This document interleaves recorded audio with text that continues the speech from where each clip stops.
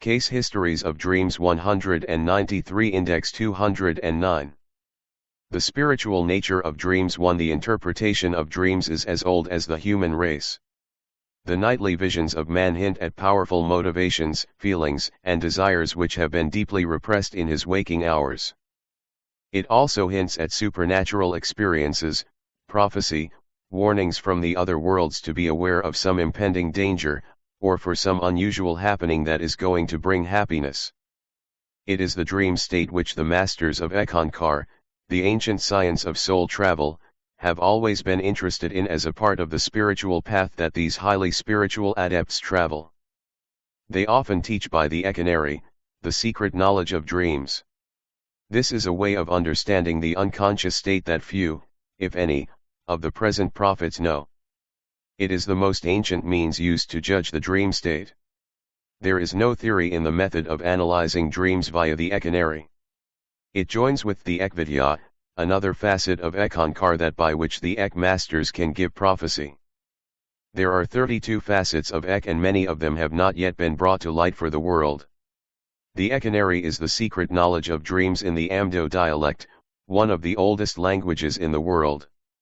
It is part of the Tibetan language of a particular tribe which comes from the Ando region in the province of Chinghai, China. Many of the Eck masters have been natives at one time or another of the Ando region. They are Tibetans, of course, but live in China although they have never considered themselves citizens of that country. The Eck masters are the adepts of the ancient order of the Vairagi. This order of masters is older than records show. Somewhere in the beginning of time, this order became the first and only society of adepts. They started with the creation of the universe and are existing today for the benefit of all humanity and those entities on other planets struggling to reach God. They supervise and run the whole of the universes under the direction of the living Eck Master. Whosoever is the living Mahanta of the times is the one in charge of the order of the Vairagi. He holds the rod of the Eck power and does not relinquish it until he steps out of power by either death or gives the rein to another. He may live out his life in longevity like Phubai Kwants, Rebazar Tarj, or Yoglo Sakabi. There is only a hairbreadth between the dream and the awakened state. Which is reality? This is what man has been searching for all these years. Only the Eck masters have the answer to this. They say the true reality is in the dream state and not what man calls the conscious awareness. Phubai Kwants has said, when the individual is in full consciousness of his physical world, he is dead. When he is fully conscious in his dream state, and what man calls the dream state, he is alive and existing in his true senses. Then there is more to the dream state than we have been led to believe. It means that when one is soul traveling or living in the invisible worlds, he is truly alive because he is in truth, or the greater reality. Therefore, when he is asleep and alive, he is living in the higher truth. His dreams are greater than he thinks. He is beyond the physical world and can understand more and do more with himself than in the body consciousness. Dreams have always been a mystery to every man. The ancient Romans were not believers in the afterlife, but they certainly believed in dreams. Every Roman emperor was either elated or dejected by his dreams. The soothsayers were constantly in fear, should they give the wrong interpretation of a dream, that the emperor would dispose of them by ordering torture and death. Dreams are therapeutic according to the new theories now put out by the medical authorities. Especially is this true with the chronic worriers. It has probably saved a lot of wear and tear on the human system, and has also probably prevented a lot of nervous breakdowns. Those in Eck-Ynari are aware that they often can predict their future, heal themselves, receive the first initiation into Eck, and solve many of their problems by dreams. It is said that the Eck masters, the adepts of the ancient order of the Vairagi, know more than any of the modern sciences about dream states. That much of the present knowledge, which is claimed to come from the Chaldean soothsayers about dreams, was actually taken from the study of the Eck masters over the many centuries. They have never given their knowledge openly but have whispered oral instructions to their chelas. It is known as far back as the beginning of history, when man became able to produce manuscripts that spoke of his life in the written word, he has been interested in dreams. Because the nature of his dreams were enigmatic and veiled, he sought someone who knew the interpretation. The oldest book known today is the written document, the Egyptian Book of Dreams. This came out of the era about the 12th dynasty, 2000 to 1700 BC. The book is in the British Museum and is of special interest to Ekchelis who follow the path of Eck-Ynari, ancient science of soul travel, because Gopal Das, the living Ek master of the times, was responsible for the writing of this book. He encouraged one of the scribes of the court of Sesostris, Pharaoh of Egypt, to put down the dreams and their interpretation. It is believed that this is the first book of dreams which was given to the scribe by Gopal Das, personally. The Ek master is now the guardian of that section of the Shariat Ki Sugmat in the Temple of Golden Wisdom, located on the astral plane. Dreaming is the unconscious mind's way of satisfying its secret and hidden wishes. This unconscious state is what the metaphysicians call the subconscious, and what is known in Ek as the etheric mind. Sometimes it is called the Suti Sarup, which is known in English as the subconscious body of man. The dream is symbolic of these wishes which are hidden in the back of the subconscious mind. There is one particular principle here that should be explained. It is what the psychologists call the pleasure principle, or the primitive self within man. Some call it the ego, and other names. It has no morals, and its chief aim is to gain satisfaction and pleasure. If the subconscious or the ID had its way, life would simply be uninhibited and brutal. This is the reason why religions of the world have had moral laws. These moral laws protect man against his neighbor. The Ten Commandments are sort of a primitive moral code which Moses gained by inspiration on Mount Sinai. Every religion has developed such a code, including the Hindu religion in which it is known as the Law of Manu. This law became a civil law to keep people from stealing from one another, and to establish some sort of stability in their own society. It is indeed fortunate that a young child is helpless and does not possess strength and coordination. If so, it might cheerfully and uninhibitedly wipe out any opposition to the satisfaction of its pleasure. This unconscious state is part of the individual psyche inaccessible to the consciousness, consisting of repressed desires and their associated ideas. It often disturbs the conscious life in dreams and phobias. It is the last sheath between the mental body, the Karan Sarup, and soul. To protect himself from punishment and shame, man establishes a guard over the unconscious, which is always trying to make man do something out of his lower nature. This guard is the censor. It is constantly at war with the ego. Between these two aspects of the mind is another principle which acts as the referee, trying to get the two to adjust the differences between themselves. The censor is the moral side, or the good which denies the pleasures that would be bad for the whole of man. Sometimes it becomes a tyrant, a masochist, and no judgment can be made. Its interpretation becomes warped, and the inner war between the pleasure principle, the God, the moral side, the censor, principle, and the conscious self, the ego, results in the neurosis of the individual. The censor's decision is based upon experience without benefit of proper evaluation. A child cannot properly evaluate his experience, and the censor becomes conditioned to react to a given situation in the same manner every time, regardless of whether or not the reaction is the correct way of handling a situation. It is the only reaction that the censor knows.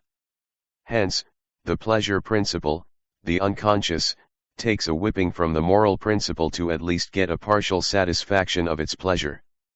As a result, it produces dreams, but it must act in a cunning or crafty manner, for the moral principle is ever on guard to see that no regressed material reaches the conscious mind. If such dangers arise in these dreams, the moral censor sets into motion the alarm system of terror which arouses the dreamer before it is too late to protect himself. So it is necessary for the pleasure principle to present these dreams in some fashion of distortion so that the conscious mind cannot recognize them for what they are. This is why dreams so often do not make the least sense to the individual during his awakened hours. It is because of this reason many people who do not understand the workings of the mind, and the forces of the inner self, pursue the study of the occult dream theory. If the dreamer, during his conscious state, tries to seek answers to dreams, then he must turn to the many dream books that flood the reading market. Some are good books, but most of them are bad or worthless. It depends mainly upon whoever is doing the interpretation of a dream, and his ability to grasp the spiritual significance instead of material symbols. The characters and dream actions are usually symbolic, just as the symptoms in a neurosis case are only symbolic of the real, hidden emotional problem causing the symptoms. The symptoms are the result of the unresolved conflict between the pleasure and moral principles. When something is repressed in the unconscious, the memory of the dream disappears, but the psychic energy remains undissipated, as the pleasure principle strives to make its desire come to the surface of the conscious mind. This pressure bothers many people because they cannot understand what is going on within themselves. The pressure brings about many psychic problems which can cause the individual to plunge into neurosis. Thus, the pressure of the dream state versus the conscious mind must be relieved. It is actually a war between the pleasure principle and the moral principle. If the latter is working right, it will let out some of the repressed emotions of the disturbing dream, but not in a way that causes it to explode and create a psychic damage, not only to itself but to those around him. However, the pressure must be relieved somehow. There must be an escape valve to dissipate some of the energy built up by the factors within the dream state, lest the pressure becomes too great and causes a psychic explosion. The symptom is the escape valve, which allows some of the repressed energy from the unconscious mind to run off. Thus, the dream symbols must be interpreted correctly before the dream becomes too much of a psychic danger to the individual. This is the purpose of the Eck-Ynari in one's life, for it is a part of the overall works of Eck-Ynari, the ancient science of soul travel, and it takes care of this sort of problem. The living Eck master sees that few, if any, of the repressions caused from the dream can harm the individual who is so affected by the dream state. From the type of dream, it is actually difficult for the individual to understand what is taking place in his inner life. Many times we have dreams during the waking hours which do not occur during the sleep state. Then we have those which occur in the sleep state. There is a difference between the two, and it brings about a problem for that person who participates in both to understand life. The problem for him is, which is the true reality? In the awakened hours when he is in control of the conscious awareness, or is it during the hours when he is in the dream state? This is something that must be worked out so the individual can distinguish one from the other. He becomes something of that state described by the very famous Chinese Eck master, Lai Tsi, who is the guardian of the Shariat Ki Sugmat on the etheric plane. He stated the case as when one is in the awakened state of the physical senses, he is asleep. But when in the sleep state and dreaming, he is alive. In other words, we only live when dreaming and long for the state when in the physical senses. This is true, for the real experiences of life are the framework of dreams. The inner experiences, of course, are what I am speaking about for the expression of conflicts which have long existed in the unconscious. If the Kila is working toward God realization via the path of Eck, he often is working off the karmic patterns of his many lives in the dream state. This is what the living Eck master is attempting to do with the Kila, so that his daily life will not have the interferences in earning a living, or disturb his family with some psychic explosion. Many dreams are the result of an expression or a wish. Many are projections of the other bodies of man, astral, causal, mental, or soul, into the other worlds. However, dreams will fall into two types. First, is the simple dream. This is the type which substitutes an elusive action, or the action that the body is demanding at that particular time of a dream. This might be thirst, pain of the body, or an outside disturbance such as an alarm clock or noise from the street. The mind wants to continue to sleep, but the body speaks out to guard itself against something being demanded within its own walls. This is a conflict between the physical body and the conscious mind that wants to sleep and rest. Therefore, a simple dream is one in which the obstacle is wholly external, outside the conscious mind. It deals mainly with physical sensations. Secondly, a complex dream can be defined as one in which the obstacle is wholly internal. This type is one that is influenced by desire for things, such as wealth, love, happiness, and these aspects of life, including salvation, religion and realization. When one is bothered by a financial problem, it is likely that his dreams will be something of the same order. Mainly that of escape from this environment. A girl who wants marriage and a family will have dreams along a similar line, but often disguised, because this type of dream is often in symbols. The wish, of itself, will hardly express itself directly in dreams. A person does much of thinking in symbols during his awakened, conscious hours. It is easier to attach his emotions to some simple but concrete symbol rather than to a vast or more abstract thing.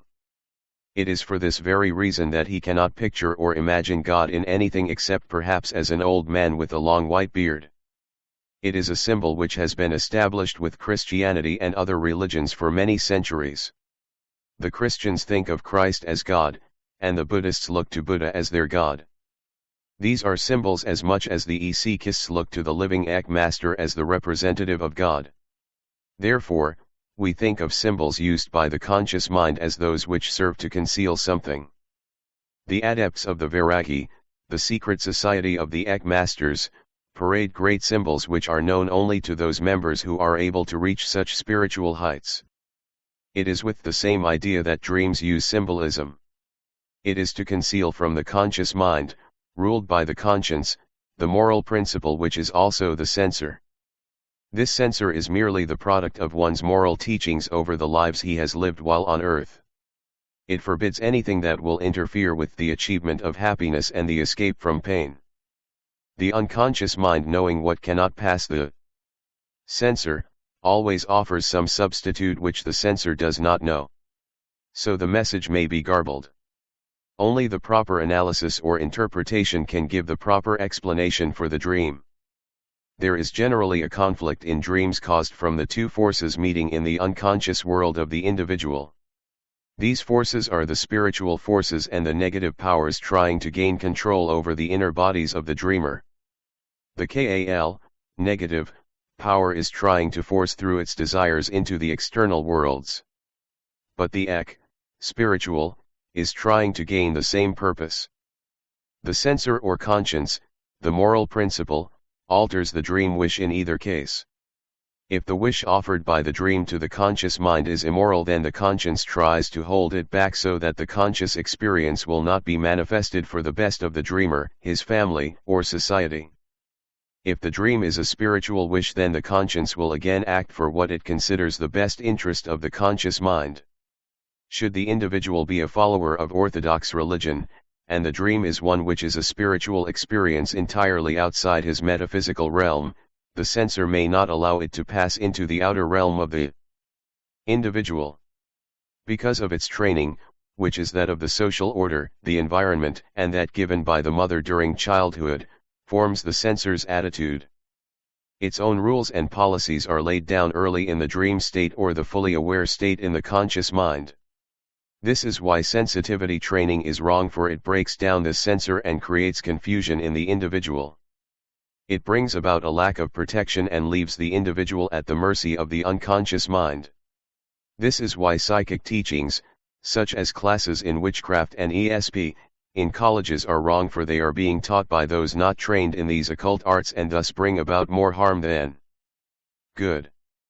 For this very reason it is best to have some good teachings in the art of dreaming and the dream state analysis. Not just anyone can do this type of work. Most of those who interpret dreams use only the surface or psychic meaning of them. Generally, this is a dead imagery, for it gives symbolism to something the dream represented that is either archaic or wrong. Because the complex dream has two parts, the surface meaning and the hidden meaning, the Ek Masters have done a depth study in this particular field of spiritual psychology. They have come up with a secret knowledge of dreams which has not yet become known to the general public.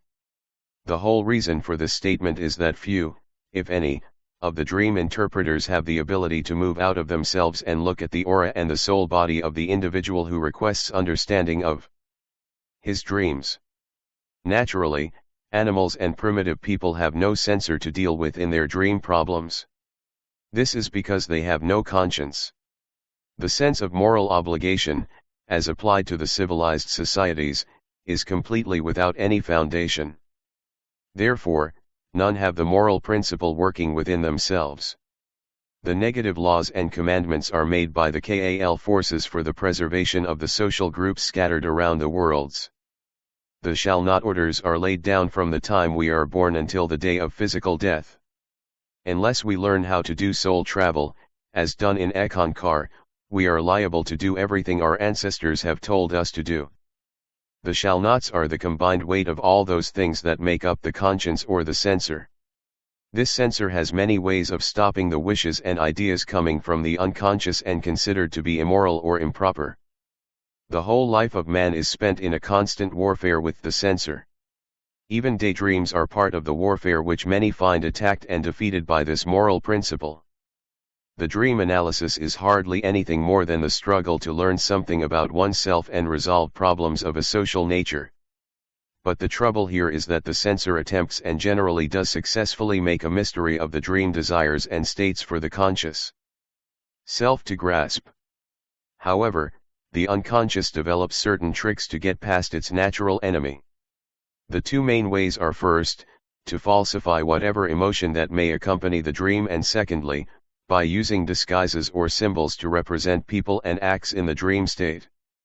Many who have bitter quarrels with their mates or family will dream of murdering the offensive ones.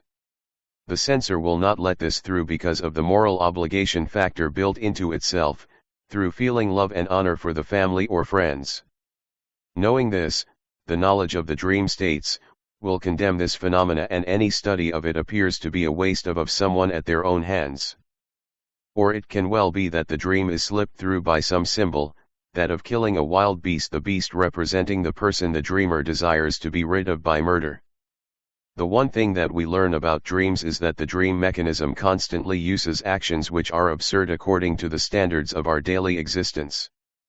It is for this reason that so many people, without the unconscious, an entity all its own, might just as well clothe the dream in emotions of sorrow and apathy by the death time.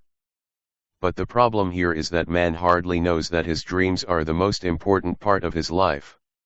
They stand for something that is representative of his deepest inner actions and desires, whether they are spiritual or negative actions. The unconscious is similar to a pack of wild beasts, and any methods used by the metaphysicians and religionists to appeal to it, in the name of the subconscious, is indeed foolish. All ambitions of each individual are deeply rooted in his past lives, over the centuries of his incarnations in this universe.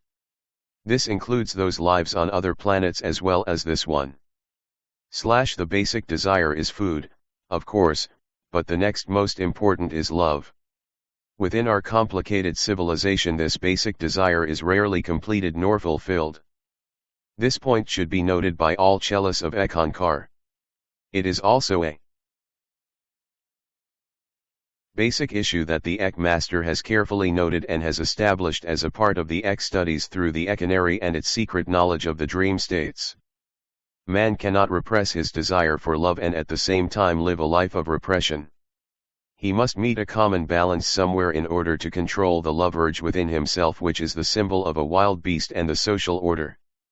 If he is repressed, it means that much of the urging of the unconscious mind will show up in his dreams as symbols in some way or other. Another type of dream is the anxiety dream.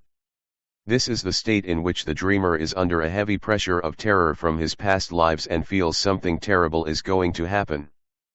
This emotional anxiety is something that is lacking in the emotional and body functions of the dreamer. It is the same in other types of dreams, for example, the dream of love or attacks by wild beasts which represent sex assaults are merely the repression of the love desire in one. The next type of dream is the reincarnation aspect of Eck-Ynari. This type of dream is concerned with several parts of one's past lives. One of these in particular is that of the creatures who are half beast and half man. This dream arises out of the civilizations such as the early dynasties of Egypt, when the gods of that country were all half beast and half man.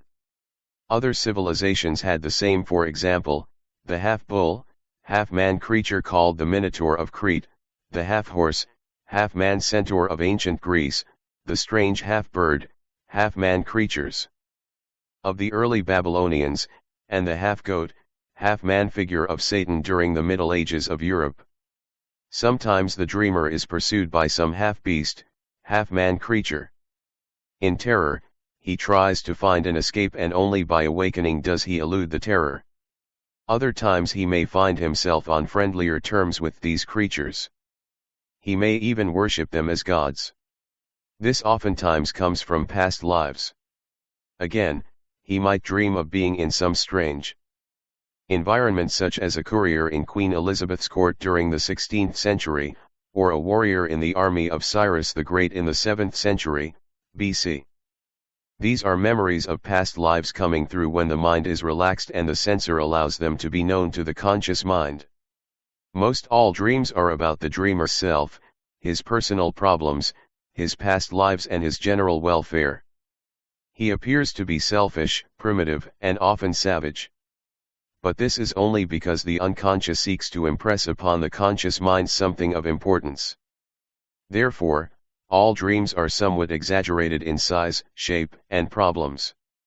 The pictures of symbols which the unconscious presents to the conscious mind are often exaggerated out of proportion in order to get through to the external world. Hidden deep within the unconscious is the desire for love. Not the erotic but the pure love of man for woman. This is the basic problem of all man's existence on earth. It is deeply rooted in the unconscious mind, and man has no chance for satisfaction of this desire. If he cannot find love with a woman, he takes up with another male, or he desires the love of an abstract called God. Women often, in their religious vocations, become the brides of the mythical founder of the church. They are wedded to the inner master, or what is known in the varied religions as the father image, someone who lived at one time on earth as the originator of the respective religions. We find this to be true in the Christian church, whereby the nuns are called the brides of Christ. They give themselves in work and thought to this inner image of their religious founder. This happens with every works of religious thought. It is not fantasy, although this does enter into the factors of the dream state. Personified love is what most people are seeking, and this often comes out in occultism as the search for soulmates. This searching, although the individual may be married and not satisfied with his life, materializes in dreams of a soulmate. This love force creeps into his dream state frequently. He does not understand that it is caused by loneliness, promoted and projected by the unconscious self. Frankly, this unconscious self is an entity which needs social contact. It creates social problems and arouses emotions in the outer mind through dreams and fantasies. It causes all sorts of problems for which the psychologists and sociologists have not been able to establish the cause. They always find the effects and give them as the originating point of trouble. For example, temper and frustration is often a product of this unconscious mind that started far back in the past lives of the unfortunate person who is afflicted by these emotional problems. Temper is always a strange, unpredictable taskmaster with an impatience that quickly mounts beyond control. Temper is no disciple of reason either, and is seldom of much use to those who are possessed by this strange passion of the negative power. It many times is the result of the unreality of dreams which, in its frustration to get to the outer world, will play tricks and reveal to the conscious self deadly poisons of negative events and brings unhappiness to the dreamer. Often the unconscious, through dreams, will make failure a virtue to the dreamer in his daily life. One of the interesting things about dreams is that so often other entities can enter into the dream state when the dreamer is not protected by the living Eck-Master. These entities in a sense may cause a lot of havoc. However, if these entities are good, they can create benefits through the dream state for the dreamer. But in either case, it is best for the individual to have the constant protection of the Eck-Master. If he does not, anything can happen. One of the problems that can arise in the case of an entity entering into an unprotected aura of the individual is that of hypnotism. This is putting one under the command of the entity to serve it instead of having free will to manage his own affairs. If the entity, in his former body while on earth, was a lover of liquor and a drunkard, he might fasten a hypnotic hold on the individual and try to gain satisfaction by creating in its victim a desire for drinking.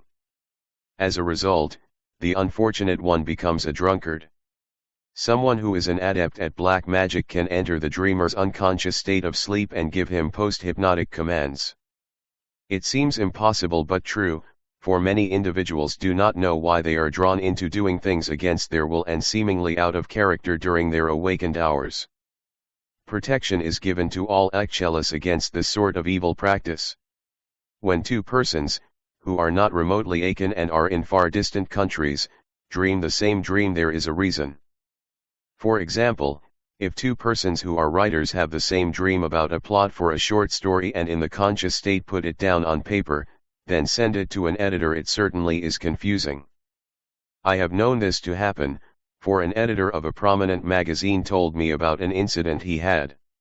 He received in the same mail identical short stories in plot, characters, and names from a woman living in California and from a man living far away in England. Both claimed in a covering letter to the editor that each had received the plot and story material from a dream. What happened in a case of this nature? The editor could not explain, but he did discover that neither of the writers knew one another. In fact, neither knew the other existed. But there had to be a reason why this took place. The explanation is that both individuals, out of their bodies during their respective sleep periods, had visited areas in the invisible worlds where they found the material for a short story plot. It is likely that they met somewhere and went together, and upon returning to their respective bodies, each remembered the dream but had no recall of their traveling companion. So each sat down at the typewriter and recorded his story, then by chance forwarded it to the same magazine. This is not unusual in the creative field. In many cases we are not our own masters, as perhaps in this case where two individuals with the same characteristics and goals were drawn to the same place. It is not the mythical case of soulmates nor twins in this universe, but the matter of two separate souls who came together in time, space, and energy with the same thoughts in mind. It was a case of two separate souls picking up, out of the great current of thought waves which sweep around this globe, the same singular idea and acting upon it unconsciously via the dream state. There is another type of dream that is most important to the Eck-Ynari. This is the running off of past and present karma in the dream state. Many of the dreams which one has are merely the fact that the dreamer is working off his karma.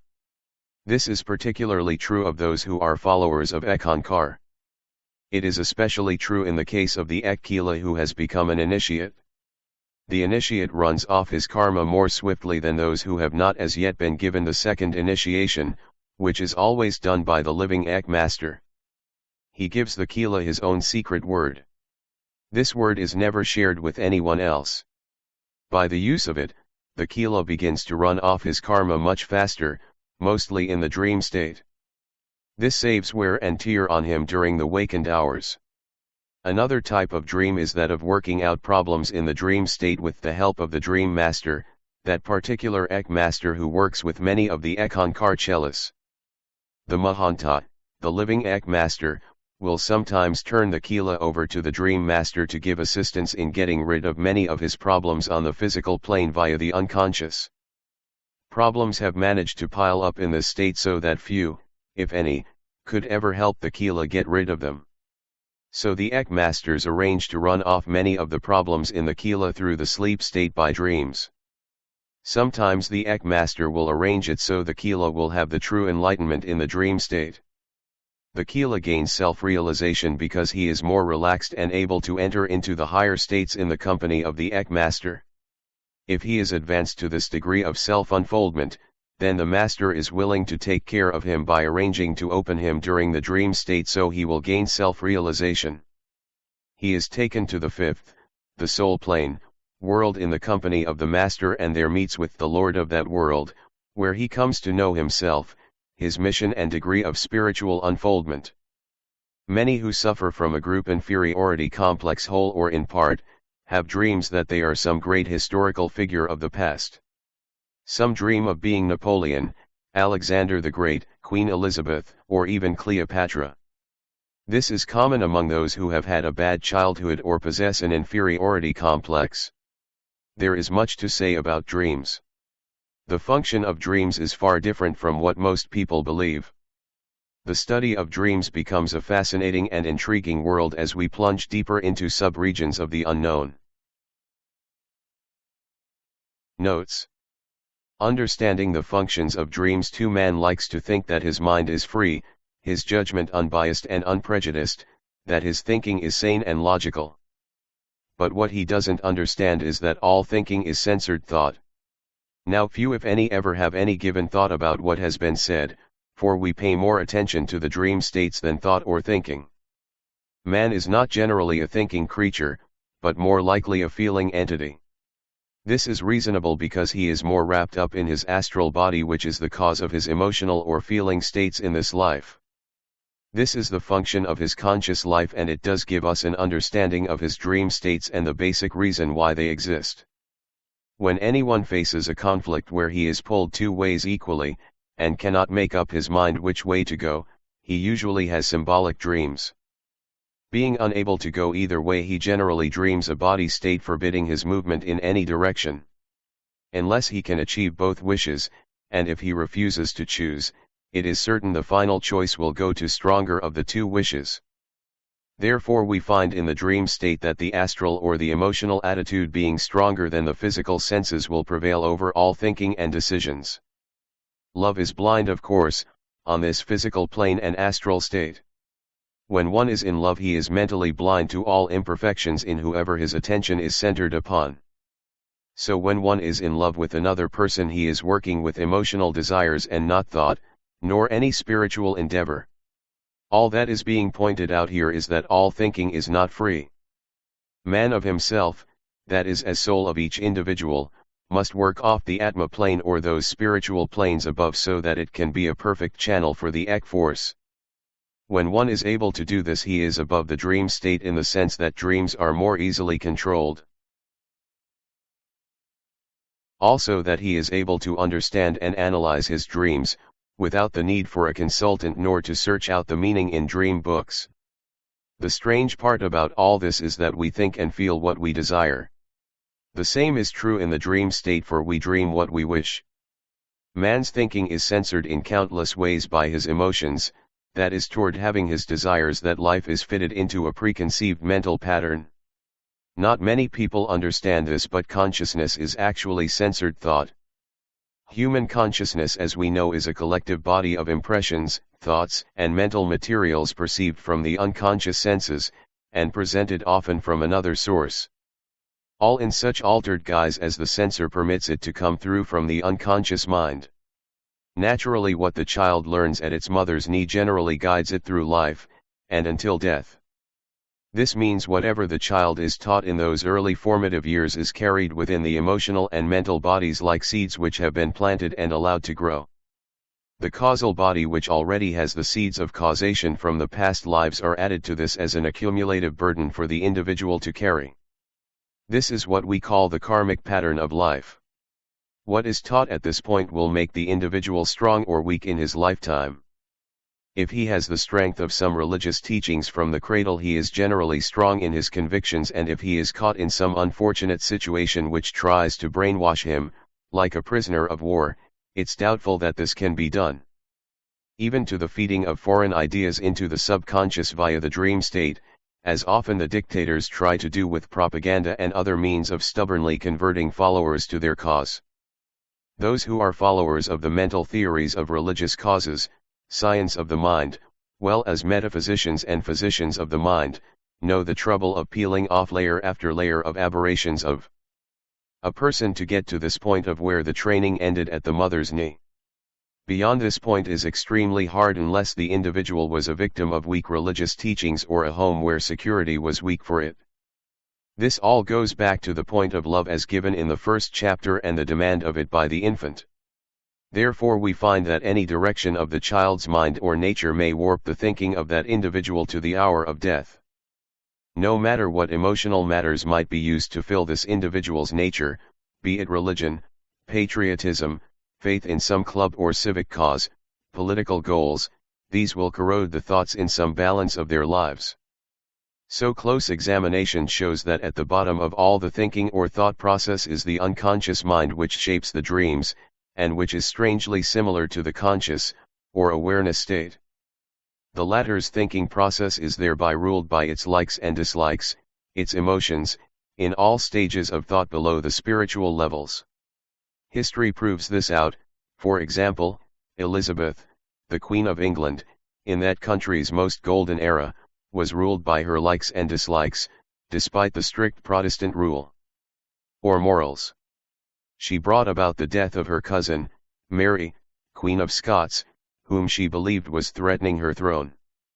Persecuted thousands of Catholics and had lovers by the score. Francis Bacon, the philosopher, under James I, tried to work out a metaphysical theory which he dreamed of a perfect world ruler, of all humanity. This was similar to the ideal state that Plato and others had of a utopia in which man could live in peace with his fellow men. Here we find that regardless of the concepts of ideal states as laid down by the human consciousness, all are pulled one way by imperfect thinking and the other by the emotional, astral, assumptions. Therefore we find that Eck holds the correct philosophy and all orthodox religions and occultism are somewhat on the imperfect track to a utopia. This place, where man wants to establish himself for peace and happiness, is certainly not in the physical or human state of consciousness. Neither by dreams or thought. Thus one can then say that all religions and all metaphysical and all philosophical systems are materialistic teachings. Everyone from the Amon priests of ancient Egypt to St. Paul of Christianity and Krishna, Buddha, and others know how dogmatic religions can be. Religions, philosophy, and metaphysics are based upon symbols. This is what the human mind can grasp and retain for understanding. We find in religions the cross, the crescent, the robe, and hundreds of others which are used by the conscious primarily as a grapnel to some concealed idea. All because the unconscious mind uses symbols in dreams in order to get through certain ideas which would not pass the censor otherwise. There is a distinct difference between the dream state and the conscious aware state. First, in this difference is that which many people claim they have no memories of dreams. The reply to this is that if a person lives a somewhat orderly life, in a routine which does not have too many upsets, nor emotional disturbances, then he has little reason to remember his dreams. Another reason is that often the dream master will pull down a curtain to shut out dream recalls because it could disturb the dreamer during his wakened hours. Those who are unable to remember dreams should give themselves a command just before going to sleep to remember their dreams on awakening. The moment one awakes, he should make a brief note on a scratch pad especially laid on the night table of the main actions which happened in his dream. This has seldom failed. The ability to remember dreams can be cultivated, for the dream habit is universal with all. If one finds that he cannot get to the dream because the deep hidden and censored wish is trying to remain from being disturbed and publicly exposed, he can use another method. He can probe deeply until it comes to light or resume ordering himself to remember his dreams. The subconscious, that is the unconscious mind, often takes the wish that one has during the wakened hours and puts it away. In turn, when ready to release this wish back to the conscious mind, it does so in form of some symbolic action through stages of emotional and mental processes in dreams. The dream mechanism often utilizes as a rule a method of mind activity that is different from the awakened state of consciousness. This is often established in colors. Most people dream in black and white, but there are others who have two-color dreams, such as red and black. Others will take the whole spectrum of colors in his dreams. The next method is that of the conversational or noise dream. In certain dreams one might hear bells, sounds made by animals, or even run a whole series of conversations with someone who has appeared in the dream state. Most dream conversations, except when the Eck master appears and holds a dialogue with the Kila, are ideas which the dreamer has thought about and wished for in his daily life, sometimes subconsciously and other times as in the awakened state of consciousness. We even find there are dreams with odors, and the other perceptions like touch and taste as in the conscious state. Many are association dreams, but otherwise they are a separate series of dream states which are established by the living Eck master with his Kila to give him experience in the other worlds beyond, so that he learns the immortality of life. Thus we are dealing with two aspects of dreams, the dream material and the dream shaping force.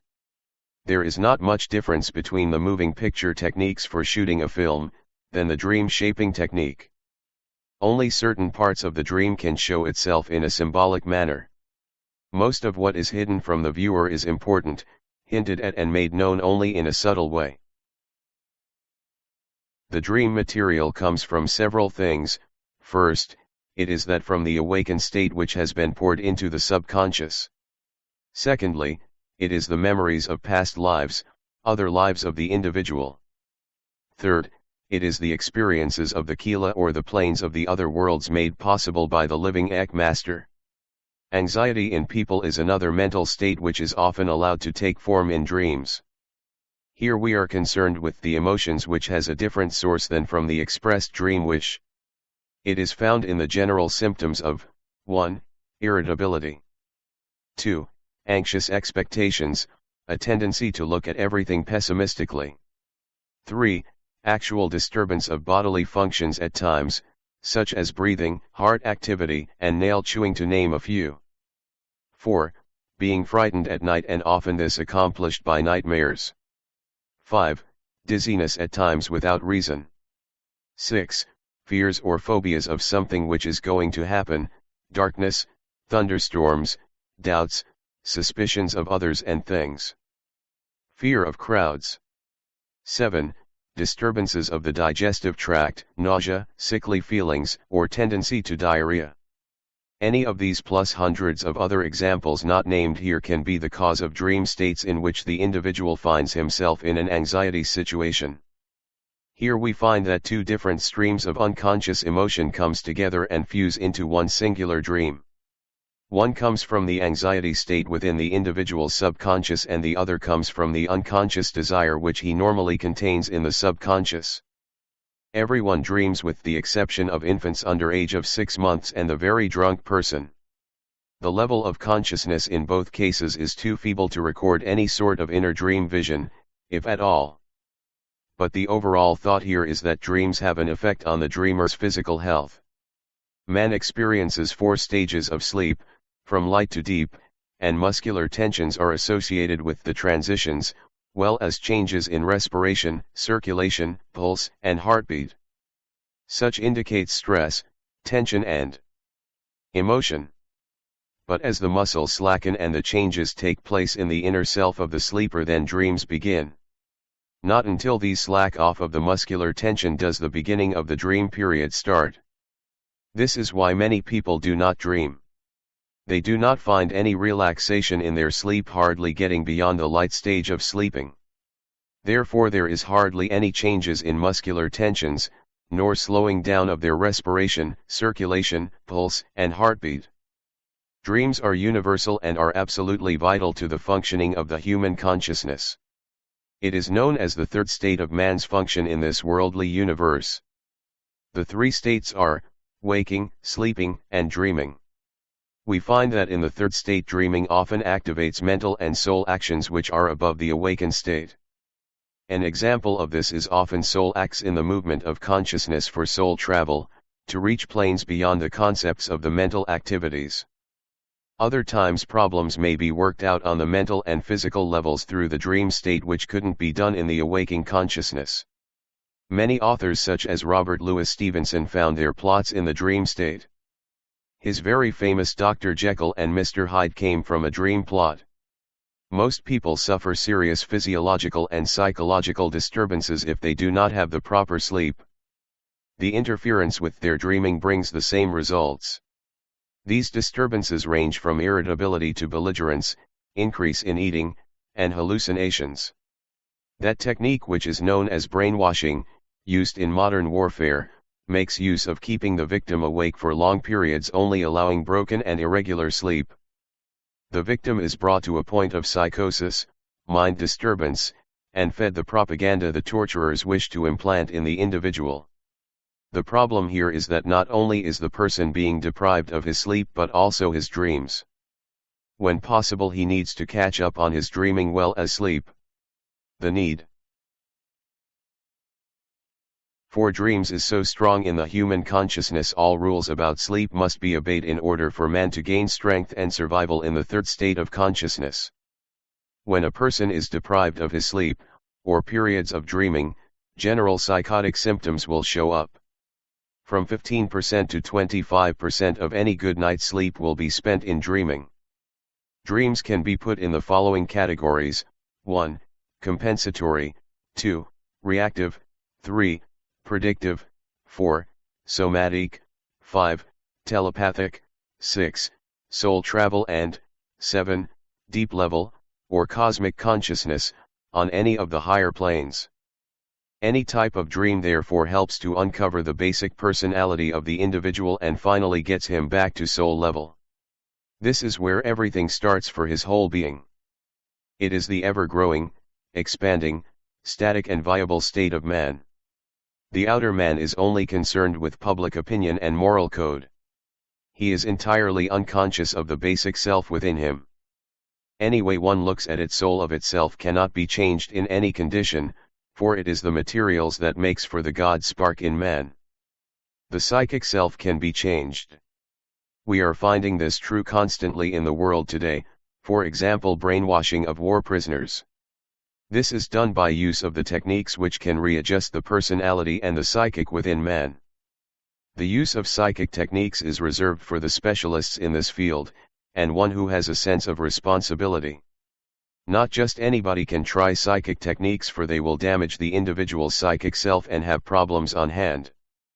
This is why we should be careful about trying to interfere with a person's sleep and dream state. Imagery, which is a function or a faculty of dreams, is the true language of the dreaming state. The dream is revealed in images, which are generally pictorial and sensual. It communicates to the outer mind with thoughts, judgments, perceptions, directions, and tendencies which have been unconscious in the individual until a certain time because of repression or perhaps ignorance. The inner eye which watches or observes the dream state is that which we know as the spiritual eye, the Tisratil, as it is called in Eck-Ynari. The dreamer is the observer so many times, he watches himself as the drama unfolds before the inner eye. He is in the midst of the dream state and cannot do anything else than go along with it unless he has conscious control of the dream. This is always possible. More so than many people believe. Some will learn to make contact with his own unconscious through dreams, at some level or stage of dreaming. When he does, he must remember that now most of the understanding of the psychic life and its functions is possible. We also find that 4 qualities determine the dream state. They are sensation, prediction, thought and feeling. Together they can also affect the external consciousness, provided the dreams are clearly remembered on awakening. Because of this, one must be aware that he can grasp only 1/4 of the truth about any phenomenon. The reason is that whenever energy is running strongly in one particular quality so named here, it cannot be changed, dismissed, or transferred to another. In other words, if an inferior function, say hatred, opposite love, is established as a movement of energy, it cannot be switched.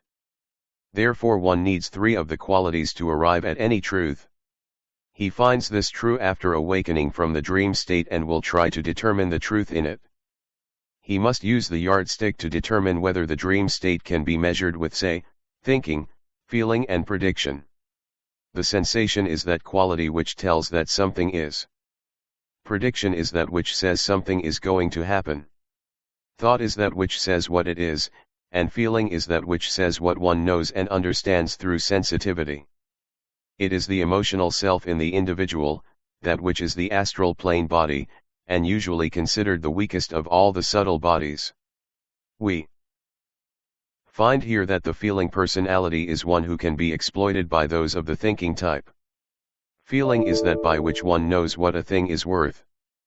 It is the general yardstick which is used to know what a dream might mean to the individual.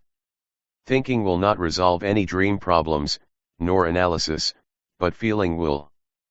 This quality built into the human consciousness will help to show the dreamer that something of value has occurred and he needs to know about it. It will not always give him the full answer, but so many times it will even give the solution to problems arising in dreams. The two won't mix. Thinking without feeling brings about woes, and feeling without thinking brings grief. But if either quality tries to exist alone, each will have more troubles than necessary. However, dreams are built upon both qualities, well as all life in the lower worlds, the physical, astral, causal, and mental. Whoever finds themselves in those states of dreams by which they are in love with another person, whose ideals, code of ethics and religious ideals refuse to accept, are simply an effect of a feeling which is from causes much deeper than the attraction embodied by the loved one on whomever feelings of love has been projected. Love in dreams are usually deep feelings and thought processes which are directed toward another, whether the individual knows this consciously or not. Many persons appear to have a well-adapted life on the external surface but seem to lack any control over the unconscious within themselves. What is found here is that the lack of control and understanding in themselves lead to cases of arrested development. Often as they grow older, their pattern of life and their attitude express more and more of conventionality and inflexibility, and what we might say a drying up of life at the inner source. This is what is said to cause undesirable dreams for people. They cannot understand them, and wishing for a meaning to explain often have someone, or get a dream book which is not at all satisfactory. It brings about troubles for them because the meaning is accepted, and such meanings often have pallid metaphysical meanings which are completely worthless. Most of them are phrased in terms of prophecy for the dreamer, and always something desirable in meaning, such as health, wealth, and happiness. The dreamer is temporarily happy and settles down waiting for the prophecies to manifest themselves, and of course without any effort on his part. When nothing comes about, he is certainly unhappy and ready for another interpretation by the same type of reader, or another book which promises the same things except the wording is different. In time the chap has slowly resolved into a state of despondency and becomes a compulsive despondent, or what is known as a mania depression. But one is concerned here only with the behavioral complex, which is some sort of complicated system of relationships between the individual consciousness of man and society. It is the fitting of a mask on the individual designed to impress others, and conceal the true nature of the wearer. This is often called the persona in psychology, but it's an important factor in dreams, for often we have the shadowy images in our sleep of being something which we are not. More often these dreams are the true image of what we really are. However, the outer image, or that which we use to wear in life, shows only a psychic mask. Therefore man in his entirety cannot evade the fact that life presents itself to use in dualist aspect, as both external and internal. Neither aspect can be dealt with simplicity. In a sense we keep separating them because we think in terms of both being completely different. If one is stronger than the other, it will predominate, and its superiority will force the individual into accepting it as his greater strength. This means if the outer, or the persona, is greater in strength, then the external will rule the personality. The individual will be an extrovert and won't have much confidence in his dreams, or the dream state. If the internal rules, then it means that he will have an inferior complex, thus believing more in his dreams than ever. He will be more inclined to believe in the mystic and occult arts. He will have great dependence on his inner senses, and the dream state will be completely real to him. All mystics and saints have been those who depended upon the inner self for guidance in life, instead of the physical senses. Many of these people could not make their way very well in the external world, so they turned to meditation and dreams for solace. In many cases they believed that contact with God had been made and was guiding them. Few people have made real contact with the Sugmad, and when they did became more realistic and practical in living here in this world. Those who have made contact with God, or have reached God realization, have been established as real masters, but few outside the Eck masters, in the ancient order of the Vairagi have never served as the Mahanta, the light giver, the Satguru. They have served in other missions in this world, but so far there have only been 970 Mahantas, living Eck masters, on this planet, and I have been fortunate to be the 971st in this world. It is my duty and I willingly chose to fulfill the duty as the living Eck master for these times. The shadow is another part of man which must have consideration in the study of the dream state. It is the moral part which challenges the personality of man. It is the case of good and evil in man, the duality of nature.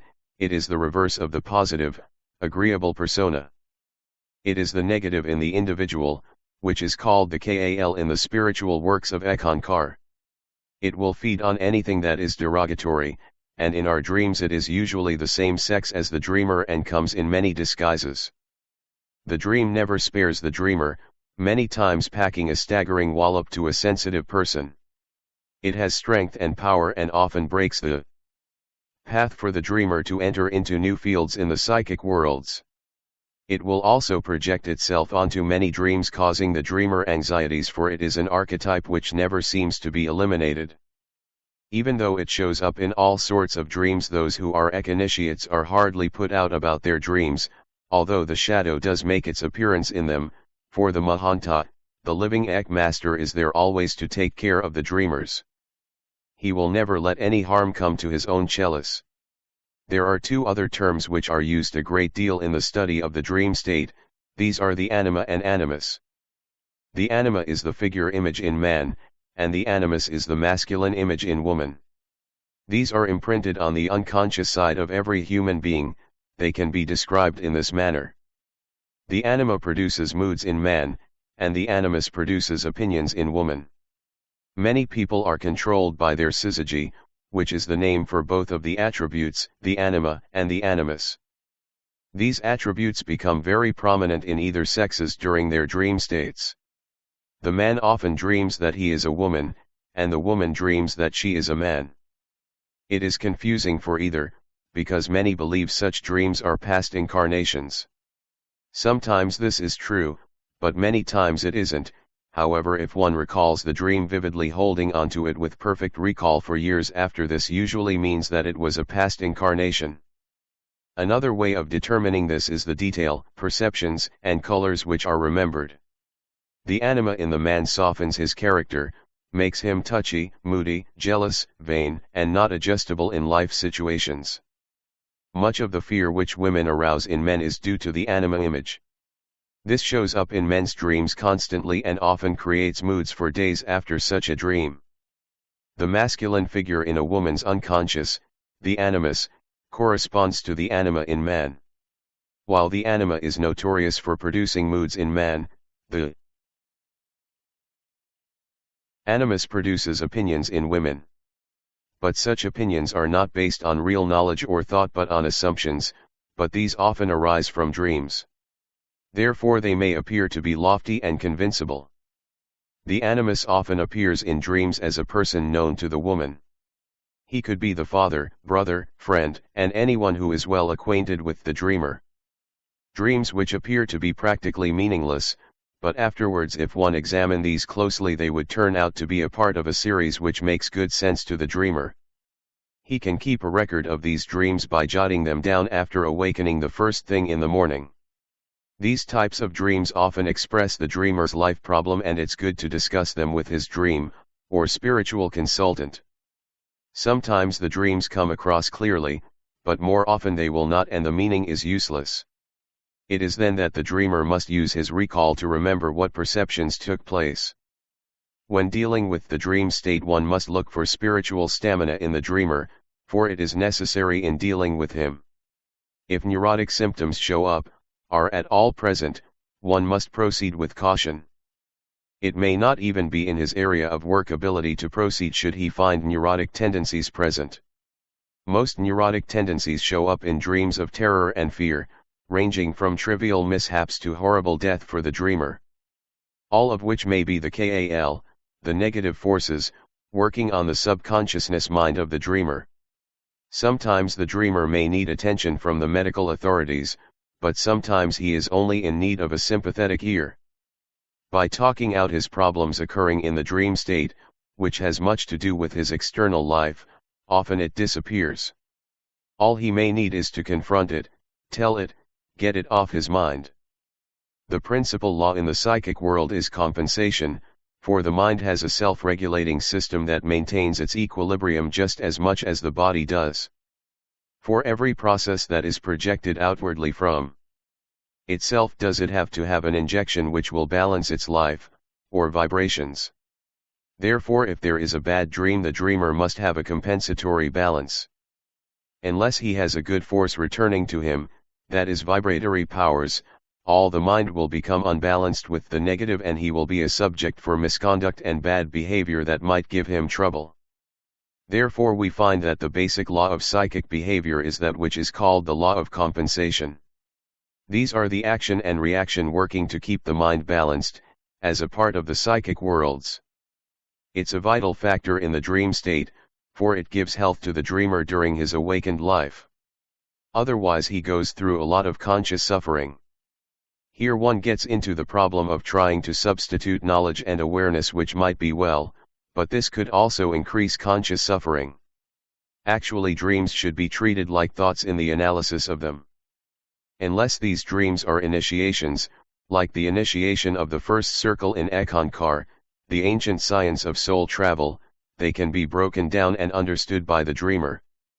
That is provided he is able to have the help of the Mahanta, the living Eck Master.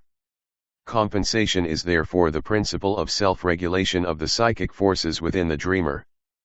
Dreams analyzed must fall within this framework or be lost to the dreamer. The dream master, who is really the living Eck Master, is unable to work with the dreamer unless the latter is permitting him to do so.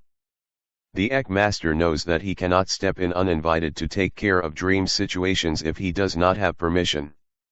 Therefore, the dreamer can unburden his conscience to the living Eck Master with his sleep state, in a way that has not yet been discovered by science.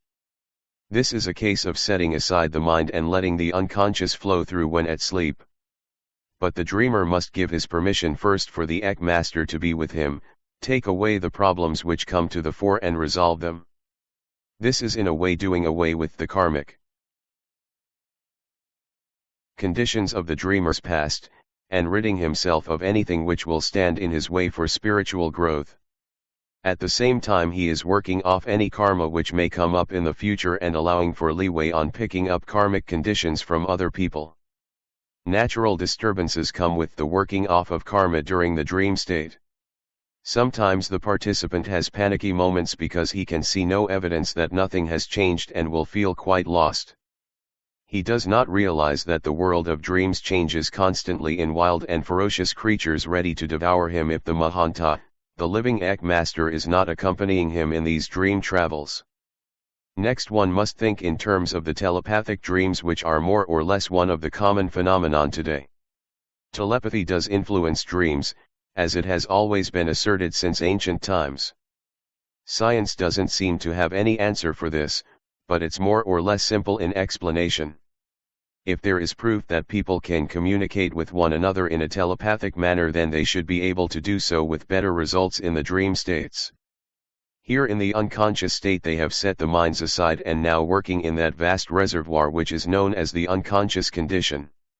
The living Eck Master can project himself into the dream of any Kila who follows him, and that is provided there is a mutual agreement between them that his presence in a dream by Kila is permissible.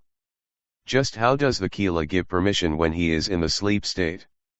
This is no problem to either the living Eck Master nor the Kila, for the dream state is quite a position of awareness achieved which one cannot have while in the awakened state.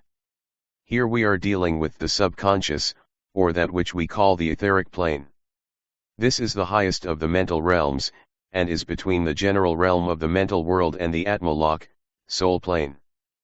Dreams within this etheric realm are different from the regular dreams on the other lower planes, for here one has a wider perceptiveness and awareness. He can reach others whom are close to him and in danger, he can converse with the living Eck Master, and he can receive instruction in the secret teachings of Eck-Ynari from the Mahanta, the living Eck Master. This is the realm where they meet constantly and much of the karmic burdens are resolved and the Kila is freed. The telepathic dream is one also in which the dreamer can establish his basic philosophy of life upon. In other words, he can plan his future through dreams, and can find answers to daily problems by use of it. It is in a way somewhat controlled, however this depends more or less on the living Eck-Master, just how much he knows of the control to turn over to the dreamer before he is ready to take responsibility for his future, and life in a social order. Nobody but the Mahanta knows this and is able to give degrees of control as the Kila grows into higher spiritual states. At the same time the dreamer also has time to look at his past incarnations, on request with the living Eck-Master. From these he is able to determine the karma which he has been bearing, and errors made in these past lives. When this happens, then he sees that the dreams of the future are only guideposts by which he can go, but he does not have to accept them. If he has a dream of some future event with another person, it is up to him to judge whether he wants to accept this coming event as part of his life. No individual has to be a part of what he does not want in his life. Too many people accept what is said and seen in the future as already set and must be carried out, but cannot be changed. All men have free will, therefore they are able to understand and know about changing any future guidepost in their lives. If a dream forecasts disaster with another person, and that person has been reached upon the subconscious plane, both can discuss this and decide that they do not want such a disaster, and thereby recreate the future, putting the event into the light of the Ek, and making it a happy event instead. Destiny is never fixed, but always subject to change. The last type of dream is that called the archetypal dream. Whenever something turns up in a dream which has little or no connection with the dreamer's ordinary life, he can be sure that the living Eck-Master has opened the unconscious of the dreamer to bring something into his life, which can be most extraordinary and a change for him.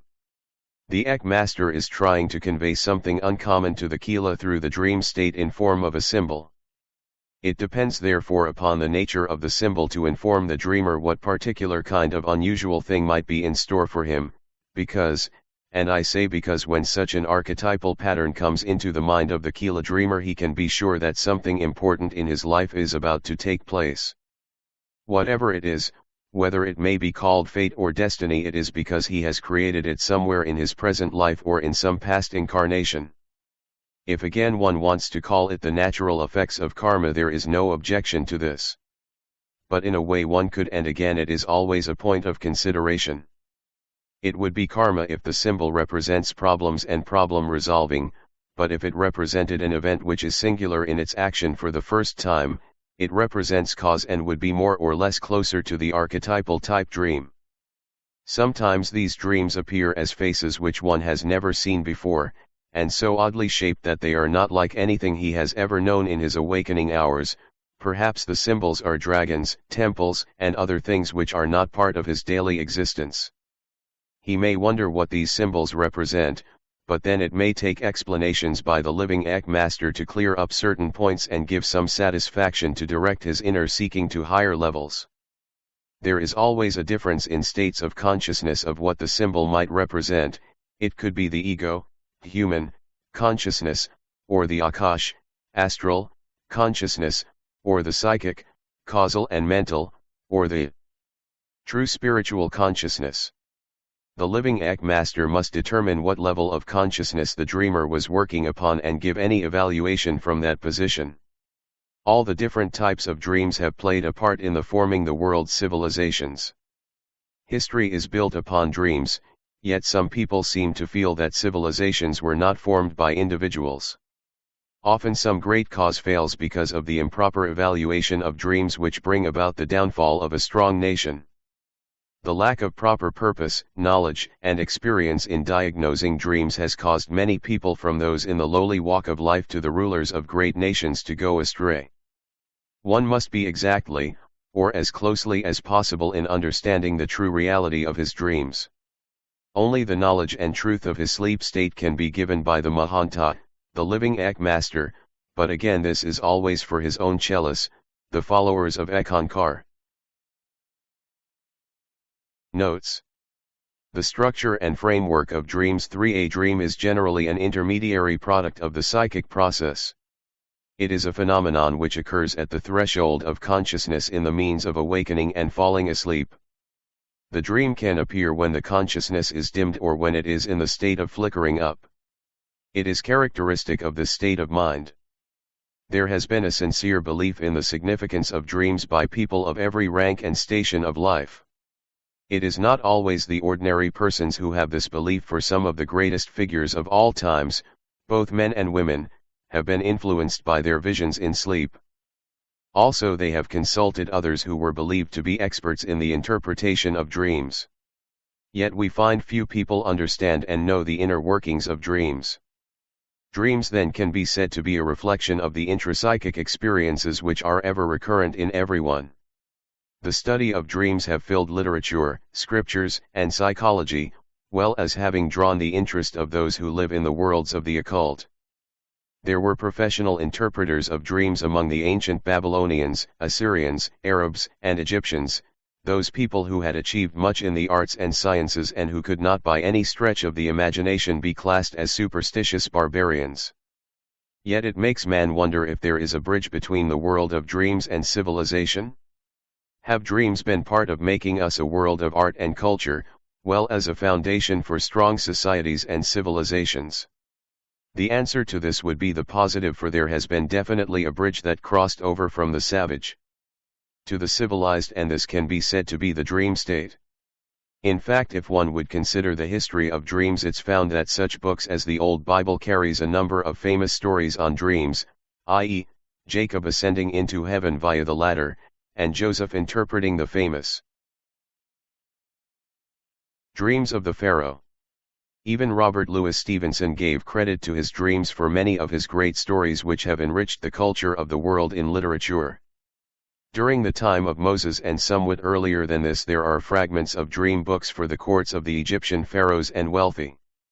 Early as the 2nd century following birth of Jesus, there was a famous manuscript on dreams compiled by Artemidorus Daldianus, a Greek, known as the Interpretation of Dreams.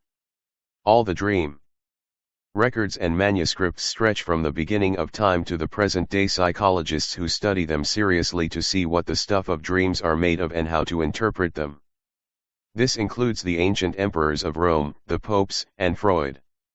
Although the Christian Church does not openly give credit to dreams for control and manifestation of reducing problems in life, nevertheless it's found that the Judeo-Christian tradition was unique in giving formal approval to the art and science of dreams. But the whole trouble is that the Old Testament draws a veil over the banal manifestation of the dream life for certain reasons, which can be said that its authors were afraid of finding them too similar to their neighboring peoples.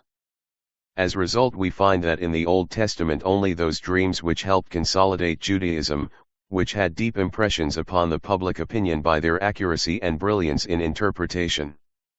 In other words, the Old Testament only mentions dreams that confirm the chosen people's pretension to the coming Messiah and his vocation and the spiritual hegemony of the Jewish God.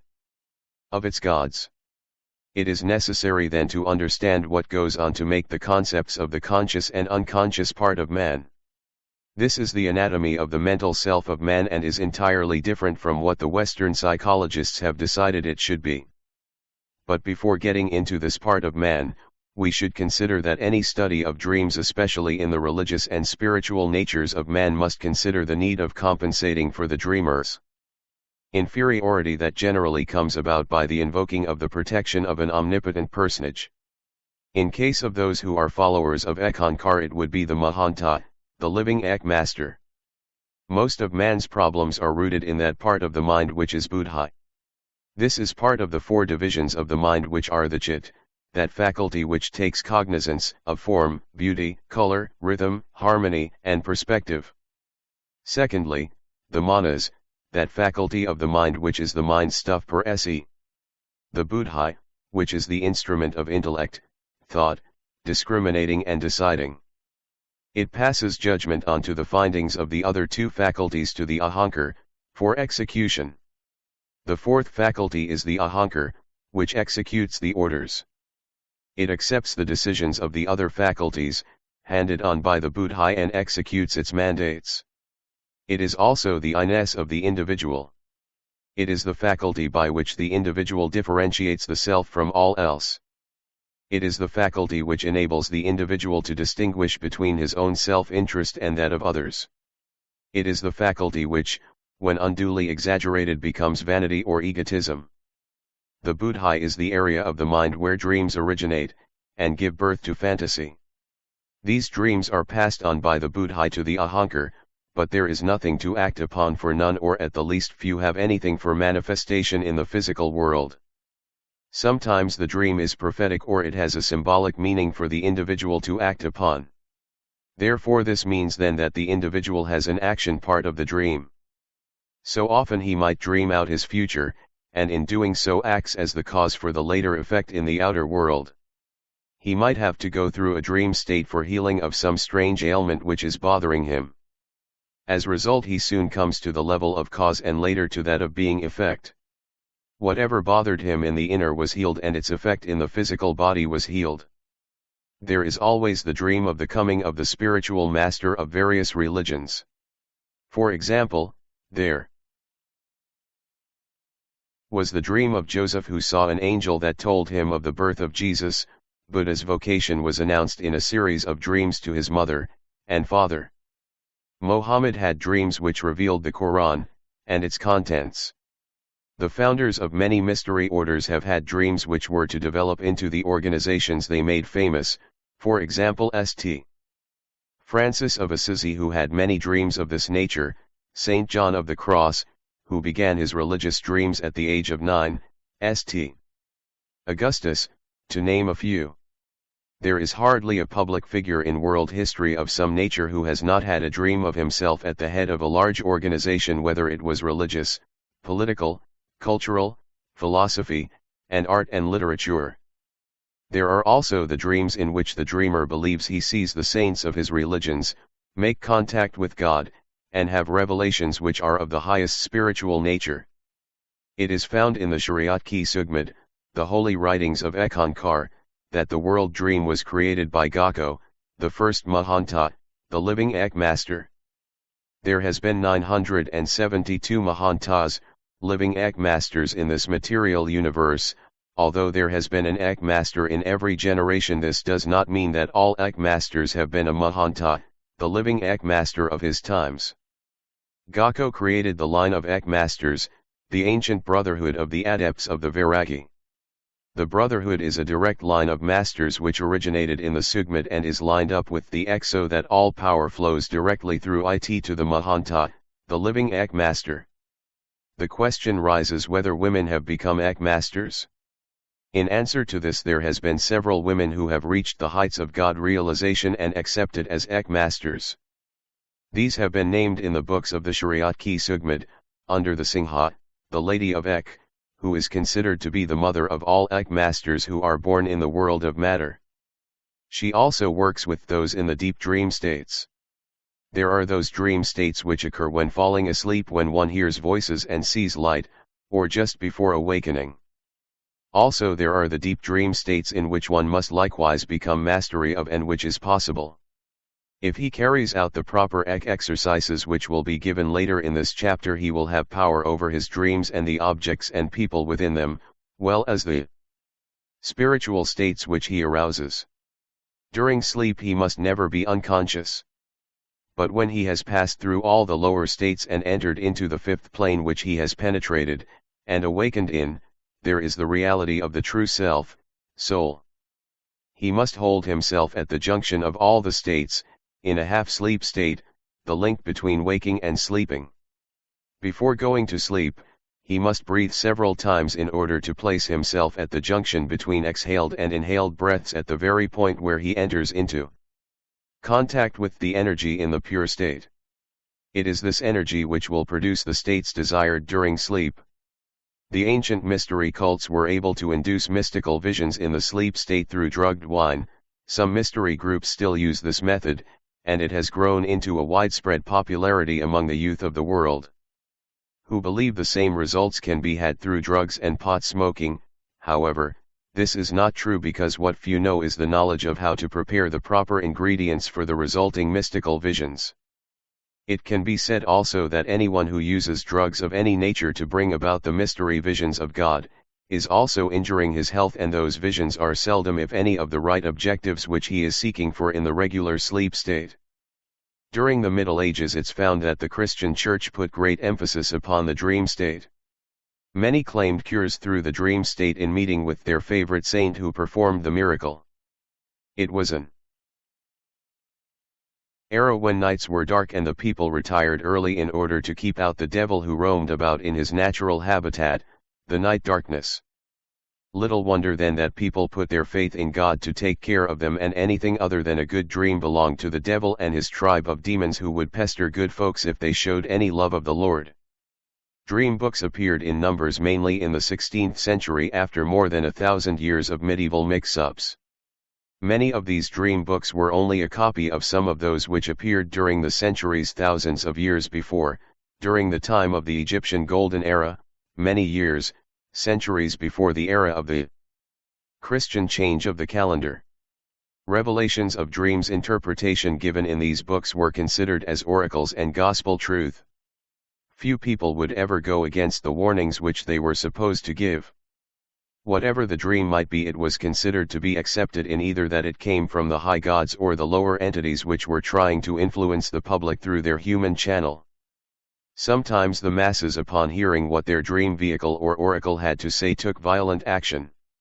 Not only did they tear the poor fellow who gave his interpretation to the public as a warning against some, especially if it were an end of some pleasure, but would tear down and fire public buildings, kill innocent people, and sometimes try to attack the palace. Tiberius Caesar, Roman Emperor, 14 to 37 AD, always avoided this sort of trouble by having a professional dreamer, well as an astrologer, quarter in this palace. If he thought that either did speak of something which would create a problem with the public, he simply executed them, before their words got to the public. In other words, he solved the problem immediately. If the prophecy was in his favor, he would announce it, so you see there wasn't many prophecies that went against Tiberius or his regime. The mental personality of the individual is divided into two parts, that which is observing and critical faculty called the ego, and that which is called the inner self. The former is taken over by our parents and its functions are established for life by them, in the subconscious. Therefore the parental influence assimilates and incorporates to become an integral part of one's personality. So we find that the main tasks of the ego is to uphold the ideals of the parents, which is reflection of our society, the education, customs, and morals. This is true of every society, whether it is primitive or highly sophisticated. It is for the sake of these ideals that most of man's primordial cravings have to be repressed. So it's found that the ego, which is the mental personality of man, harbors all the primitive cravings and instincts. It also contains all the energy which man has inherited from his ancestors as his constitution. So it's found too that rooted in man's somatic system, which is also part of the ego or mental personality, is the quest for absolute and total gratification, a trend which is not without danger to the individual and the world in which he lives. The latter too often expresses itself in some dynamic way which injures man and his neighbors. Too often such expressions come through the dream state, which are more easily managed by the Mahanta, the living Eck-Master, than external explosions. He knows that the ego's main goals are, first the pursuit of pleasure and secondly, the avoidance of displeasure. Therefore most of the ego's goals are directed into the dream state, where explosions can occur without harm to the individual's outer self, and most likely can be directed into a channel which brings about some good instead. This is one of the basic reasons why the living Eck-Master frowns on hypnosis, especially in untrained hands. It opens the unconscious mind personality, which is explosive without direction. We have the case of criminal acts that are commands from a vicious mind which puts the doer under hypnosis and falls in harmony with the ego's desire for violence. One does not have to be under the direct command of the hypnotist to receive commands in order to do this, but it can be from a distance, by which the hypnotist gives the commands. Or it can be given in the dream state, if the hypnotist is knowledgeable in doing things this way. In any case, he can enforce his will upon the patient many times without the latter knowing anything about it. There are several laboratories around the country which experiments with the dream state. These are somewhat successful in linking up the events of the day with that of the dream state, meaning of course, that the two are somewhat connected. One of the testings has to do with ESP and clairvoyance, which is yet to be found some proof and data on both subjects in connection with the sleep state and dreams. However, dreams and the future seems to have more reality than any of the other aspects of its state. For example, many times one will have a dream about future employment, but he may not pay any attention to this, for it means very little to him at the time. The other thing which is possible is that the projection of the self into the future during the dream state brings about a lack of such reality that we hardly pay any attention to it. At one time I had a dream about working at one of the big universities, but it seemed so remote that I didn't pay the least of attention to the dream. About 6 months later I found myself right at the job which had been dreamed about, and in looking back wondered how it had all come about. There are other events, in fact dozens of them, in which I have felt the same thing occur, and didn't give much thought until that particular time when already within or past the event. Then it suddenly occurred that during the past I had found already experienced this, and now just merely acting out the event in the present time.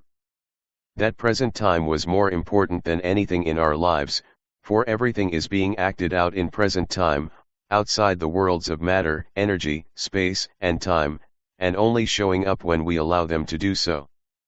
Dreams about a dream are common, but their meanings are not always connected with it. Many dreams of death do not always fit into the norm of explanation of dreams. In particular, it is improbable to think that the telepathic perception of the death of a loved one is caused by a childhood wish to see that person disappear. Since the majority of dreams about death are unrelated to a real death, in the present or future, we ask about it then that real death appears in dreams, and especially in one's own demise. The safest way to look at this is through the reports which come from the individuals who in nearing death speak of some phenomenon as relatives from the past, which appear in dreams asking that they hurry on over the borders of death, or some angelic force which seems to be preparing them for the crossing. These dreams are strange indeed at times, for they have the symbolism of departure from this world, moving from one place to another, rebirth and passing. Yet in spite of all this, man seems to have a sort of indifference with which dreams deal with death, but this can be attributed to the infantism of the unconscious contents of the mind, as the infant is unable to make the distinction between the separation caused by death and ordinary separation of soul in an out-of-body flight. However, on one hand we must consider the fact that soul has a tendency to consider death as a somewhat harmless event, and does not attach any importance to the individual physical life which the human ego does. The indifference of the unconscious to death is explained as soon as we recall its nature. The subconscious, often called the unconscious, is not only the nocturnal residue of waking life, but also the reservoir of inherited, ancestral and collective factors. It can contain phenomena of temporal inversion, as disturbing as those which are shown in any horror movie, and the extrasensory perception can challenge our categories of space, time, and causality in it. In short, the subconscious is characterized by a relativity which, as physics teaches us, is a dimension of the universe. To the subconscious, death is only a periphery in the flow of transformations whose phenomena it is constantly recording. To the subconscious, the notion of end can have no more meaning than beginning, for it knows only a constant flow in which there is never an absolute beginning or an absolute ending, but an uninterrupted succession of births and deaths. The individual is then a peripheral and fleeting projection of its transcendent reality. In this sense, the Western thinking on this must lose its habit of posing the problem of death independently to that of birth, for it is simply a question of two aspects of one and the same problem. If one asks what is there after death, it is absurd, as if he had asked what is there before birth. But each question in accordance to the dream state brings about the real limits in space. The subconscious poses the problems of the limits of the individual in both waking and sleep existence. Therefore the dream state is part of that state in which the individual lives while his body is at rest. It is closer to the real self than any other state. Awareness in the individual's life continues regardless of whether he is sleeping or he is awake. On the deeper level he finds that it is bringing him closer to that desired state known as the Eck-Ynari or the self-realized state. There he finds himself becoming what is the object of his dream. For example, he learns that dreams challenge the approach to reality to which we are used in our everyday lives. There is also the development of the thought in the higher initiates of Eck that life itself is a dream in the awakened states, and that dreams are the true reality of one's own existence. No doubt about it in the life of the Eckist who is strongly influenced by the dream master, and his own observations of dreams. If the feeling of reality in dreams is perfectly credible and if this feeling disappears on waking, then there is no reason for not imagining life as a dream from which one could also wake up. The true Eckist is one who feels that during this lifetime that all is a dream, and that he will come alive only at death. Thus he is now dead and only alive in the state of death. In this sense, dreams suggest not only degrees of reality and a doctrine of successive awakenings, but also a total reversibility of the concepts of reality. It is the famous question put to his friends by Chuang-Tzu, a famous Chinese philosopher: am I a butterfly dreaming that I am Chuang-Tzu, or am I Chuang-Tzu imagining that he was a butterfly? It is the Eckist who dreamed that he was in heaven and that it turned out that heaven was dreaming that he was there. The symbol is only turned out to be that of soul form of which the individuality is only a projection. For, from another direction, he returns to another existence, that prior to the present, in this temporal universe, a prior existence of which consciousness is the projection. As long as we are not completely awakened from the sleep of this life, we shall always wish to renew the beautiful dream that death interrupts, but once we have wiped the sand of sleep from our eyes, our gaze will contemplate space, and then we are lost because we are mainly at space and not the real thing, which is the realization of our spiritual unfoldment. The Mahanta, the living Eck master, has never insisted that the dream should be taken as a whole.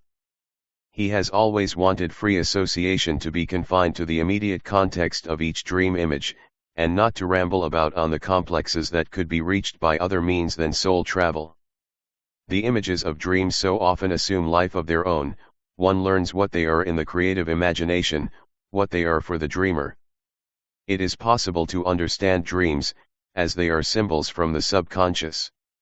I do not feel that an exhaustive study of dreams is necessary, for it is too much in the realm of the subconscious, and too many persons have little time to get into such a study.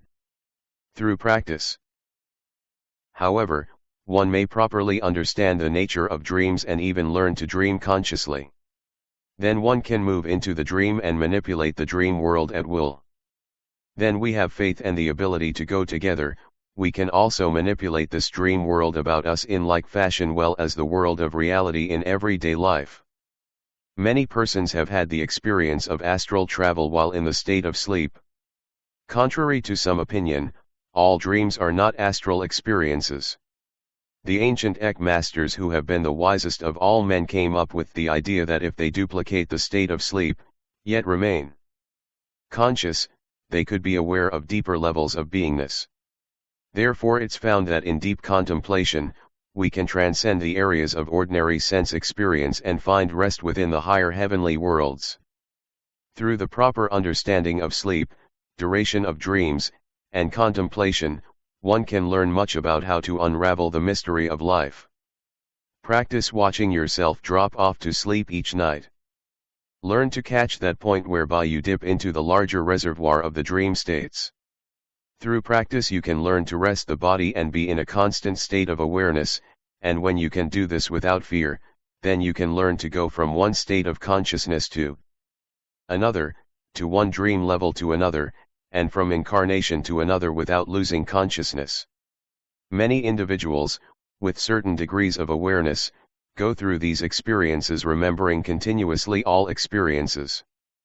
When one can do this and at the same time be even-minded, he will behold the cause and effect of all life activity. In the state of dreams at varied levels man usually knows through direct perception. It is unnecessary to have symbols or concepts. However, many persons use symbols and concepts until such a time comes that they can do without them. Visions, in dreams therefore, are formed upon the screen of the subconscious. It is possible to have a prophetic vision or dream as in reality there is no time. And all subconscious events and circumstances exist here and in the present time. According to our degree of acceptance, or karmic temperament, we have these experiences sooner or later. With practice, as you go to sleep at night with your attention fixed on the spiritual eye, you will be able to transform the subconscious experience into the superconscious realization. You will be able to consciously go beyond the state of dreams into the true spiritual realms if necessary. The dreams brought about by drugs are of little use to anyone. These are the weird fantasies of the sub-astral world, and only serve to deceive the user. Besides the breakdown physically, they also serve to stir up the emotional body of the individual and destroy the willpower and the mental apparatus. Too many like to live in this state, and the dream problems which arises from it is not really worth the time and effort spent. Drug addicts never have control of themselves, they are always living in their fantasy.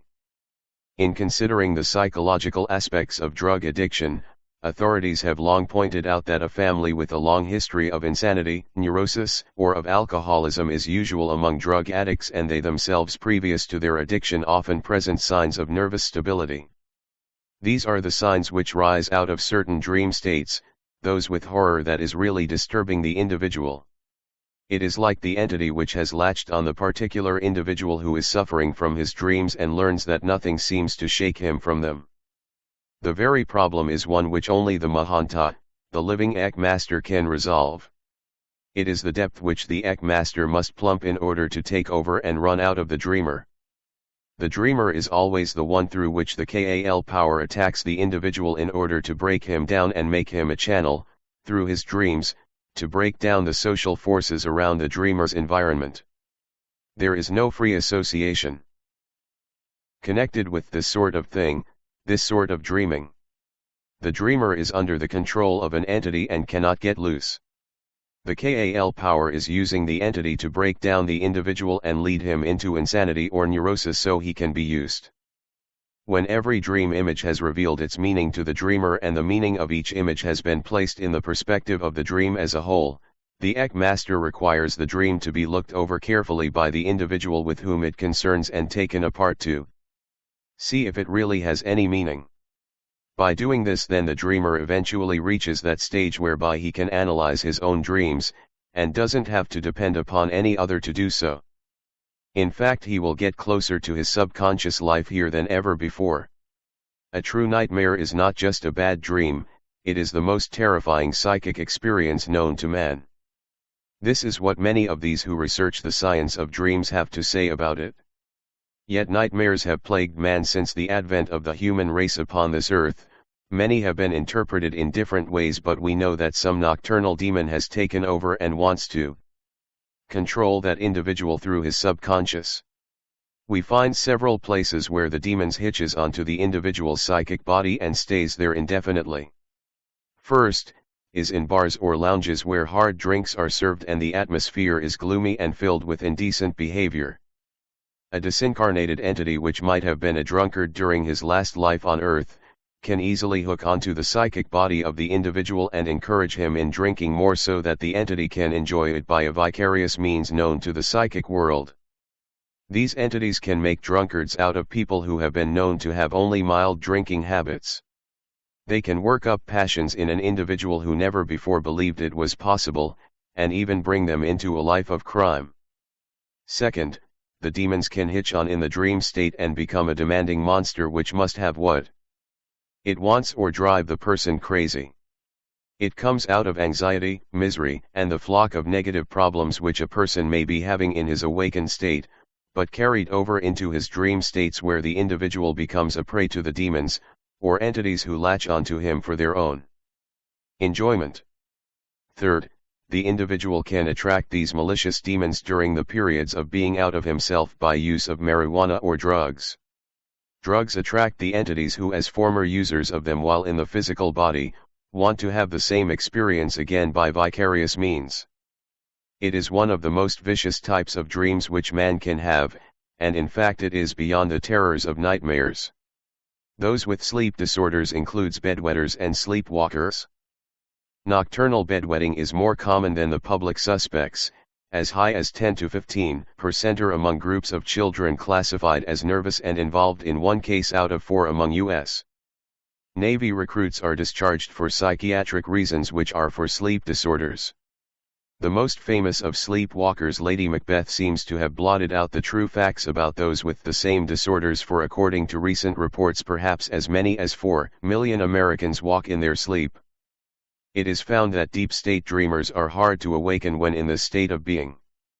But once awakened they can become very lucid almost immediately, and most of them can give a well-rounded account of their dreams. The sleepwalker is most deceptive to the observer. His eyes are open while his senses are shut. He may be having a deep dream which is guiding his footsteps towards a goal of some nature. Usually the dream is a nightmare, or close to it, and frightening to the dreamer. Many a person has died in his sleep due to the fearfulness of the entities and monsters which are gathered around him. Some persons who are sleepwalkers have been known to fall out of windows, or in some way kill themselves during sleepwalking due to the entities who are forcing them to do so.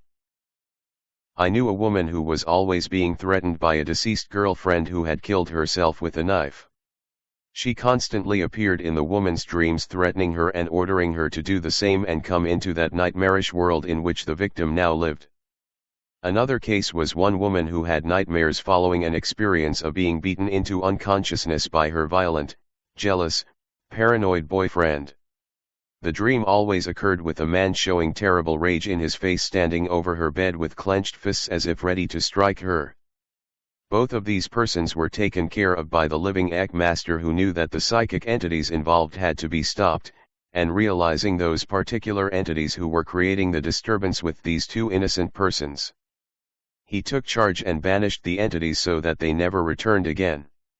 There are many dreams to be used and accepted by one person to start seeing what his real problem is, if one wants to help.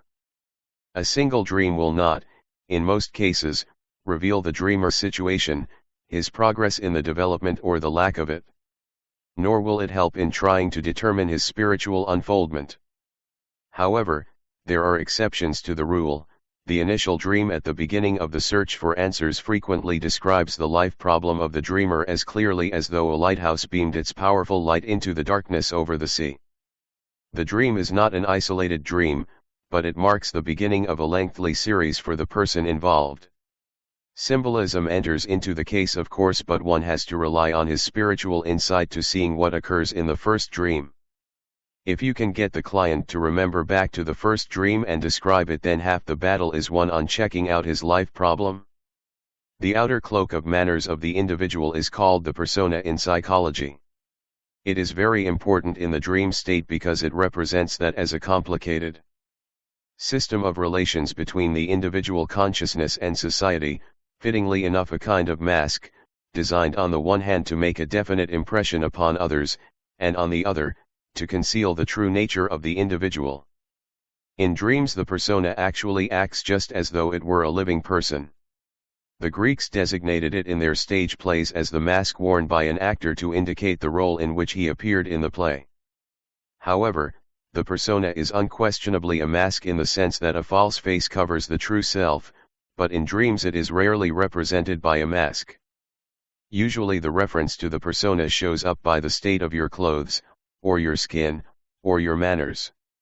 Clothes, which are indispensable realities, essential to our present life, serve both for appearance and protection. The skin is an absolutely vital part of the individual's organism. Even a partial loss of skin function can result in loss of life.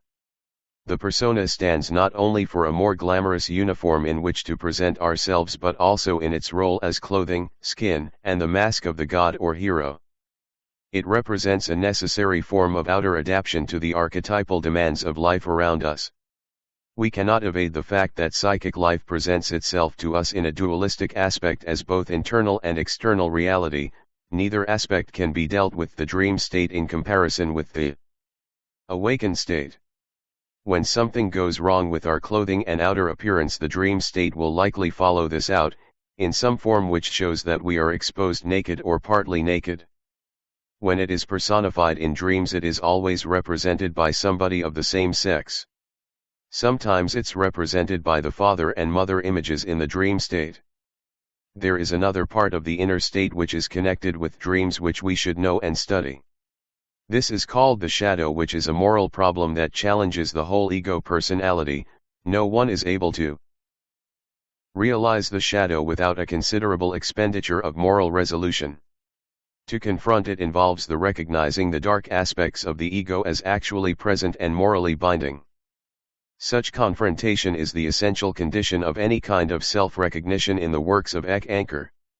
There is a strong sense of man's double being which must at times come in upon and overwhelm the mind of all men. This is the story of man's inner torment and conflict, such as noted in Robert Louis Stevenson's Dr. Jekyll and Mr. Hyde, which he dreamed in his dreams, and wrote it almost verbatim as he dreamed it. There is also Oscar Wilde's story The Picture of Dorian Gray, both of which rank as classics in English literature. Together they dramatize the ever-recurrence of good and evil and the duality of man's nature. The shadow is the dark side of every man. This portion of your darkness shows up in the shadow figure in man's dreams. Actually, the shadow is the reverse of the positive, gracious, agreeable persons. The shadow is the archetypal, but it feeds on all the derogatory or bad things and thoughts but not said as we shake hands, pretend cordiality belied by our negative nature. It is our cold indifference, our procrastinations, our laziness, and our self-indulgence. The shadow is the way that one overdoes things and overstates some things, and our braggadocio and cowardice, backbiting, carping, smut and murkiness.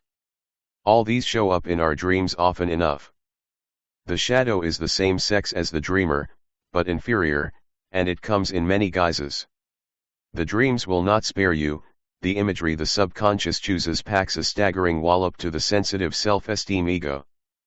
The shadow may appear as a man's brother, or a woman's sister, as an alcoholic, drug addict, pervert, a foreigner, servant, gypsy, tramp, prostitute, and many other things. But it is something always in one's dreams dogging your footsteps, a threatening, sinister and truly evil figure lurking in the darkness, as a murderer, a prison warden and torturer. Identifying the shadow is not confined to paying heed to the clues listed, or to isolating those personalities in dreams which seem to fit the general descriptions given. Strangely, the shadow cannot be realized until you are faced with another person into whom you have projected it, and suddenly recognize your own projections. Freedom comes not from eliminating the shadow, but in recognizing it within yourself. Truth is, the least part of yourself, and the ugliest part of yourself, but it is still yourself, and still included in your identity. These projections and self-recognitions are merely a part of your dream state, and will continue until you have overcome them with part of your process, which is truth. By understanding and knowing what the persona and the shadow aspects of yourself might be. Notes. The dream master and soul travel. For one of the most misunderstood concepts of dreams and their modus operandi is in the dream master and soul travel. This is the basis for all the parts of dreams which are the extensions of his physical life. The Eck master, who is the dream master, as well as the Mahanta, the living Eck master, is the one who is able to give the dream experience to the aspirant of the spiritual life, as well as give him his first initiation in Eck-Ynari, the ancient science of soul travel.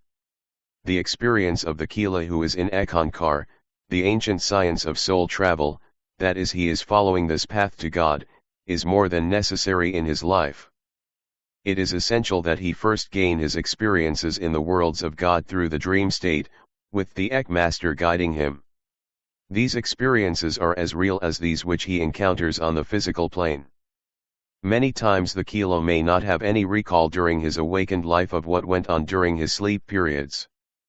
But this is nothing which is out of the normalcy, for often he is aware of a curtain which is pulled down over his eyes and senses to keep from shocking him. If he is new at the Eck-Ynari, the secret knowledge of dreams, Such actions which brings about these states of unawareness of what he is doing during sleep could be disturbing.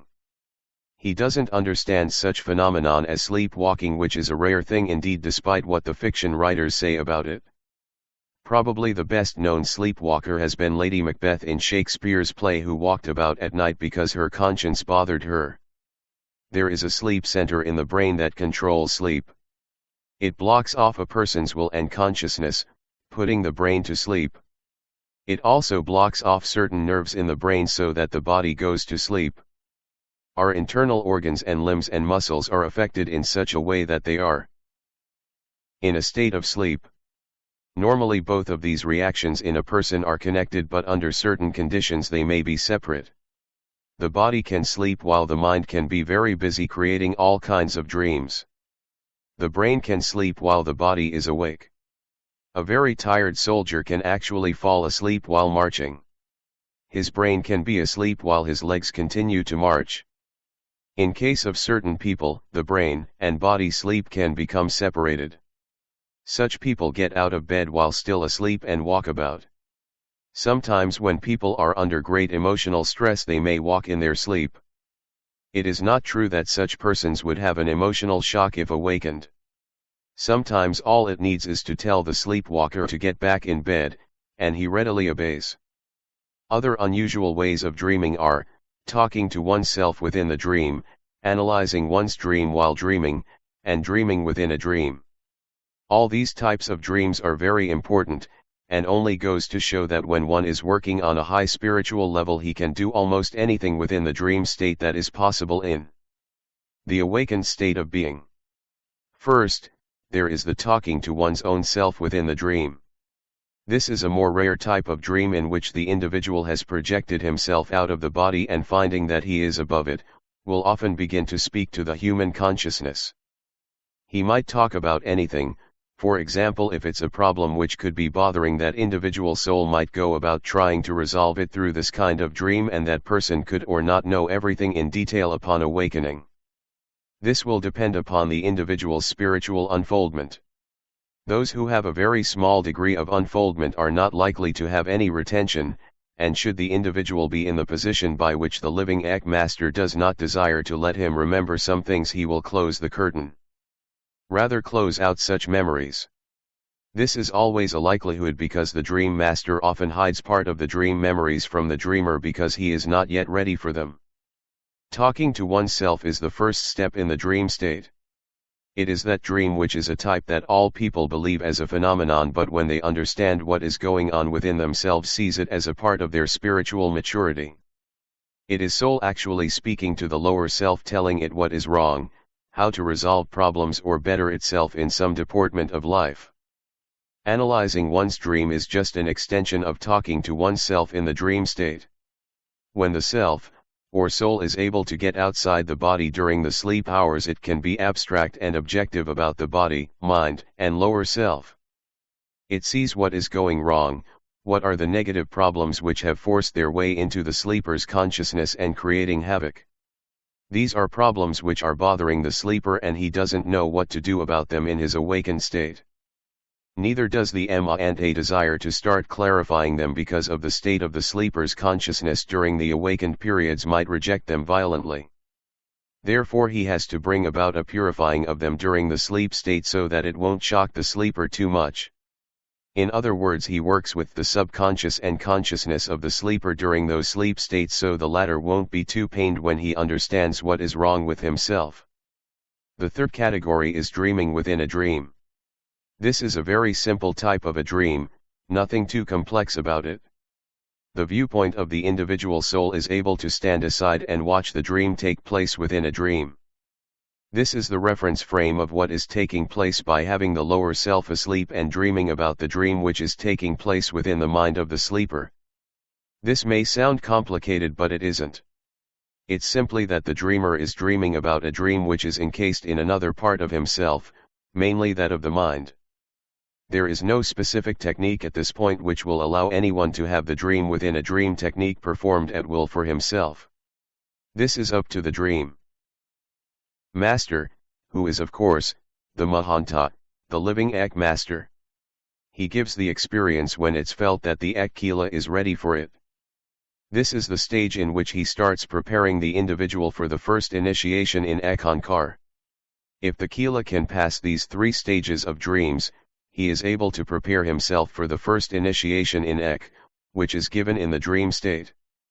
This first initiation is a subtle type of initiating the individual into Eck-Ynari. It is sometimes done without the sleeper ever being aware of what has happened, although during his awakened hours he is conscious that something happened to him in the dream state. He cannot place his finger upon this experience but quite sure that it was something which was his benefit because he is feeling happy and wishes for the better life. Sometimes he has complete awareness of what went on in the initiation during his dream state. He remembers the Mahanta, the living Ek master, being with him, giving him a particular word for himself to be chanted and the particular exercises which he must perform daily until the second initiation. He is closed off to the outer worlds at large and can only have a direct effect upon him. This is a perfectly good way to handle one's own life, by boxing the dream within the dream. However, there are other cases which are just the opposite. That is the individual who cannot sleep at all and only certain events will give him relief. For example, one of strangest, and yet most extreme cases in this sort of sleep study is that of the King Feroz Shah, 1298–1388, of Delhi, India, who each year was stricken with insomnia at the beginning of the Mohammedan month of Shawwal, February-March, and found he could obtain relief only by invading a neighboring country called Kaman.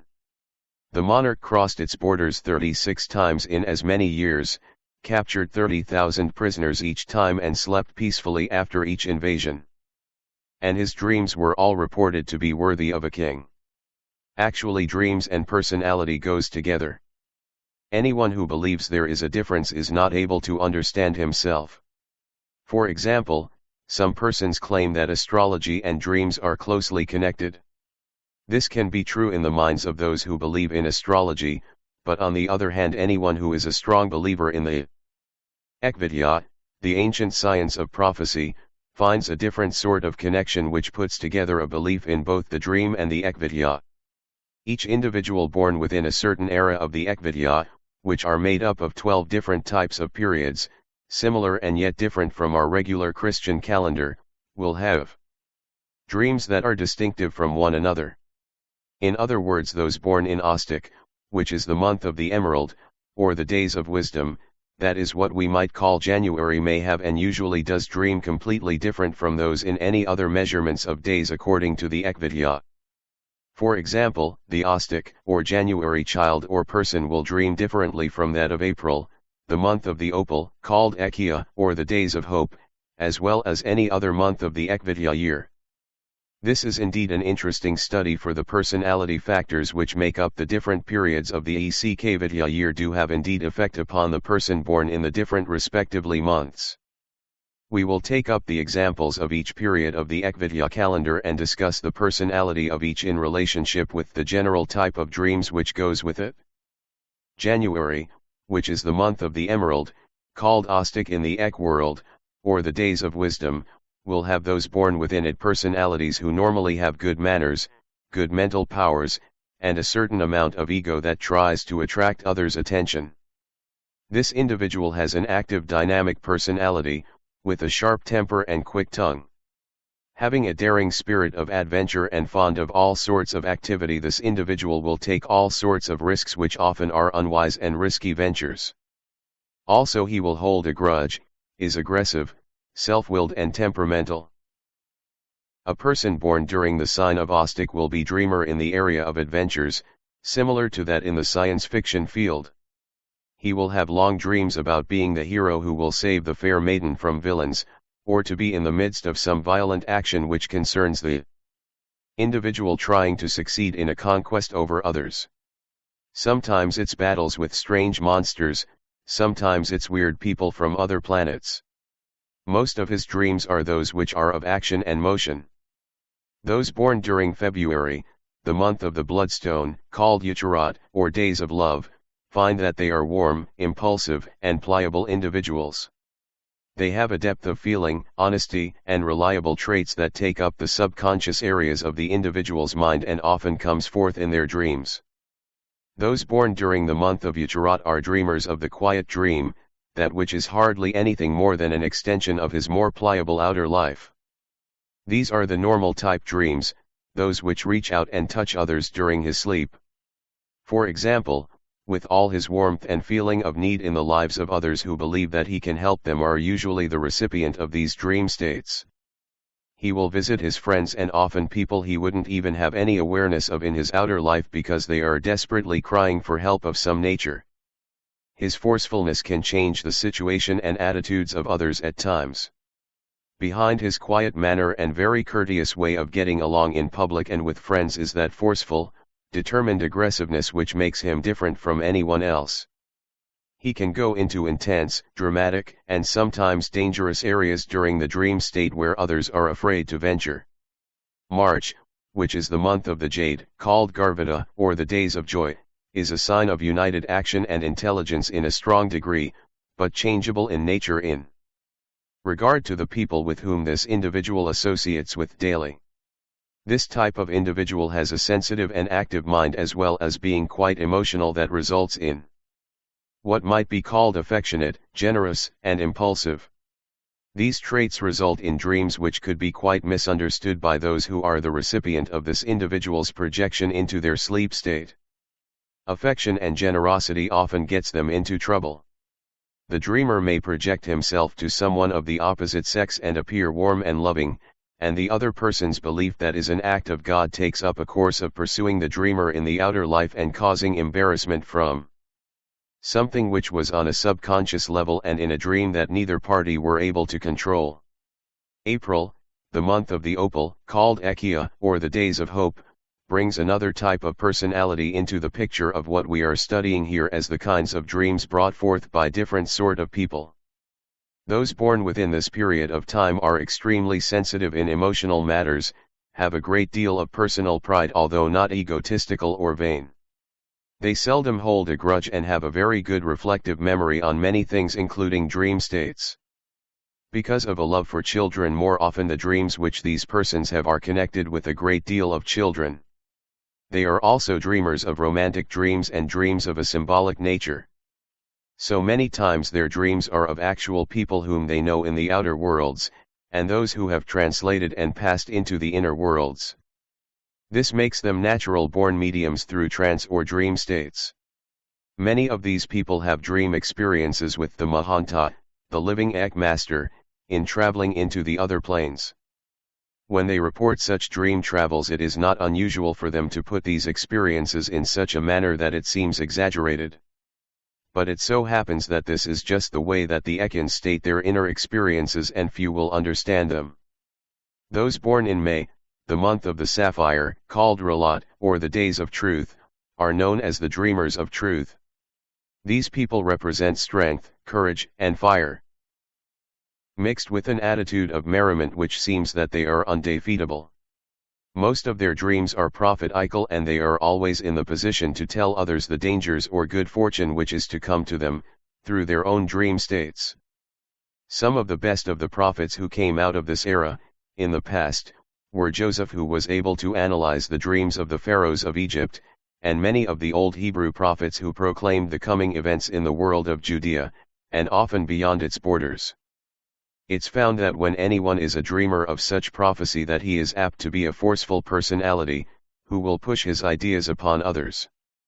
He cannot be otherwise in his nature because life brings out his outgoing nature with people.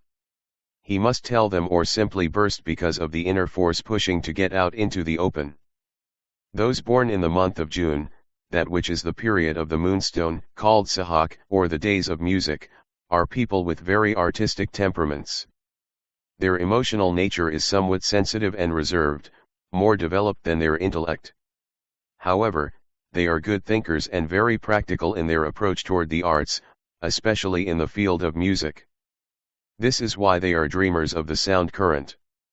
The sound current is that part of the X stream flowing out of the worlds of God into the lower regions. Often it makes very beautiful music which is associated with these people, the Sahakists, in their dream states. Often as not many of them will dream of composing music, doing some art form, such as painting or writing like Robert L. Stevenson did in his sleep, and was able to create some of the greatest literature in the English language. For some reason these people seem to have a natural spiritual unfoldment which hooks them up with the Ek, and they are able to awaken in the middle of the night to jot down notes about their dreams which could lead to a great piece of music, great literature, or painting. There is July, the month of the ruby, called Kamitak, or the days of freedom, in which those born during this era have dreams about soul freedom through the inner travels. This is one of the best eras for soul travel in the dream state.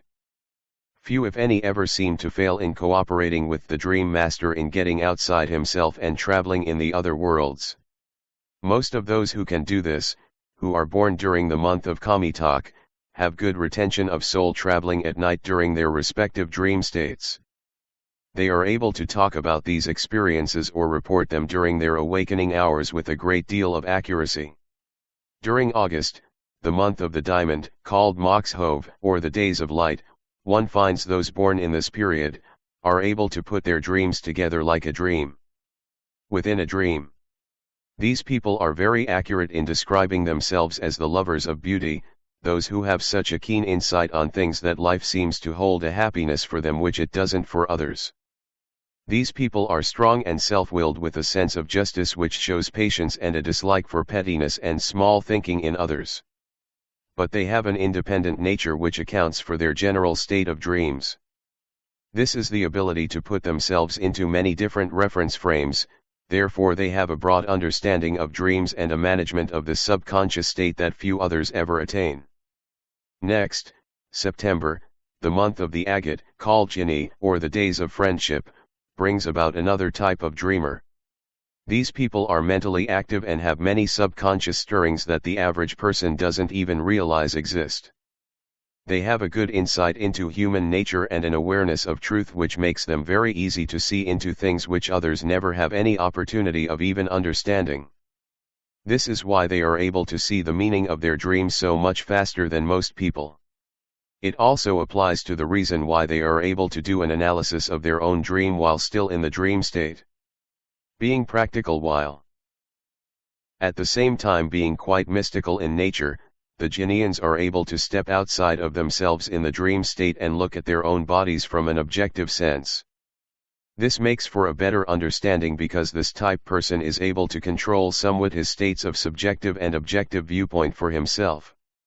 This is the real way to do it, especially when he is able to use such controls on his own attitudes for his own benefits. October, which is the month of the Jasper, called Parinama, or the days of beauty, is one of the more developed individuals in the way of the Ekvidya.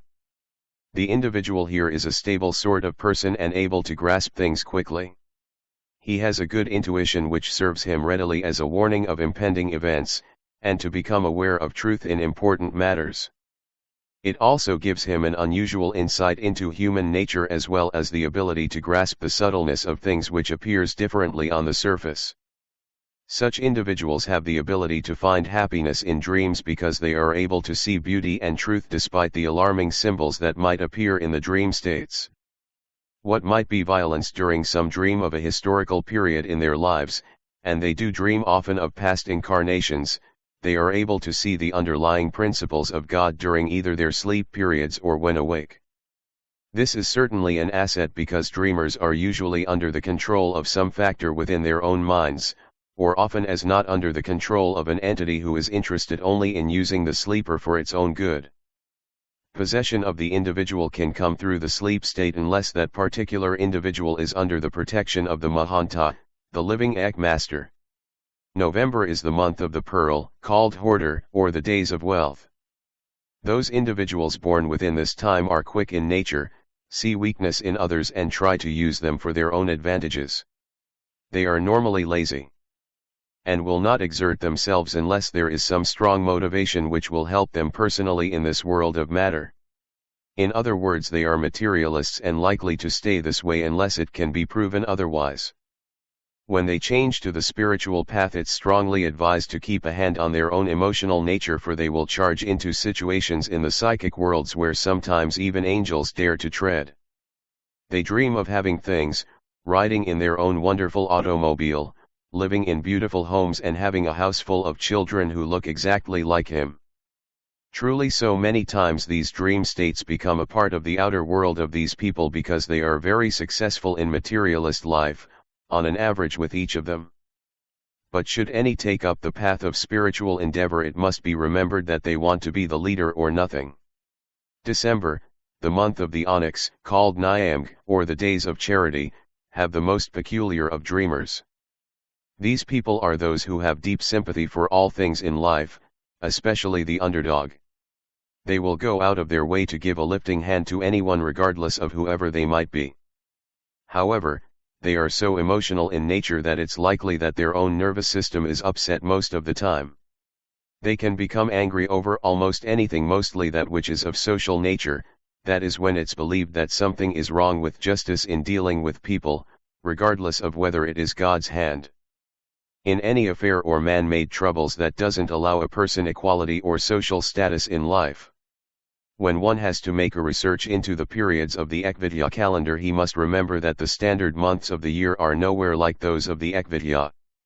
In other words, January, which is Austic, the month of the emerald, is certainly nothing like that of the Christian calendar month, and which is divided up in the zodiac circle for a different name, period, birthstone, and characteristics. Sometimes people get such things mixed up because they know nothing about the Ekvidya and its monthly calendar. The cataloging and classification of psychic experiences in one's dreams might be reason enough for the careful daily recording of them, but a great deal more is to be gained through this doorway into the subconscious. However, we know that the most important factor of dreams is that as a source of guidance for physical, mental, and spiritual problems. For example, take the following dream which one of the Eck-Ynari reported. The following dream was recalled from last night. I was sitting in a darkened movie theater, watching a picture. Someone was sitting behind me attempting to irritate me. I flipped him over my seat and then helped him back. Someone at this point then interjected that there is no life after death. I started arguing and pointed out that consciousness existed on the astral plane and other planes, that one can move from one point of consciousness to another point of consciousness and be aware of other existing beings. I also asked if anyone in the audience could themselves ever remember having done this. The movie screen then showed some people in the after-death state. They made comments that the lessons we have to learn on Earth had better be learned now, or we would really be made to learn them in our next life. In other words, reincarnation is a fact. My mother, father, and family were watching the movie and they wanted to change the movie to something else which would entertain them instead of giving them an all-important message on life. But in all, I managed to get the lesson across to them that if they didn't look at themselves more carefully, that they would have to spend a lot more lives in this world. The dreamer practically answered the question here. He was pointing out at the end of the dream that those who didn't believe in life after death would have to come back again and again. They would repeat themselves until the end of that time, when everything would come to a halt and they would be pulled up into the fifth plane and put into a coma while the lower worlds would be destroyed. Then they would have to return and start all over again. This would go on through lives until the day that they would realize that all things are now ready for them, they have reached perfection, and able to enter into the heavenly state. Consciousness is sought in the higher state by man for his own grasp of perfection. Soul seeks the real diversion or the real activity of self in man's sleep state, and those who are nearer the spiritual realms of the true heavenly worlds more often retain their visions and dreams upon awakening. Therefore we find that the ego, which is called self in man, seldom will argue with itself unless there are conflicts which come through the dream states that it doesn't particularly like. When this occurs, it starts out with the idea that something is interfering with its activity and attacks anything. It is here that it begins to think that it of itself is guilty of some hidden problem, or what religion might call sin, and will condemn itself most brutally. This comes up into the outer consciousness and man feels as if he is letting himself down. The whole problem here is that we are dealing with what can be called the unconditioned self, or that which is the world of the unknown.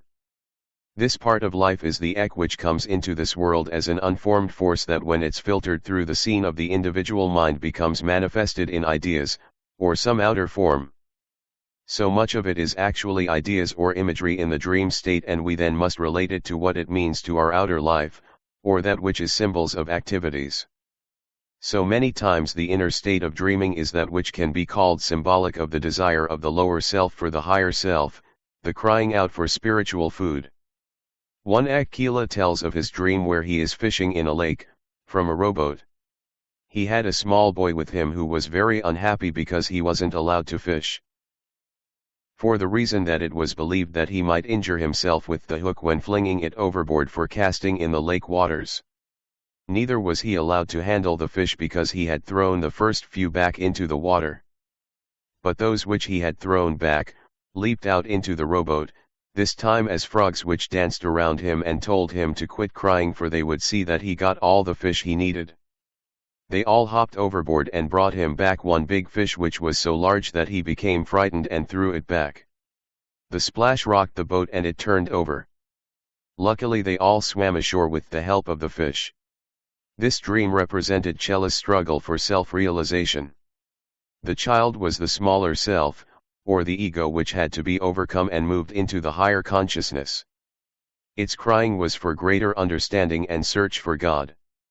The frogs represented the pleasures of this world, and the throwing back of the fish into the lake was the giving up of everything in order to gain the self or God realization. The commotion which followed was similar to the feeling which comes with moving toward enlightenment, that the world suddenly throws everything it has into the path of the Kila to stop him. When people start out to studying their dreams for the first time, it looks like some crazy, mix-up pattern which will never make any sense. The very fact that most of that which comes out of the subconscious seems not to make any sense is always discouraging to the new student of dreams. Some of them may not make sense and others are too grotesque to reveal anything. One wonders how he ferrets out anything from some hodgepodge. But it's like the first experience in studying foreign language. Each day the student is given a little more to learn about building a vocabulary in the new language he is studying. After a while he learns to read with some ability and finally quite fluently. This is the way it is with the language of dreams. Take one dream and from it learn the symbology, the language of what it is saying. Then over a series of months one begins to understand what is going on within his subconscious. He starts seeing that dreams are only an extension of his inner life into the external. If he is fortunate to record all his dreams in a loose leaf notebook whenever he awakens, whether it's in the middle of the night, or at normal time, it will be found that he has a splendid way of watching all the dreams that happens to him over the years. He can learn what has been his past in other lives which were lived before, and what is taking place in the present and what is going to be his own future. He can even dream of his future lives. This isn't anything unusual. As one builds his own notes, the individual can become the best interpreter of his own dreams. Many times the dream might be fragmentary, though it is something to be written down in words, phrases, or brief sketches. It is of no matter provided some of the dream gets down on paper, because it still will hold some answers to the questions which the dreamer is seeking in his outer life. It also brings about more recall on some specific dream which he has been struggling to understand and get a meaning about. Dreams sometimes appear as scenes where the dreamer is detached from the action, and other dreams will involve him as a participant. Gradually it will be that the dreamer comes to realize that all dreams involve him, though he may appear in many different and strange disguises. However, dreams should be dated so that later the dreamer will be able to put them in some sort of psychological sequence. The dreamer should record everything possibly that he can recall on awakening, regardless of the hour of the night or day. One Eck-Ynari stated that he couldn't remember anything about a specific dream except that it had a scene in which he was looking at a tree that had 5 branches. He could see it outlined in the gloom of what might be a late autumn day against the cloudy sky. He wrote this down and studied for a long time but never came to any conclusion.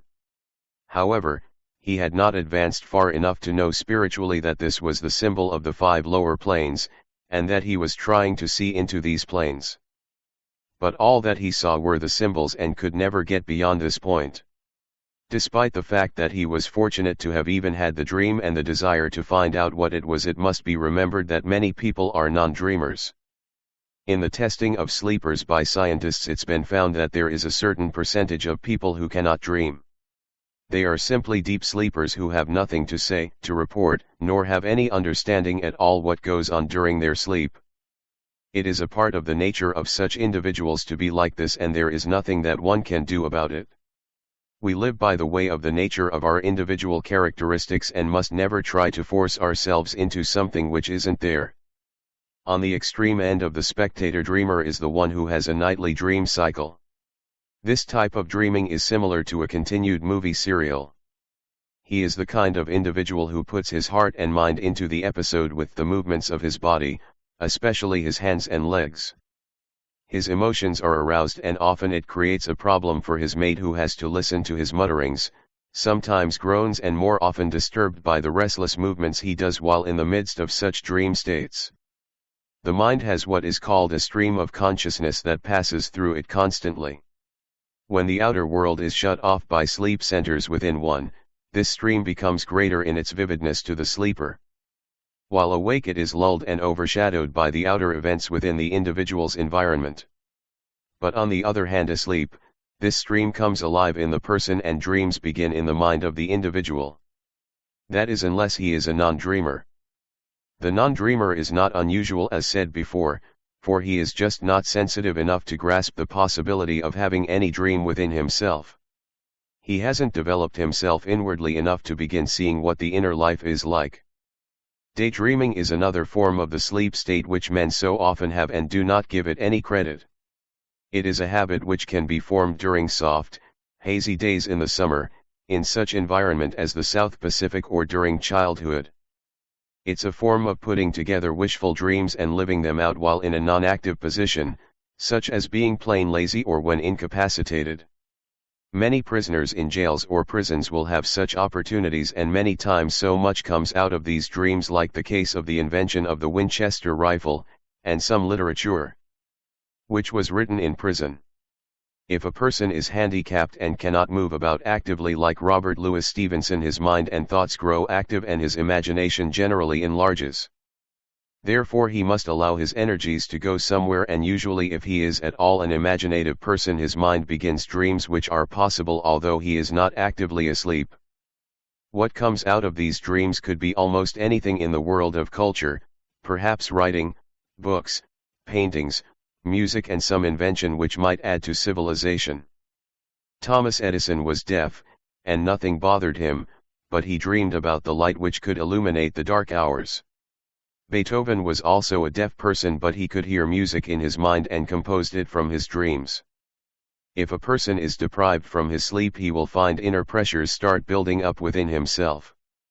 Dreams are a part of his life and he cannot do without them, therefore his behavior becomes somewhat psychotic and he will do almost anything in order to get sleep. The deficiency of his dreams finally builds up to that point where the tendency to dream breaks loose. He first starts having visual illusions, then delusions and hallucinations. This is the way that the American prisoners in the hands of communists went during the Korean War. When the captors got them to the point of illusions, delusions, and hallucinations, they were then compelled, willingly of course, to sign confessions of any nature which was against their political beliefs and in favor of the Reds. These signed documents were then aired in public to show that the prisoners had come over to their side. The more deeply that we dig into the state of dreams, the more evidence is found to support the fact that there is little difference between the dream and the materialistic reality world. They dovetail into one another until it's hard to tell the difference between the two. By this time one begins to wonder what is the difference between the individual state of dreams and his life after death. This is one of the most interesting phenomenons of all life, and that which will be discussed in the next chapter. The secret knowledge of dreams. 5. The secret knowledge of dreams is that which many people are seeking and few know anything about what they seek. there is a relationship between dreams and social values that not even the psychologists and authorities who measure, analyze, and test the dream area have yet grasped. At the heart of many religions, the ultimate question is, how will man spend eternal life? This is a central if not the central question of classic Christianity, and it is also the foundation of the secret knowledge of dreams. Dreams for those who are deeply involved in the search for salvation are all concerned with this same question. It is more apt to be stronger if he is in Eck-Ynari than any of the religions and philosophies of the present times. Drugs are considered in some quarters the approach into what we know as the secret kingdom of dreams, but this is not quite true. For example, we take the case of Abraham Lincoln, when President of the United States. He often dreamed of his own death and that of other members of his family, especially his younger son who died in the White House. This man lived a sad and lonely life. It is reflected in his dream state, and in his outer life, and about the only thing which probably saved him from insanity was his sense of humor. He was able to see humor in the very smallest events in life. This was also true of Cicero, the famous Roman lawyer who tried every way to protect the poor from the rich and powerful lords of Rome. Aristotle, Socrates, and many others in history had the same traits of understanding life through their dreams. All of whom were not separated from whatever went on within themselves while asleep than when in an awakened outer state of consciousness.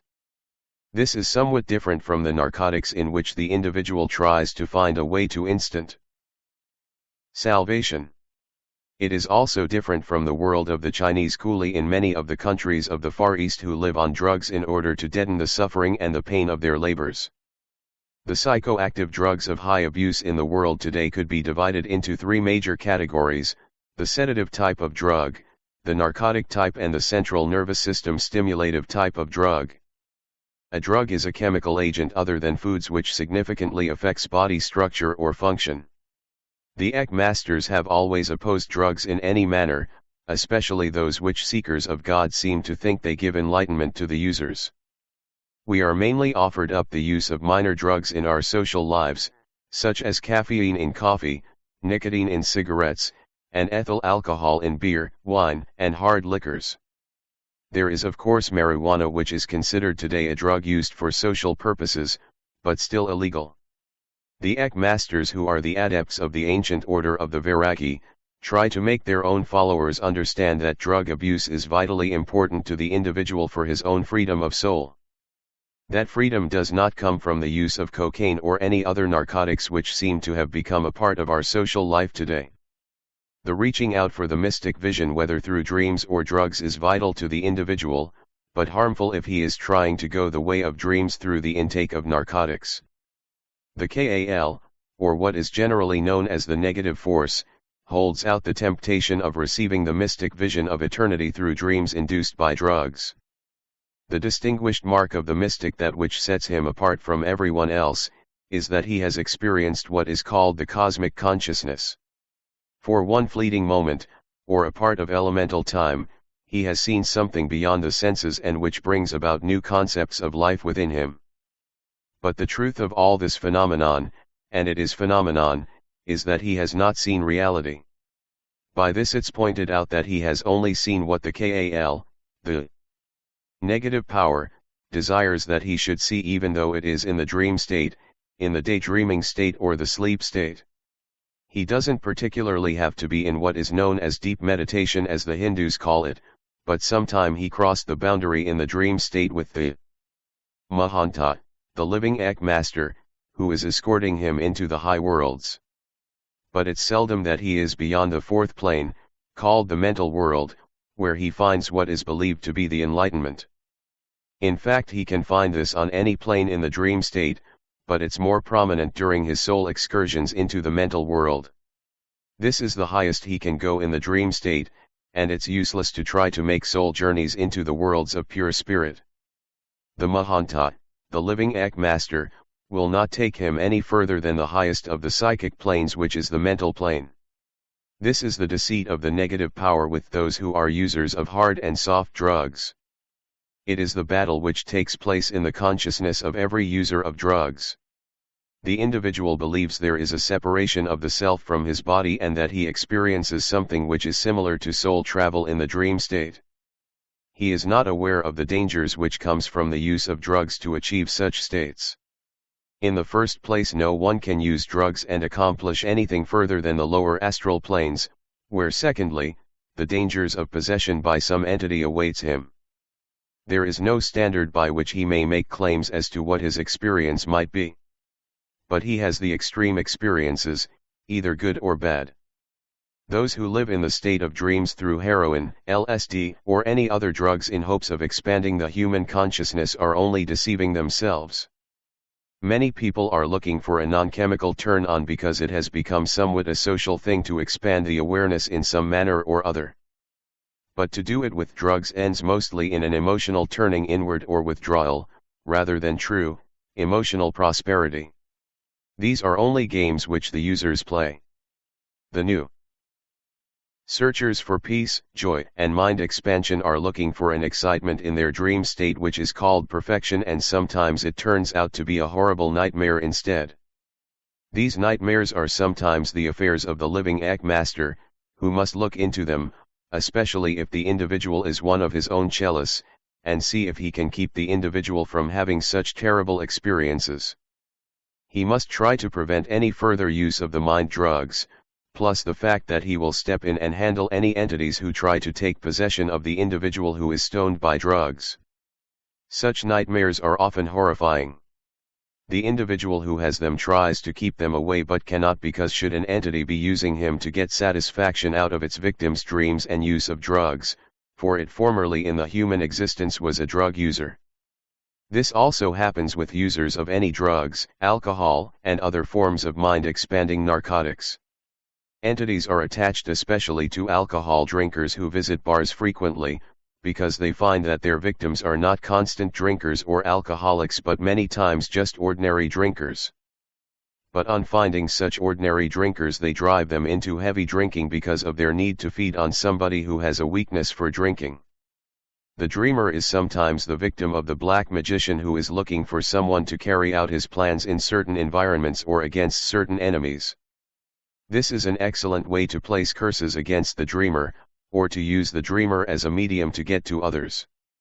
Sometimes the black magician pulls the dreamer out of his body and takes him on psychic journeys in order to help with some plan of evil which the magician has in mind against other groups who might be working against him.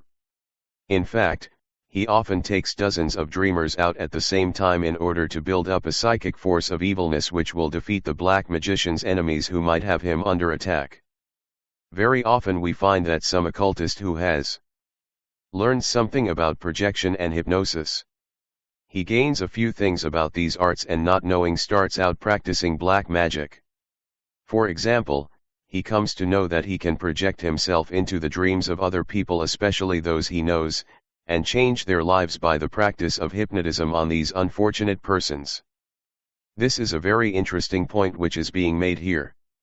It's practiced so much by the amateurs who know very little about the art of black magic. This is the way that witches work, the black magicians and those who want to bring certain people under their control. These can be practiced without projection by standing by one's bedside during the victim's sleep and giving him commands. This is the same as giving commands to anyone who is under hypnosis. The unfortunate person will perform in accord to the commands given him during his sleep period by some unscrupulous individual. However, there is that individual who is powerful enough to do the same thing over a distance, to appear by the bedside of a person by projection, or through imagery, and practically do the same thing. Often the practitioner won't even do either of these but will send his messages directly to the sleeper, so that it enters into the latter's dreams and causes a reaction which is always what the magician desires. This is what would be a direct command laid upon the unfortunate person who would happen to get in the way of the magician who would want to take control. However, whenever anyone starts out to take control of another person's life, regardless of whether it's in the dream state or in the awakened state, must bear the responsibility which goes with such actions. No one in his right senses would set out to deliberately take control of another person. I have constantly the experience of dealing with persons who want this sort of power. This is all that they take up what is believed to be the path of Eck, or anything else. They believe that with power, love, or any of the other things in life will come to them very easily. This is the wrong attitude on gaining any degree of spirituality, or that which is called generally by the occultists as the cosmic consciousness. And of course, which is not the highest degree of spiritual unfoldment. The technique which one uses for this sort of penetration into the mind and dreams of others is simple. The practitioner generally stands, or sits in a straight chair with both feet on the floor, back erect, chin pulled in and hands in his lap. The time of this practice or drill is to take place is usually late at night, or when he knows the time zone of the individual he wishes to take control of is that of late hours and it's reasonably assumed that that person is asleep. Next, he puts into his mind an image of the person he is going to give his commands to in the sleep state, in a bed, and holds this image while he gives the commands desired to make changes in this person to his own wishes. The other technique is to sit on the floor with legs crossed, back erect, chin pulled in and eyes closed. Establish yourself in the center of a small ring, within your own environment. You know that the person which you want to influence is asleep in his own home about 1,000 miles away.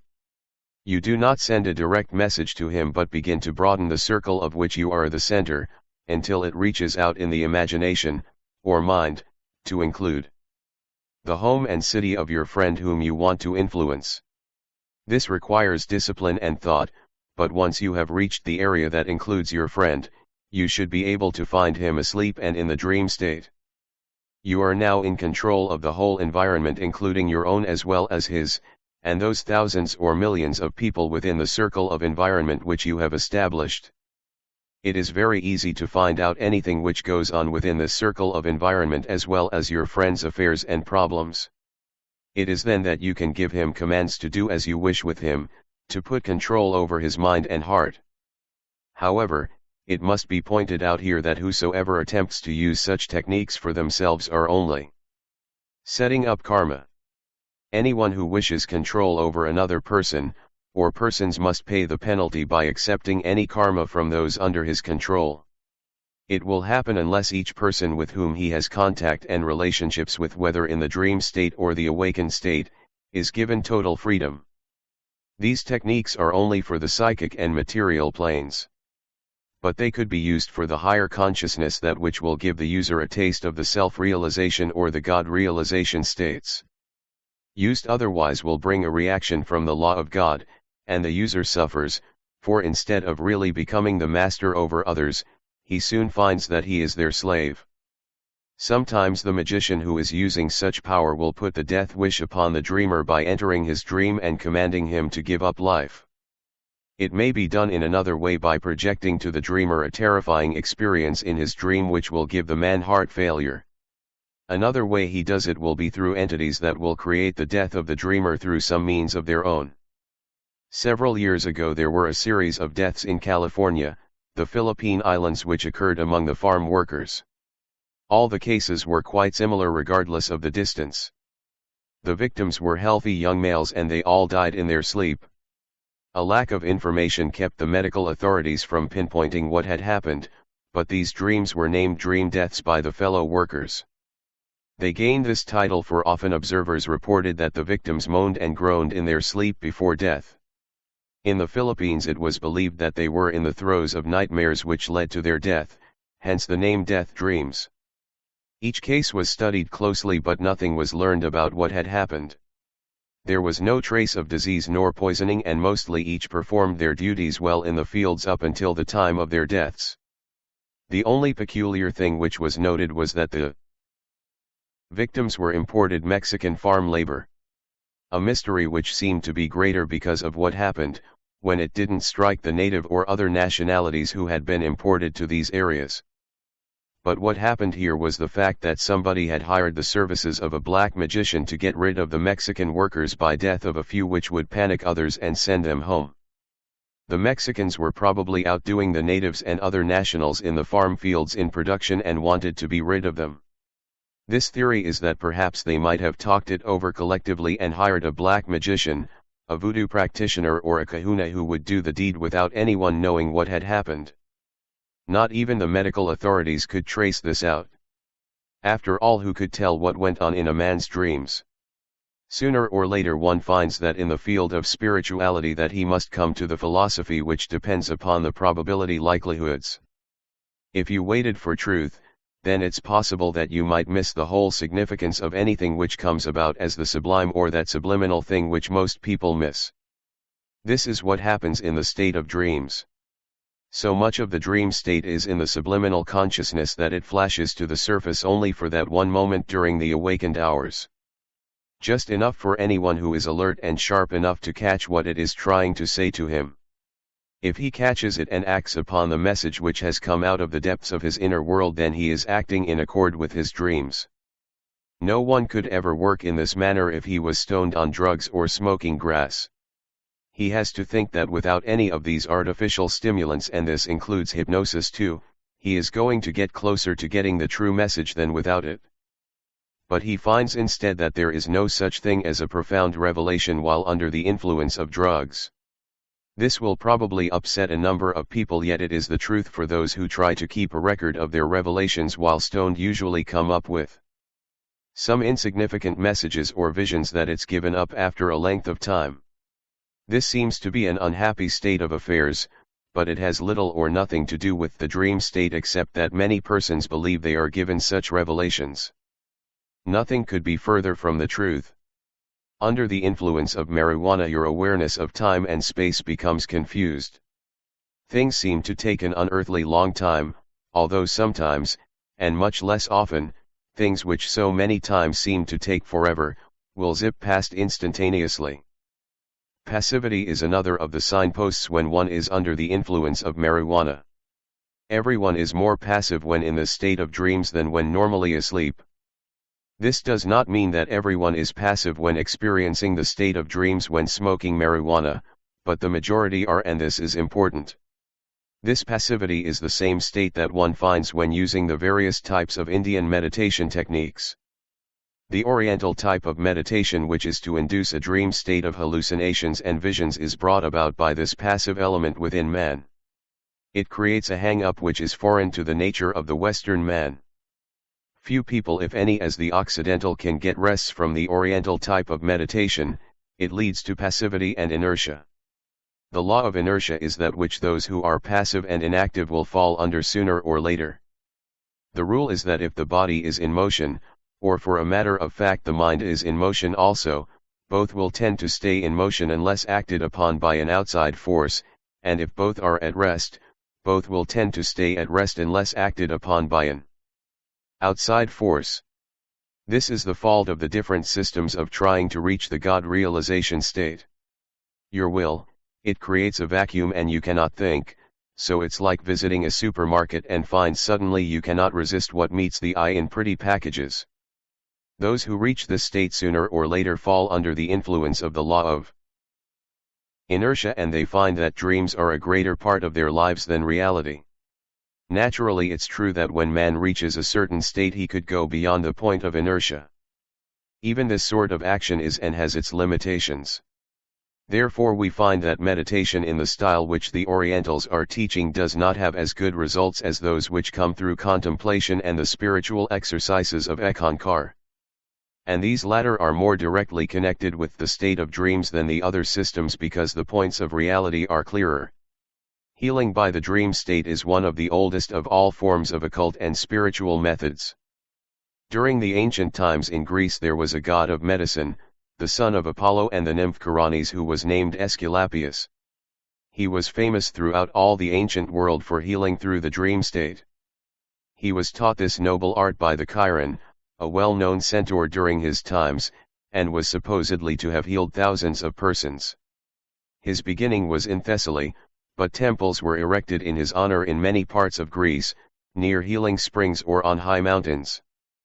The practice of sleeping in these sanctuaries was the usual method of being healed, for Aesculapius was supposed to effect cures or prescribe remedies to the sick in dreams. Cicero, the great Roman statesman and lawyer, 10,643 BC, was supposed to have been healed of heart troubles, at the most famous of the temples at Epidaurus, Greece. This famous sanctuary of Asclepius, or Aesculapius, was noted throughout the ancient civilized world.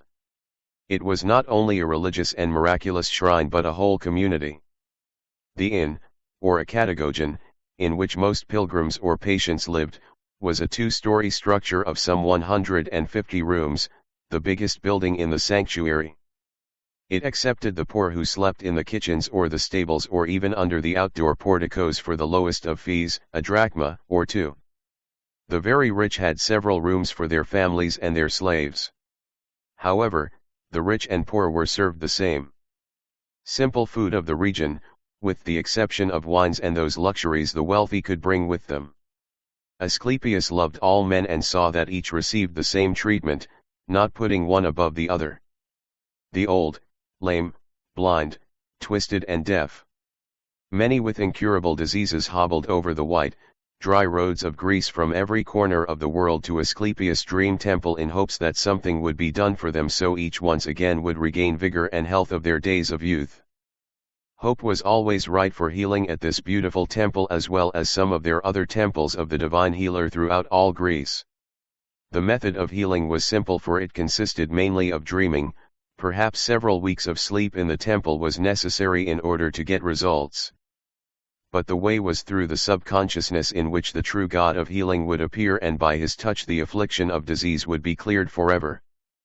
Some of the patients had different types of dreams for it was possible that he received in his dream the diagnosis and the prescribed treatment necessary. If this happened then the priests of the famed temples would act in the capacity of the physician and administer the prescribed course given in the dream whether it was the application of herbs, or it was the treatment of baths and exercises. The dreams were usually right, and it has been said that very few people ever left the famed temples without having some degree of healing, if not full health again. Nevertheless there was always the cases which would never receive healing regardless, just as there are today. Enlightenment by dreams is one of the categories which not too many people know, nor do they understand. I have had the occasions to have enlightenment on the other planes, that is the lower world planes of course, through dreams. One example is that I have heard the sound of the who in the dream state without having a conscious knowledge of any pictorial dream taking place. Only the sound coming through the senses of hearing and the feeling of elation. It is a unique way of dreaming but those who have had such experiences understand well enough here what I am talking about but those who do not will have to have similar experiences before they grasp the principle of such dream states. Sound in the dream without having the vision is certainly one of the unique ways in which the individual can experience certain inner states during his sleep. Since light and sound are the highest one can go on certain planes it stands to reason that if he has one or the other it means that he is being readied to go into the higher states of spirituality. The sound is the principal way that one enters into the upper levels of life, therefore it is an established fact that when he is being prepared by the Mahanta, the living Ek Master, to be taken into the higher planes. In other words, all that is being said here is that the individual is not prepared yet spiritually to enter into the higher states in the usual method of the Ek exercises. Therefore the living Ek Master prepares him through the dream state so that the shock of the reality of the higher worlds will not be too great. When one believes that he can slip in and out of the spiritual states of consciousness without preparation he is mistaken. Sometimes an individual enters into the higher states without preparation and suddenly finds himself without the proper training or without the Mahanta, the living Ek Master, to guide him. There could be a problem of too much shock for the individual which in his outer life would upset his nervous system. This has happened in a number of cases and left the individual in a worse state mentally and physically than had he not tried such extreme practices alone. There is another interesting phenomenon of dreams. That is the reading of books by dreams whether they be in the past or that of present times. I have at times been reading a book in the late evening and fallen asleep in bed, after taking the effort to cut out the bed lamp. But upon awakening in the morning find myself remembering the whole contents of the book. It first caused me to wonder if there was the case of dreaming it, or was I awake all night reading. Then full solution came in remembering that I cut off the light and had slid down under the covers, After putting the book aside, that is laying it on the bedstand. I had a very early experience of this as a child on how to learn my school work during the sleep state. I worked one summer on the river docks where my stepfather was the superintendent of the boat yards. I saved up about $50 in hopes of buying a set of the famous Wonder books, which were an encyclopedia of knowledge for children. But I hadn't saved quite enough and tried to raise more money by borrowing, but met only refusal. My stepsister overheard what I was trying to do, so she called me aside and said that in order to get the knowledge I wanted through the Wonder books wasn't at all necessary to go the route I was trying to do. Instead, I could put a book under my pillow and wake up the next morning with full knowledge of what was in the book. It all happened just as she said. I got up the next morning to find that it was so easy to learn my school assignments by the new sleep method, which had happened that night from using what my stepsister had said to do. But then I became very ambitious and went down to the library, got out as many books on the family library card as possible. That night I put every book, at least 15, under the mattress, including some from our family bookshelf, and went to sleep on them. The results were different because now I found out that one could only do a single book at a time for this sort of learning and have good recall. Otherwise I would be completely confused over all that knowledge which was pouring into me. That's what happened the next morning upon rising from sleep for the first time, of sleeping on many books instead of one. I was a very confused child, but at that point the lesson didn't penetrate until some time later about the mistake being made. This type of knowledge doesn't stop at just the mere book study whereby one can sleep on a book and absorb its knowledge through the dream state. But there is the case of when one wants to know something about the past and the ancient books which contain the knowledge of these books. There were the libraries of the ancient world, such as the very famous library at Alexandria, which was founded by Ptolemy I Soter, king of Egypt, and expanded by his son Ptolemy II Philadelphus early in the 3rd century BC. It contained about 500,000 volumes or rolls, and there were more in its annex temples. It contained ancient knowledge of antiquity. It was completely destroyed by the Roman Emperor Aurelianus in 272 AD. Another famous library of the same times at the city of Pergamum was destroyed, and all its books, which amounted to 200,000, were sent to Egypt and Rome, where too there were lost. The Palatine Library of great fame was destroyed by fire by a mob in Rome during the 3rd century AD. There were the ancient libraries of China, Persia, and other lands, including the first public library in Rome during the 1st century BC, and dozens of ancient collections like those of Aristotle, Euclid, and Euripides to name a few, including the Vatican Library, which is dated from the earliest times of the Church. However, the collections of ancient writings known only to a few who are able to reach them in the dream state or direct out of the body movement are those of the Shariat-ki Sugmad, which are located on the inner planes, in the temples of golden wisdom. There is a section of this most fabulous set of records established on each plane within the universes of God. Each section on each plane is watched over and guarded by one of the Eck-Ynari masters, who is an adept in the ancient order of the Vairagi. Each of these masters also teach from the section which is under their guardianship to those who visit there with the Mahanta, the living Ek master. There is no other way to get to these writings, which are the foundation of the sacred writings of all religions and philosophies of the worlds of men and beings. All this sort of information is available through the dream state, both human and divine, although in order to reach those records on the highest planes, one must be taken there directly, whether it be in trance or full consciousness. The world of knowledge as just been laid down here is certainly different in its own reality than that of the outer world, which is that of the physical and mental senses. When we reach these worlds of knowledge, it's found that often the mind cannot accept what is being given it and will boggle. This is the limitation of the mind versus the Ek, or spirit of man. One enters into these worlds of knowledge with books via the mental world, so very often in the dream state. If he is proficient, he can read the secret knowledge which has been kept hidden from the public eyes in the Vatican Library, or he can go into the astral world and view the strange secrets of the Alexandria Library destroyed in the 2nd century AD. Here he can read many of the manuscripts and books of the vast libraries of ancient times, and even can be instructed in that part of the Shariat ki Sugmad which is on the astral plane, provided that he is escorted by the living Ek Master. Furthermore, he can go into the causal plane and study the past incarnations of his own or others. Much of this knowledge on the other planes during the sleep period of any individual comes during the twilight period, that time of dreaming period between awakening and sleep, or vice versa. It is a slumber time when one can know everything which goes on around him but not quite awake to know consciously. It is during this time that he can generally know the word Hu, which is the universal name of God, and if chanted right will bring calm and peace to the individual. But it is one of the strange words which comes in that dreaming state between awakening and deep sleep. It generally happens during the early morning hours just before the individual becomes awakened.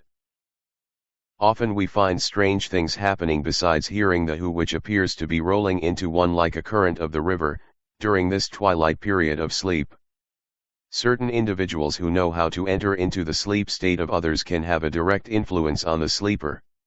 For example, I once knew an occultist who was a native of India, living and teaching his brand of culture in this country, and who sent messages to anyone in his group he believed able to send him donations for his work. Not many ever realized what he was doing, so he continued his projecting into the dream state of others until somebody caught him at it in the astral worlds and drove him off his project. Dreams or the dream state have a twofold quality. First, in general speaking manner, such states are completely independent of inner sharing with others, such as one has his own dreams in which he shares with no one else in the dream state. He is the chief actor in the role, and those occurrences and events which happen in his dreams are not of any human element, so he is free of people or beings in them. Secondly, and again, there are those dream states in which one shares his dreams with others, friends, relatives, or mates. It is dreaming more or less in a social state. So long as they are with other people in their dream states, they are happy and do not find any problems. In fact, this seems to be one of the ways that individuals have in working out their problems. It appears to be a kind of therapy which the psychologists seem to have overlooked. I find in my dealings with people that those who have this sort of dreams appear to be happier and healthier because it works out some of their inner conflicts which cannot be relieved in the outer world.